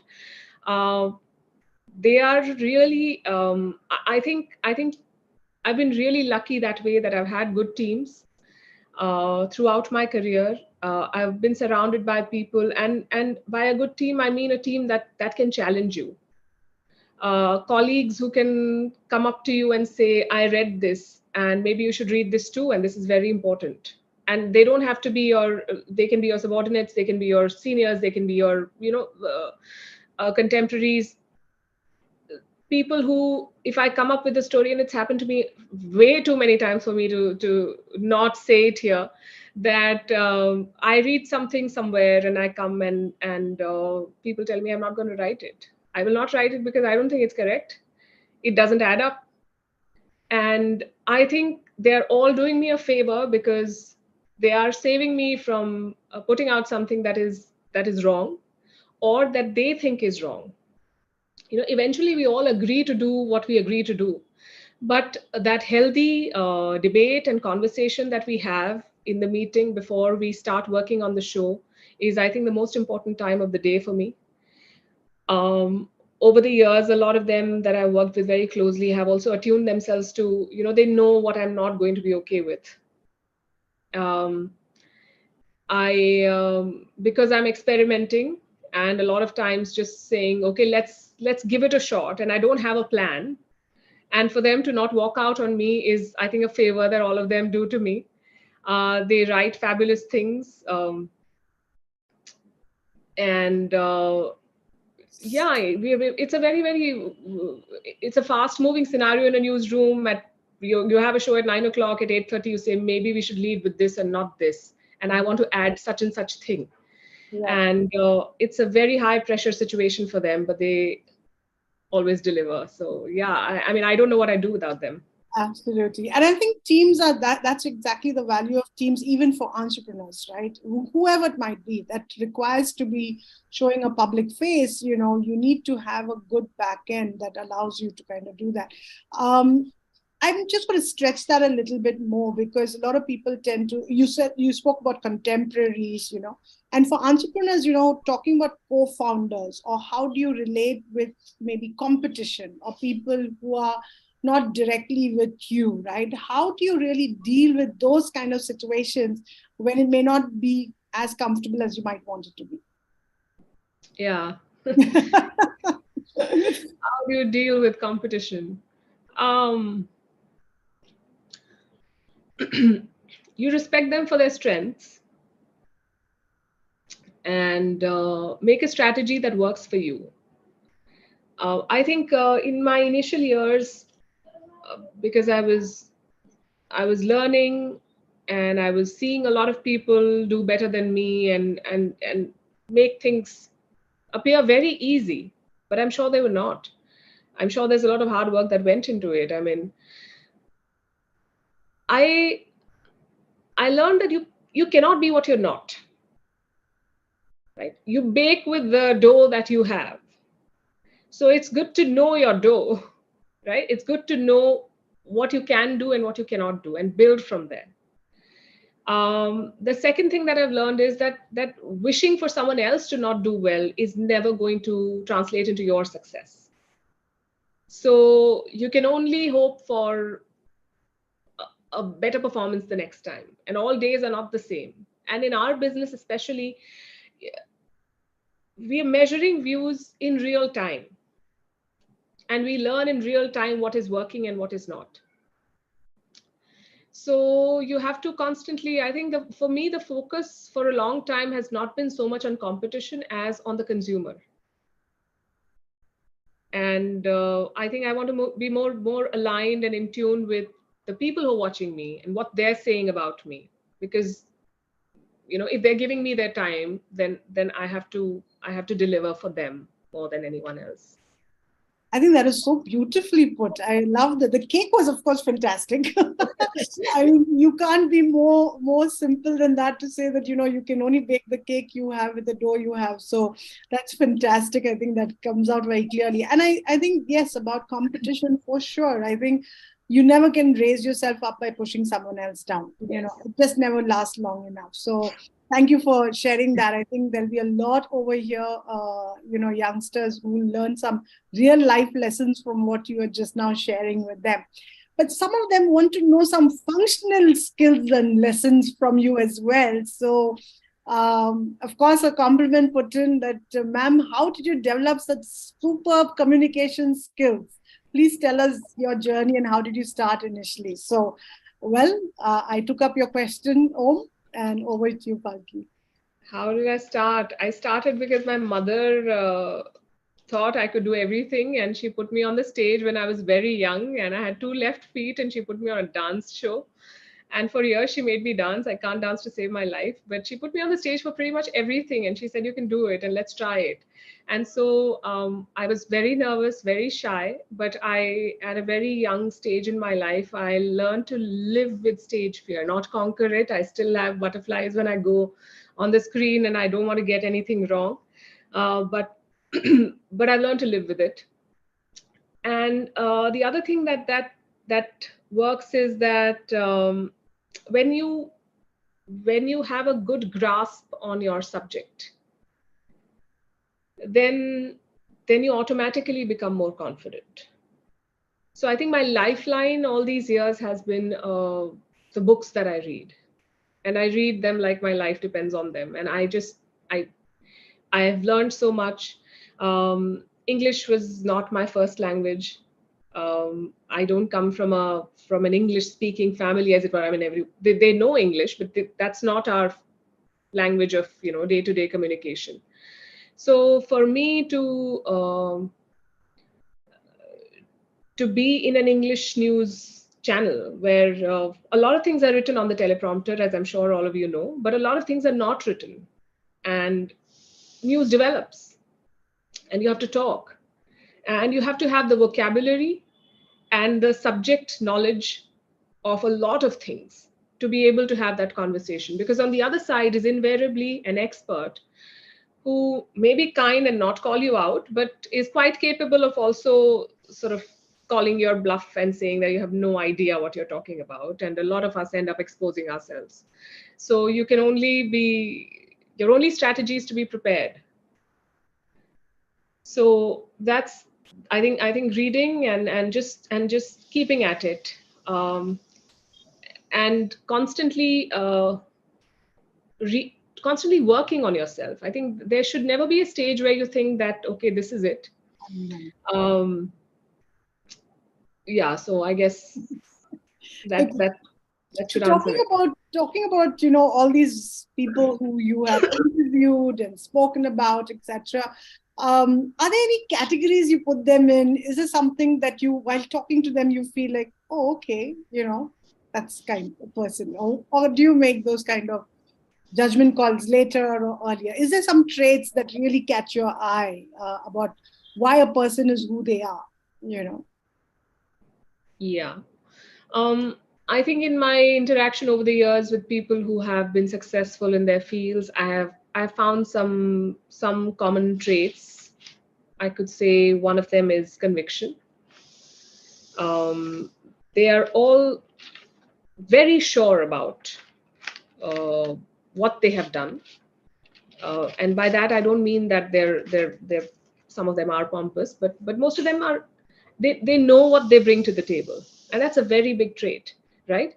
And the second I've seen is perseverance. You may be very gifted, but you won't go very far in life if you don't keep at it.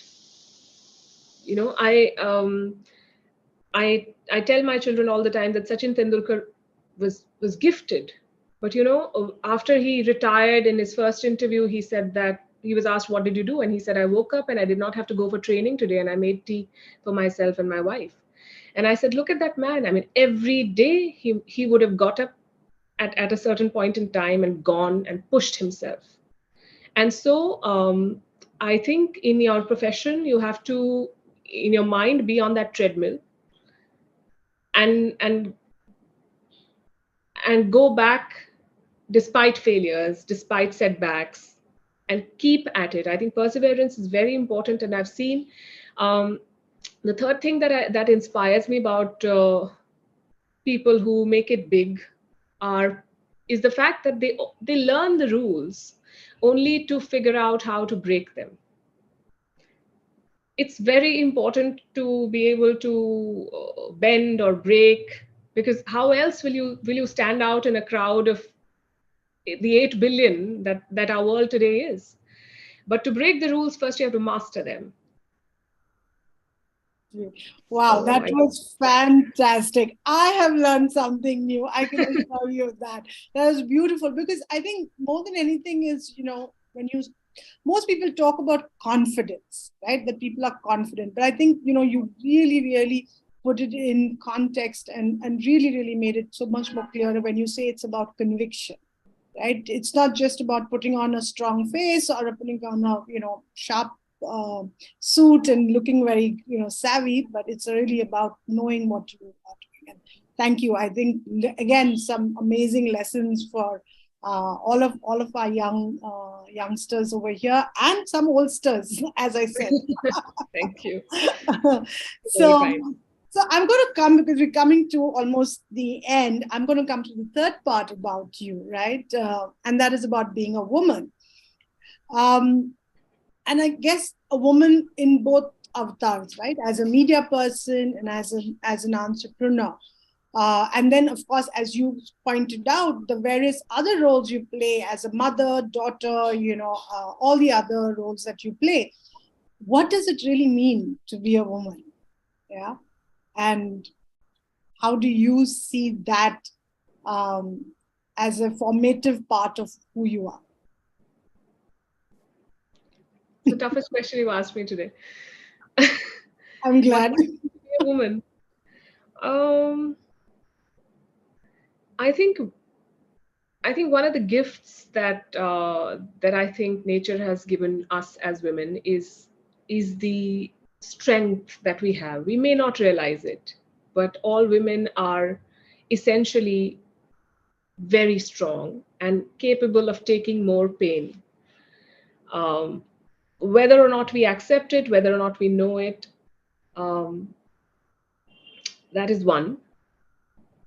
Every time in my last interview, I spoke about sexism and what happens in newsrooms, etc. And some people said that you achieved so much and you can't be playing victim. But when we highlight those things, I'm not coming from the I'm not a victim. I have never thought of myself as a victim. I'm a fighter. And when I say that there are so many other women, I think they're fighters and survivors. So we're calling out a system that needs to be more open and sensitive to half of humanity, right? I think that's what it means for me. That as a woman, I can be so many things.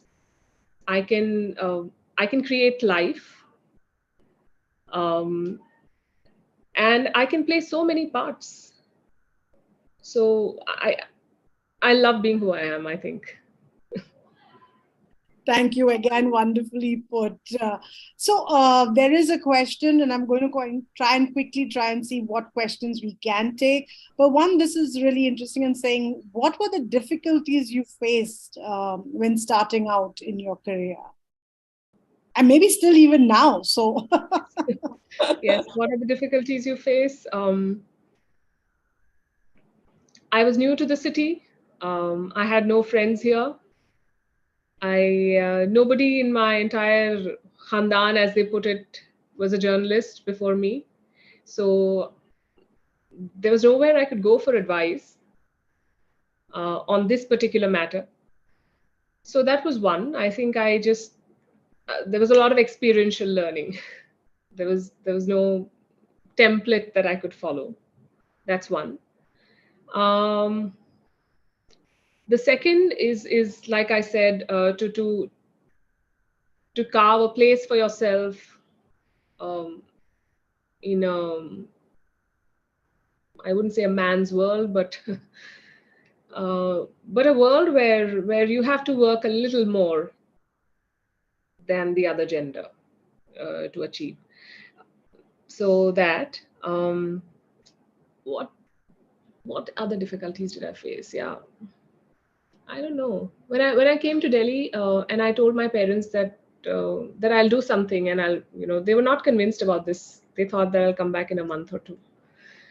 And because one has lived in had lived in such a controlled and protected environment, a week into being here, and this was summer, I took a bus to Delhi the day I finished my last exam. I did not want to wait. I thought, okay, let me just go and do something. And a week into it, I fell ill because of the heat, and I was not used to that. And I was staying with some relatives, and I remember sitting there weeping like an idiot and saying, just don't tell my parents, because they will think I've fallen ill and they'll call me back. So I think a lot of those insecurities, I mean, now that I look back, I feel was so silly, but a lot of insecurities plague you when you start out. But what works for young people more than the more experienced ones is that there's this font of optimism. Sure. And that's contagious, and that really takes you far.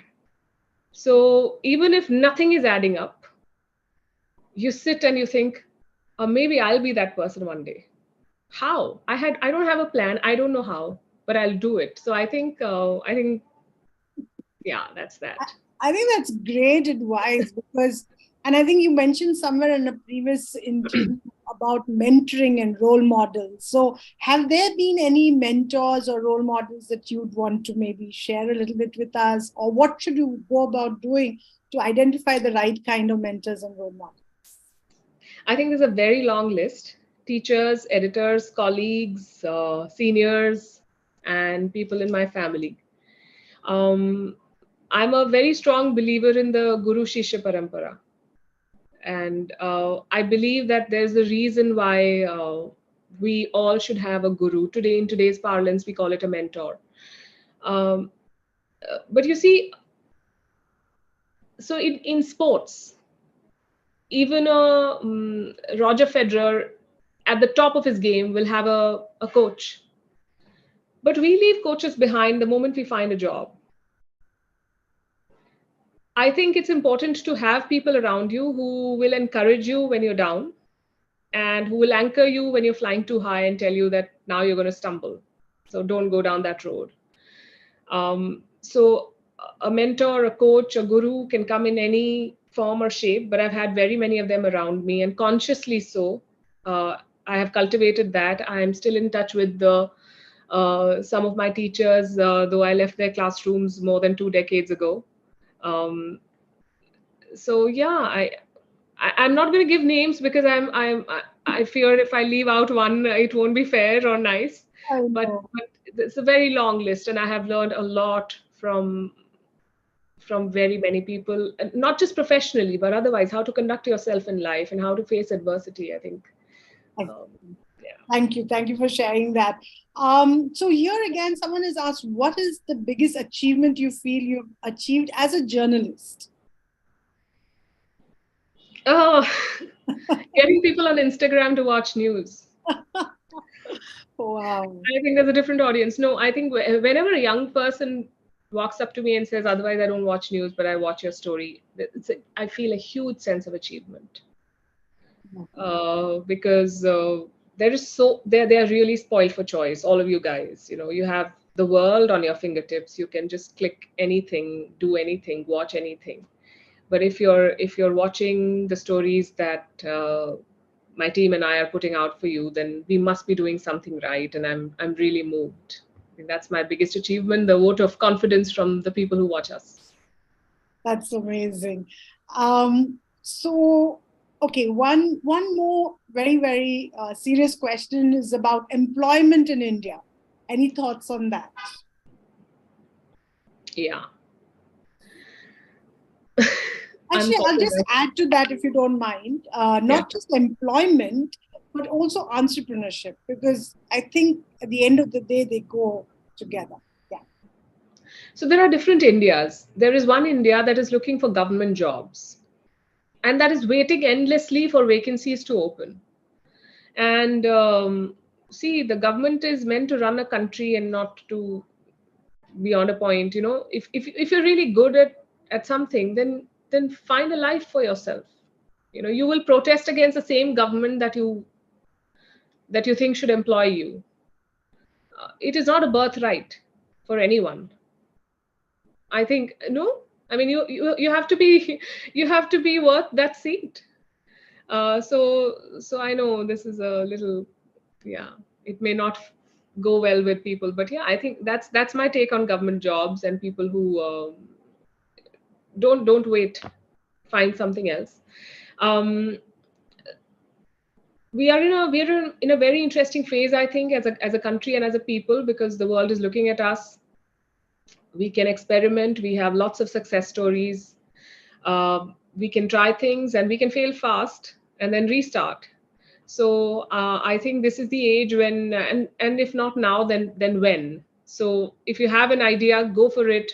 I can talk about the media space. There was a time when we needed a big channel to carry our content. There was a time when we needed distributors. We needed that entire system to be able to say anything. But today, if you have a smartphone, you can have your YouTube channel. You can say what you want to say.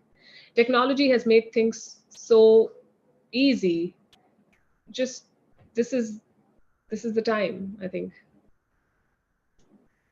Excellent. So the last question over here, and then I will hand it over back to the team, is really talking about what are the kind of changes that should happen in Indian media. And I'm not going to read out the entire question, but so that we really have, and to kind of go full circle back to where we started, is to really kind of make it that independent, though biased, as you put it, positively biased media that will hold people accountable and make sure we really have a functioning society.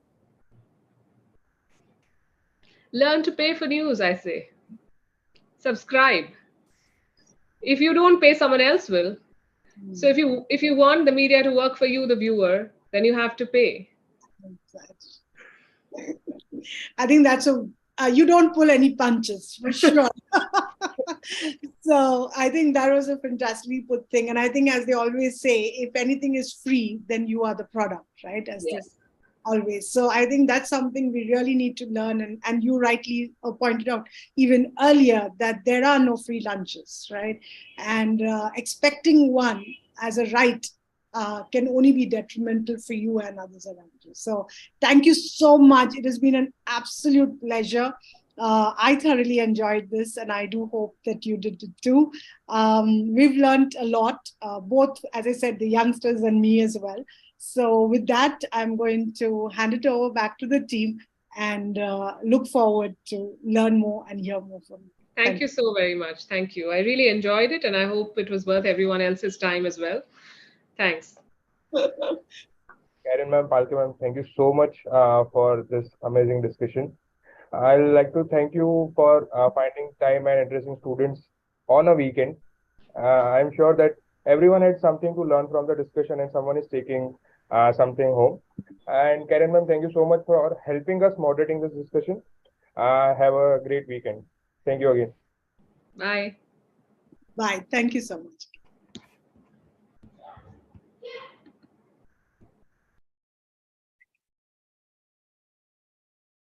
So moving ahead with our event, we have a next speaker here already. Good evening, Arjun sir. Good evening, Karen ma'am. So, sir, with your permission, I would like to introduce you, if that's okay. Yes, sir. So, with immense honor, I introduce to you our next guest, Arjun Malhotra, an entrepreneur, industrialist, board of advisor, philanthropist, and much more. Arjun sir is an Indian entrepreneur, industrialist, and in 1975, sir co-founded HCL Group, where he served as a vice chairman. He also founded TechSpan and served as a chief executive officer of a US-based firm, Headstrong, after the two companies merged. He also co-founded SpickMickey. Sir is on the board of governors for prestigious institutions, including the IIT Kharagpur Foundation, Indian School of Business, Hyderabad, Rajiv Gandhi Indian Institute of Management, Shillong, IIM Udaipur, and the Doon School, Dehradun. In addition, he founded the Professor G.S. Sanyal School of Telecommunication at IIT Kharagpur. Arjun sir holds a Bachelor of Technology with honors in Electrical and Electronics Communication Engineering from IIT Kharagpur itself and earned the B.C. Roy Gold Medal. He was honored with a Doctors of Science degree and named Life Fellow of IIT Kharagpur. Malhotra sir also attended the Advanced Management Program of Harvard Business School. Thank you, sir, for taking time out of your busy schedule to address the students today. So we'll be continuing. Yes, sir. So moderating our session, we'll be continuing with Miss Karen ma'am. And for the new joinees, I'll be taking the liberty to reintroduce ma'am again. So Miss Karen Sheva is a social entrepreneur, mentor, writer, and a speaker. She firmly believes in the power of citizenship, entrepreneurship, and partnership for addressing some of the world's most pressing issues. A self-professed academian at heart, she was designed multiple theories and models based on the RISE shared values: responsible, inclusive, sustainable, and eco-friendly, for driving positive action by individuals and institutions. Ma'am, I hand over the session to you tomorrow. Thank you so very much, Abhimanyu. And welcome, Arjun sir. Truly a pleasure. Actually, I have a confession to make to you and the whole audience as well. This is totally a fan moment for a rookie engineer who started her career selling, marketing HCL computers. Good for you. Which year was this? Oh my God, you want me to tell my age now? No, I just want to know which years you were there and which office. So this is, I was with Business Link, which was a dealer for HCL, but in Bombay in those days, of course. Yeah. So a little before. So yeah. So you sold our beanstalk machines. Yes. Oh my goodness me. Wow. Talk about memories and going back. So, like I said, totally a fan moment to be able to be talking to you today. Thank you so much and welcome to this session here. Yeah. Again, as I said, you drove and built one of the largest computer companies, technology companies in India, and of course, a string of them after that. We are in an entrepreneurial session. What made you feel, and you also have this, I think a letter or an article that says, to start a business to change the world. What did you want to change and how did you start your journey? So, it's a bit of a story. I have to talk a little bit about history and about a time that I don't think most young kids know. India was a socialist country, and we had an act called the Monopolies and Restrictive Trade Practices Act that actually stopped large private companies from getting into new areas. The government, in its wisdom, felt that that should be reserved for public sector undertakings. I joined DCM out of college as a senior management trainee. And that's a story that I'll tell at another time. But I worked there for 5 years. And the reason I stayed back was 1 year after I joined, they decided to get into electronics. And I was given country responsibility for this new product, electronic calculators that were coming out. And we, of course, developed a great R&D team and adapted calculators, had 80-90% of the market, very nice volumes, very nice margins in that business. And as you develop more and more, we ultimately made our own computer or designed our own computer. And microprocessors were just coming out at that time. DCM, in their wisdom, their advice from their internal department, and I've got to warn everyone that large companies have legal and administration departments whose job, in my view, is to tell them how not to do things. And, and that's what happened at DCM. And we just felt that microprocessors as a technology were really going to change the world. And when we looked at our competition, it was IBM and ICL, who were selling old technology in India at that time. So 6 of us decided to leave and start a company. I got to tell you, no business plan, no money, just that we knew the market and we were convinced that microprocessors were going to make a difference. They're going to change everything. That's what the plan was. And that's really what we ended up doing. It was really passion, couple of very interesting breaks that came our way that solved the problem of money.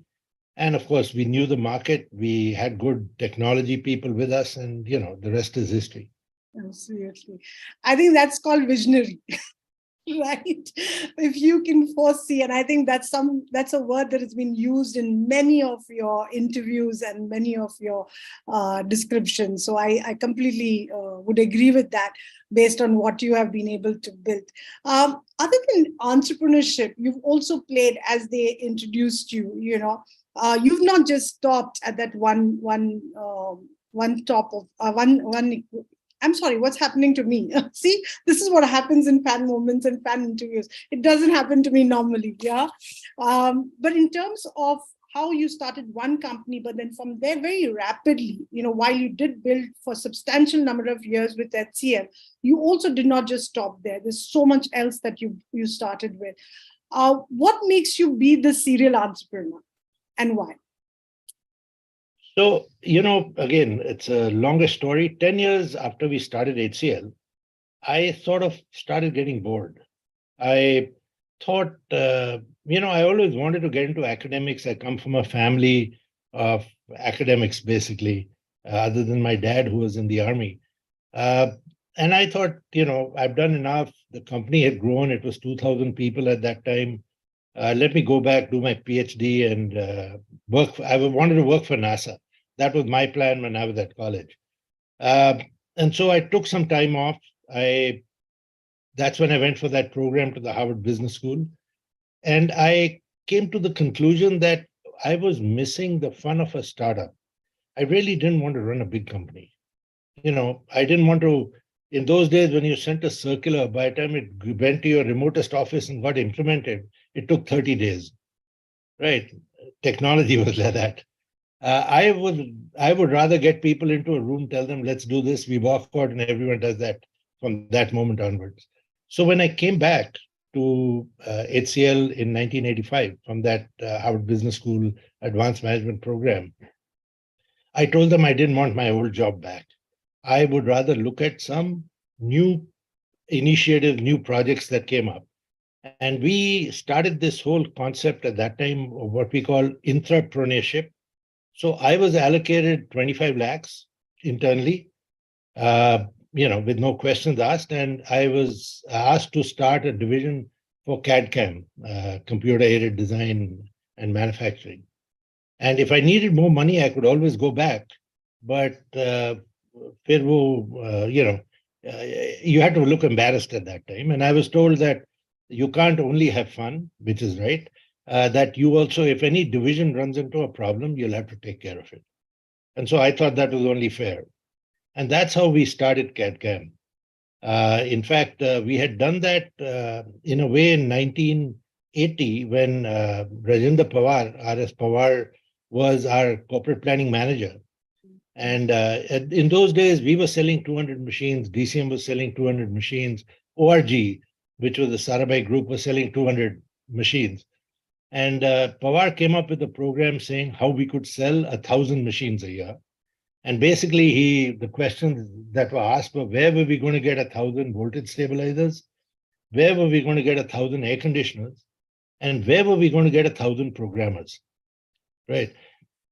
And so he gave us a white paper which said that don't look at the shortage of programmers as a problem, look at it as an opportunity.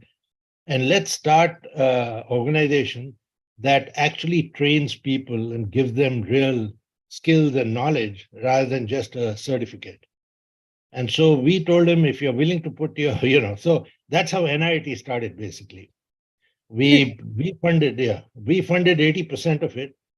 We took 80% of the stock and 20% we kept for Pawar and his team. And, again, I look back and think about it, and it's strange how some of these things you come to the US and you realize that, hey, it had already been done, but we lived in a closed economy. We didn't know that kind of stuff existed. I think that's a perfect segue to my next question, because you went international very, very quickly, much before most other Indian tech companies did, because mostly it would be the other way around, where they would enter on their own rather than Indian companies going out. How much is the domestic market versus the international market critical for scale? Today, things are different. Today, I think the domestic market is large enough that we can dictate to people if we want stuff made in India. The government is talking about, quote unquote, 100 million tablets. Even at 1 million, you can dictate to chip manufacturers, component manufacturers that you'll only buy if they make in India. And it is a great time for the Indian component industry to come up, which wasn't true in our time because we couldn't dictate. But what we did was, in 1980, when we were a 3 crore company, we decided to go to Singapore and manufacture computers there, our computers. In fact, we got pioneer status at Singapore. We were the first computer manufacturer that went to Singapore. The model was very simple. We weren't selling computers, we were selling solutions. And so we set up what we called Software Export Division, SED, in Madras, now Chennai, only because there were 3 Singapore Airline flights a week between Madras and Singapore. And we used to send the specs back to Madras, write the programs on floppies, send the floppies back to Singapore, and they would then implement it out there. That's sort of how that started in 1980. And we had 2 of our 6 founders relocate to Singapore to run that unit. So it's, and we were a hardware company. HCL was a hardware company in those days. We came to the US in 1988, 89, because we had developed a microprocessor. Okay, necessity is the mother of invention. So India, because it was aligned with the Soviet bloc in those days, there were restrictions on US technology coming to India. So most people in India read the latest magazines, so they want the latest chipsets on their in their computer, whereas we weren't allowed to import them, so we couldn't give it to them. So to give them the power of those chipsets, we did a multiprocessor computer development. And Unix, because the sources were available, we were able to port Unix on that multiprocessor and add things like compilers, add things like spoolers, and make it a commercial system from a scientific system. And at one of our Computer Society of India exhibition conventions, there was a vice president from AT&T who had come, and he was very impressed because AT&T had bought Unix. He was very impressed with the work we had done. So we got McKinsey to do a study to see if we could enter the US market. And there was a gap. Multiprocessor Unix machines were being sold for $1 million by Pyramid and MIPS. And our product would have gone out for about 100,000 US at that time. And we had our own compilers and stuff on it. So we decided to go to the US to sell hardware. That's how we first came to the US and started what is now known as HCL Technologies, but it was called HCL America at that time. Right. That's how we got in here. Great. And the other question sorry. Go ahead. the other part of the question was why did I become a serial entrepreneur? It's only because I like startups. So when I was turning 50 or close to 50, I thought I'd spent enough time in HCL, in the sense the company had grown. It was a big company. I wanted to fool around on the internet because that technology was just coming in. HCL by that time was a public company. If HCL had been a private company, I would have still been in HCL. But I thought, and their strategy was right from their point of view. They said, why fool around at the edge of technology? Let's look at which direction it's going. And once that direction is clear, then let's invest heavily behind that. Right. And that made sense for the company. But it was not fun for me. Let me put it that way. So, and I thought it was unfair for me to use quote unquote public money to do something that I wanted to do, although the company was pretty okay with it, I think. So I decided to leave. And, it ended up starting another company that morphed into Headstrong. And, ultimately, when you want to build, in my view, when you want to build a company, it takes you 7, 10, 11 years before it gets to a certain size. I mean, there are times during the bubble and stuff where within a year or two, you can make a company, sell it for a lot of money and get out. Sure. But if you really want something that'll stay for a while, that build an institution, let me put it, you can't do it in 1 or 2 years. Even look at Amazon, look at, Meta now, or Facebook. I mean, they all take time.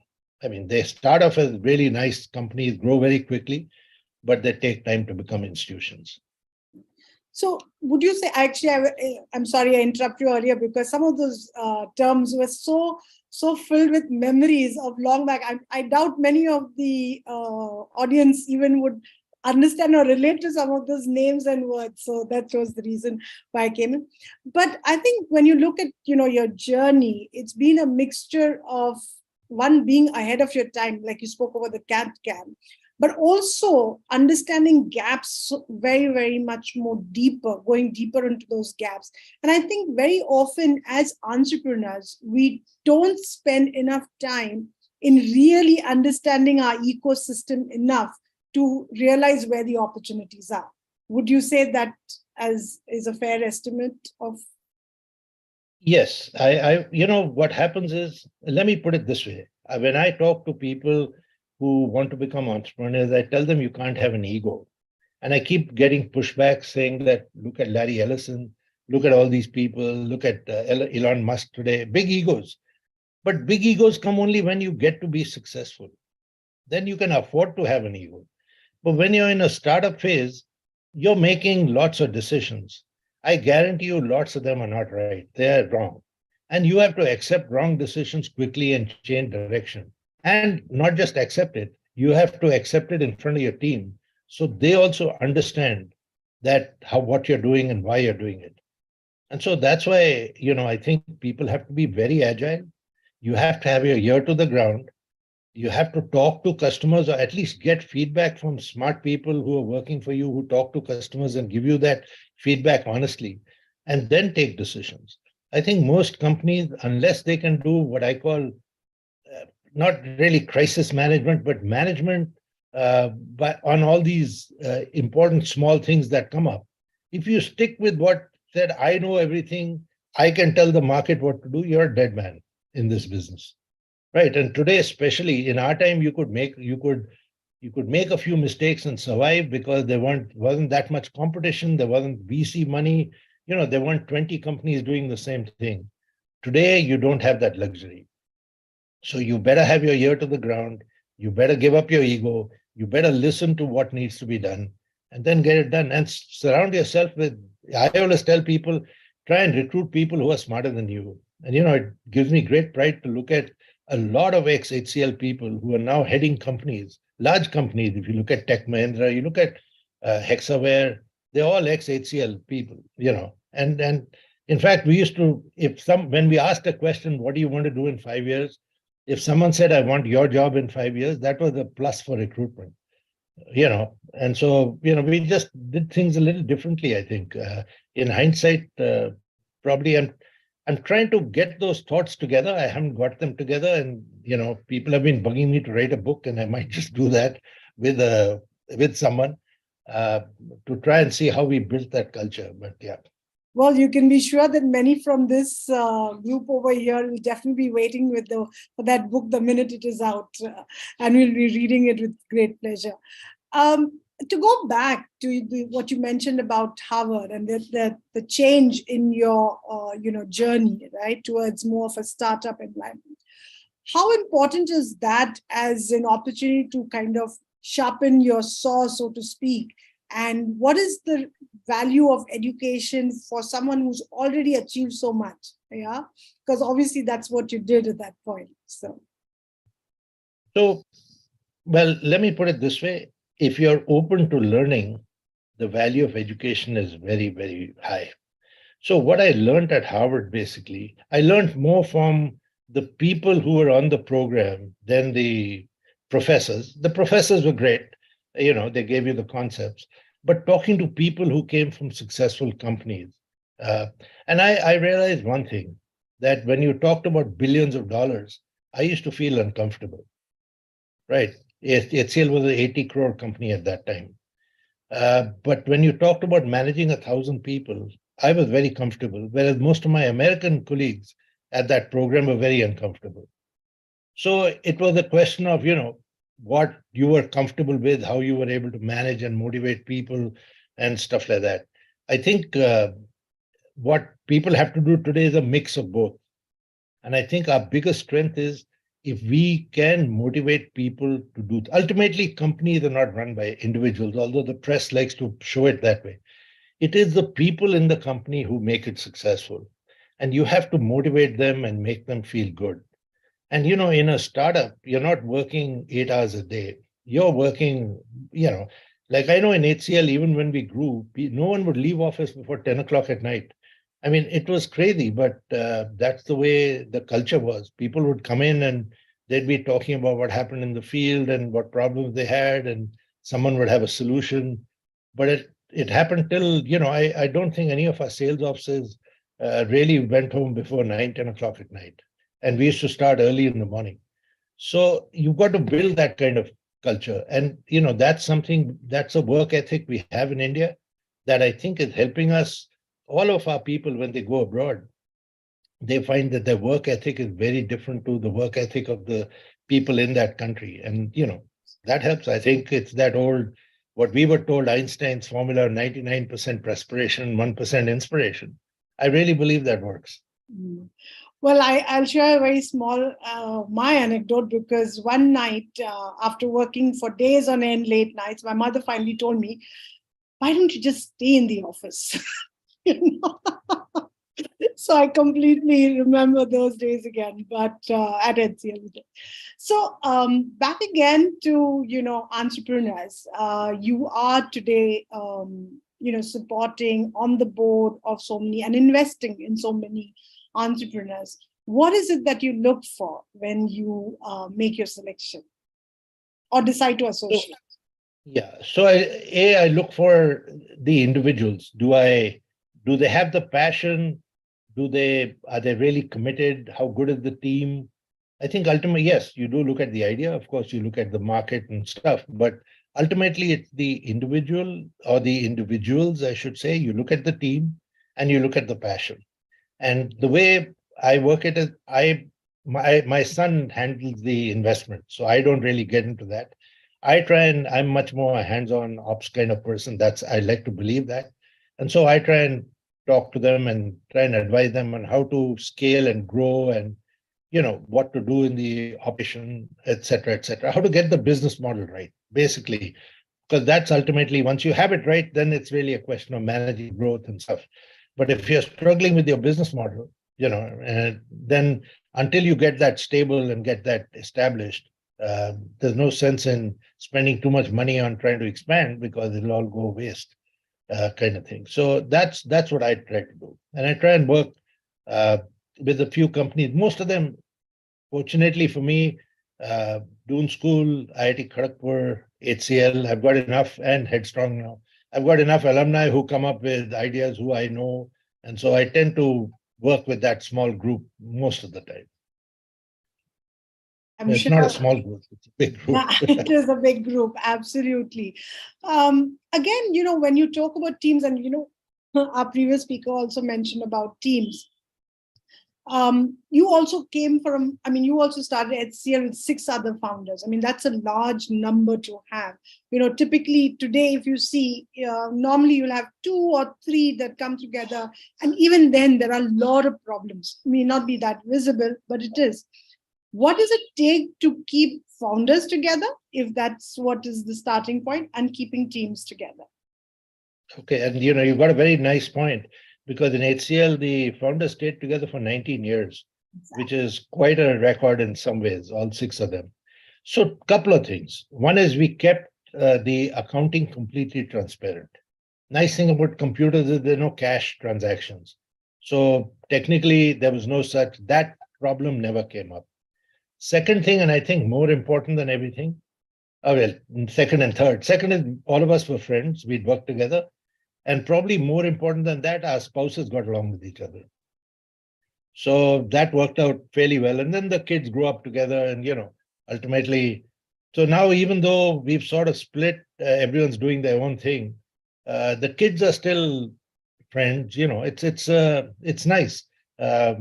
You disagree with a lot of people on things they're doing today, but that doesn't break the relationship in any way. So I think that was, when I look back at HCL and look at, I think what we've done, one was, I think that how we stayed together for 19 years was really something people should learn from.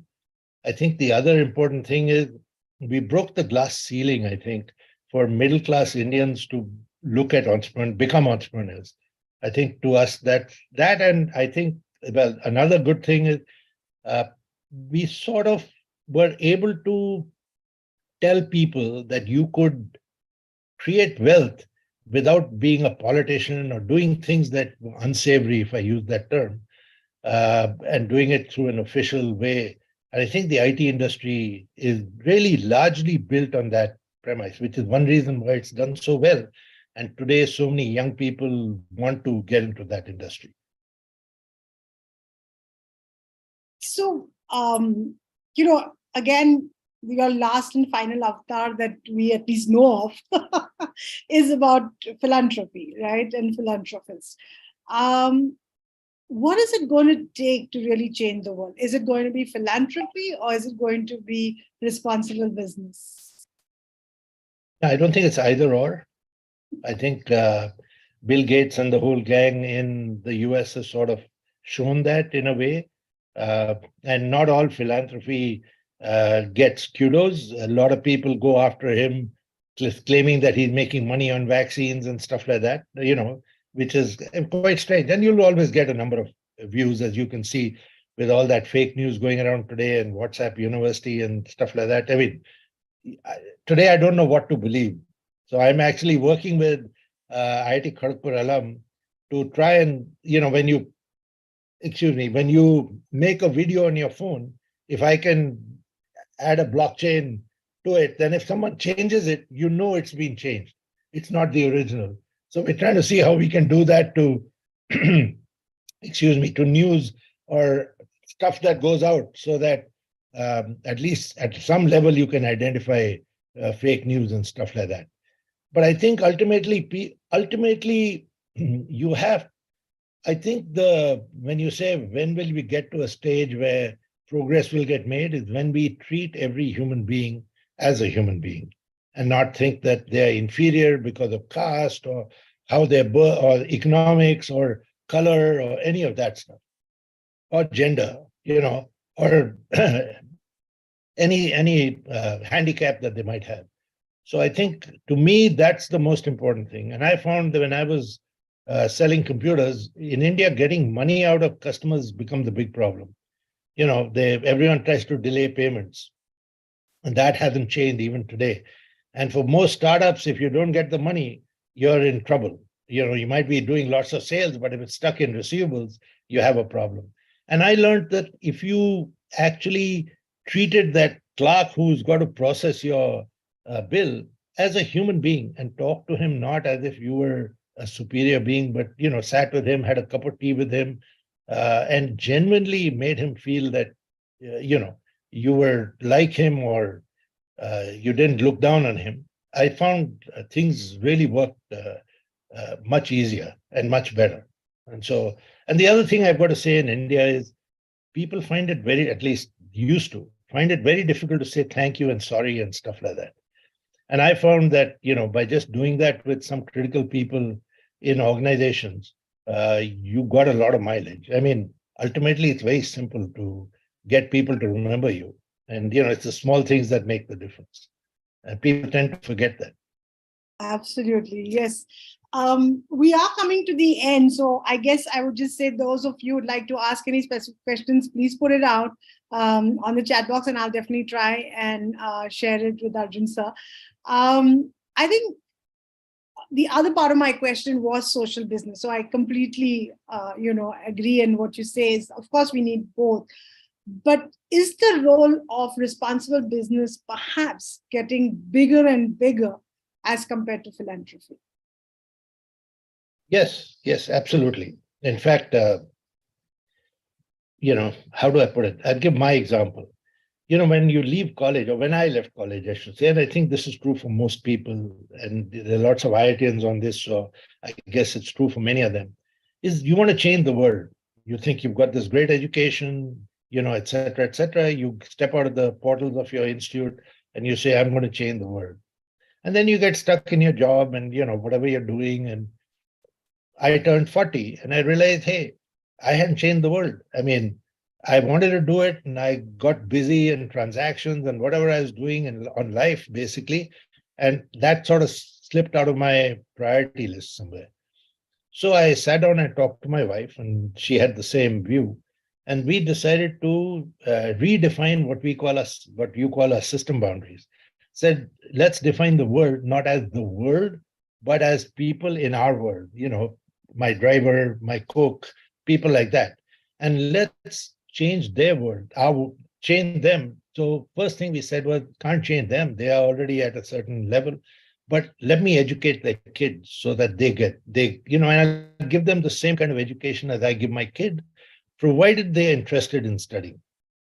And it's really worked wonders, because my driver's daughter, she's working as a business analyst in one of these IT companies, doing quite well, got married to one of the engineers there. They went to Paris and Switzerland for their honeymoon. And I was thinking, wow, they've sort of arrived kind of thing. But yeah, it just make a difference. And so if we can do that, I think if everyone can just look at one or two people in their immediate kind of world and try and make a difference in their lives, you'll make a difference overall. I mean, India is a big country, and we can do things. We scratch the surface in different places, but if each of us can take that responsibility, I think we'll make a big difference. Great. Thank you so much for that. Absolutely. I think that's great inspiration that each and every one of us have a role to play, and we definitely can make the world a better place. So one of the questions that I have right now is a little tough in the sense that we're seeing mass layoffs by tech companies and people are expecting recessions next year. What would you suggest we do to sail through these uncertain times?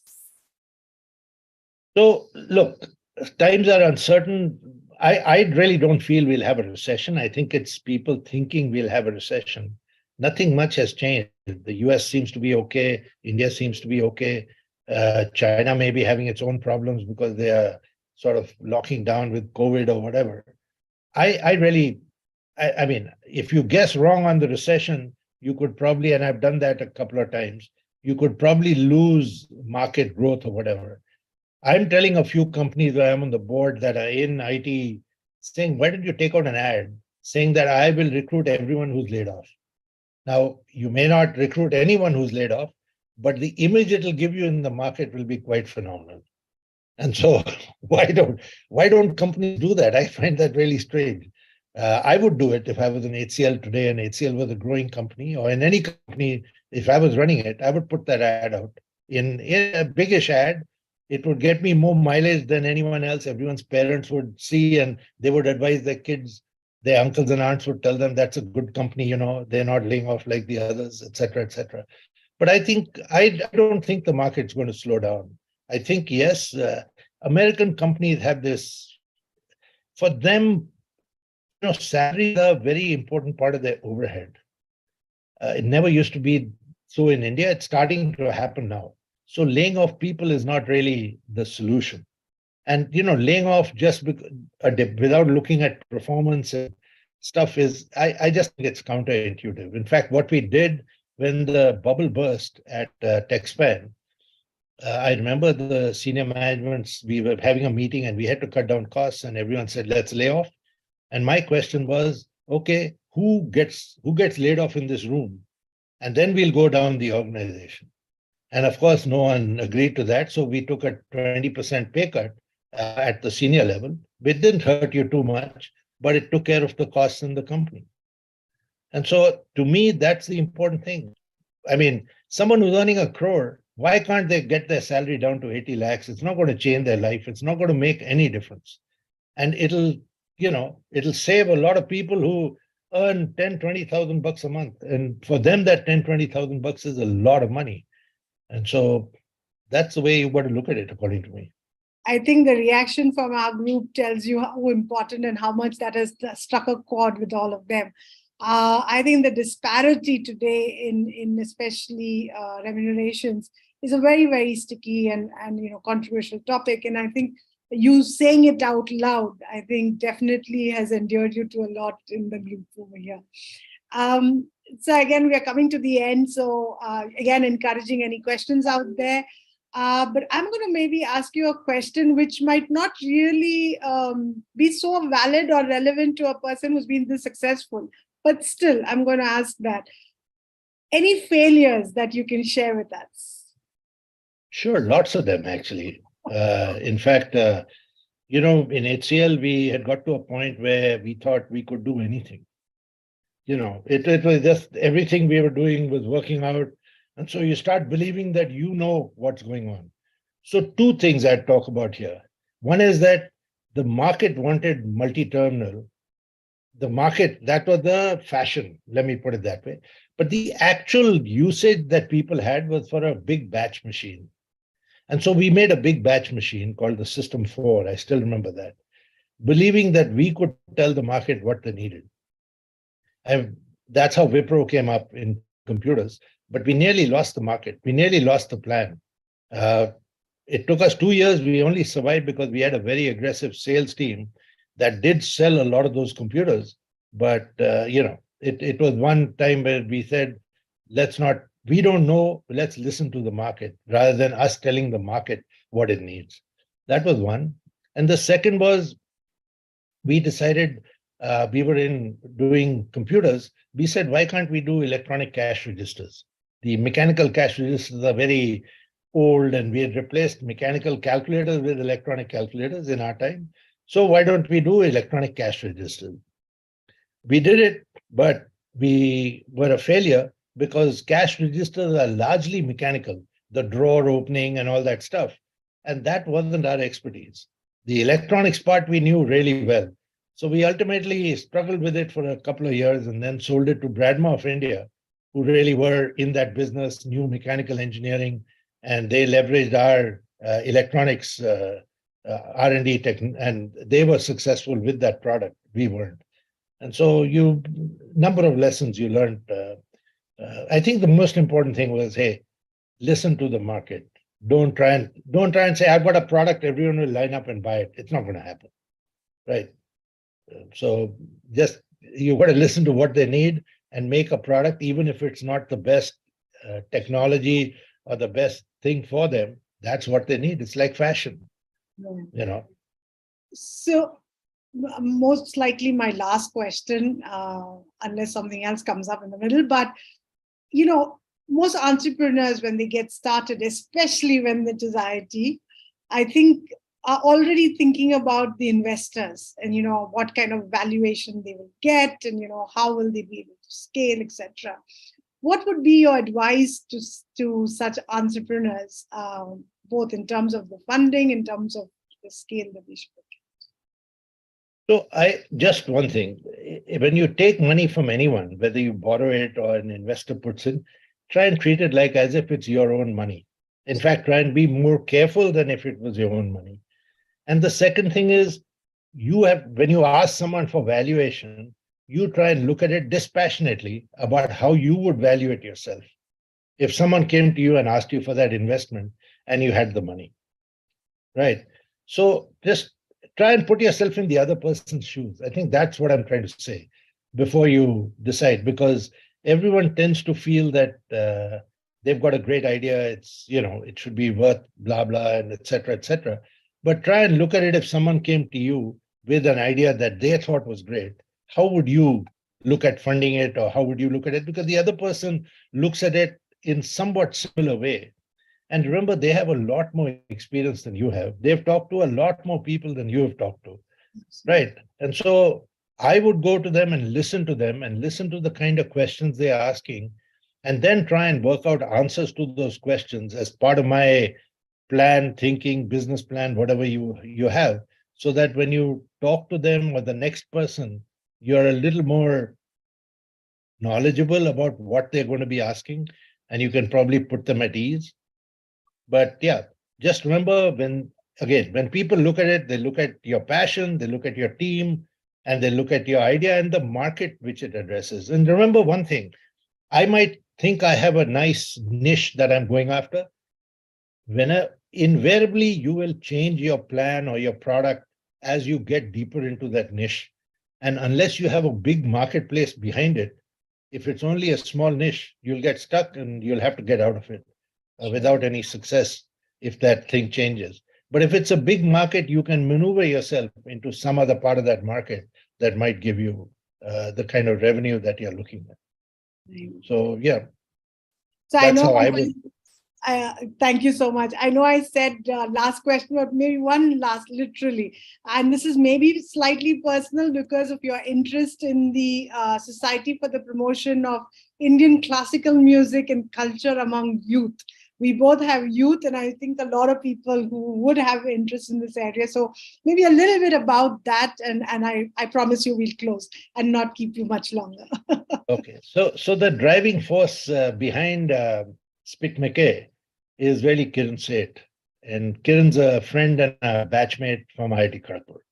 So that's how the way it got started was, we were sitting one winter afternoon in Delhi, Kiran, myself, Babi Barwa, who was president of Hindu College at that time, who's passed away, unfortunately, and a batchmate of his from Columbia Business School, Mahinder Malu, who's also passed away, unfortunately, but he was managing director of Haryana Breweries. So he'd got a crate of Rosy Pelican beer. So we're having beer on this Sunday afternoon, sitting in the sun, Delhi winter, and talking about how culturally young people are going towards so-called Western culture rather than Indian culture and decided, let's do something about it. So we couldn't think of a name for the society, but so that's why the objective of the society became the name. And on a Oxford sheets, we wrote down the objectives and signed it, and that's how SPICMK started. But I've got to add another story to this. So when we started that software export division in Madras, software was not considered an industry. It was considered a trade. So we came under the Shops and Establishments Act, not the Industries Act. And so we had to maintain these 12 registers, which was really, I mean, very complicated. We weren't quite used to it. So Shiv Nada was said that he'd coordinate with the Tamil Nadu government to get it classified as an industry. Okay, so that's a little background. What happened in SPICMK was Kiran Seth talked to me and said he wanted a little publicity. And we had a massive advertising budget in HCL. Every first Monday of every month, a full page ad in every major newspaper in the country. So I talked to my advertising agency and said, look, you guys are making a lot of money from us. So why don't you give me a 1 column centimeter ad in the Hindustan Times, once a month, where I will say Debu Chaudhary is performing at Lady Shriram College or something, SPICMK, courtesy SPICMK or whatever. So one day Shiv comes to me, I think 3 or 4 months after he was coordinating or trying to leverage the Tamil Nadu government. And he said, hey, software has been cleared as an industry. And said, no. He came and said, what is this SPICMK? So I thought, oh shit, the quote unquote, meri chori pakdi gayi, as they say. So I asked him why, what's happened? He said, oh, software has been cleared as an industry. I said, how did that happen? He said, the Tamil Nadu IAS type people said that if HCL is advertising for someone like SPICMK, then the company has a soul. So we'll take your word for it. Okay. And so technically you got to credit SPICMK for getting software to become an industry in India. And look what it's done to the country right now, so. I think this just goes to show that there's a lot of benefit when you have inclusive thinking. In fact, I always use this line that inclusive thinking requires very exclusive thoughts, and you never really know and understand the pathways to get back the benefit of the good that you do in some way. So, chori nahi thi sir, acha kaam tha. That's it's very true. Actually, I have noticed that a number of times that if you feel positively about things you've done, then a lot of things work out for you in a positive way, because I think your attitude itself is like that. And so, it's like when you go into an interview with a positive frame of mind, you're very likely to do a lot better than if you feel pata nahi kya hoga, I don't know if anything will, stuff like that. So, like you always got to go into a exam thinking you'll get 100%. Otherwise, you're in trouble. So, well, I hope you came in thinking really positive. I'm pretty sure going by the thumbs up and the lovely reactions we are seeing from the group, I've had a fantastic time. And as I said, for me, this was total deja vu and a fan moment. So thank you so much for your time. Truly, truly appreciate it. And over back to the IIT team. Thank you. Thank you. Thanks a lot. Thank you, Arjun sir, for addressing all the budding entrepreneurs we have here with your words of wisdom. I really believe students learned a lot from you and will draw from your experiences which would help them in the future. Thank you, Karen ma'am, for capturing the audience so well with your effortless moderation. With this, thank you. Abhimanyu Yadav, on behalf of E-Club, SJMSOM IIT Bombay, conclude today's session of E-Conclave 2020. One important announcement for all the students. Tomorrow's session will be starting at 4:15 p.m. instead of the earlier mentioned 5 p.m. Thank you so much once again. Bye-bye. Good. Have a great day. Bye now. Thank you. So again, repeating the announcement, tomorrow's session at 4:15 p.m. instead of the earlier mentioned 5 p.m.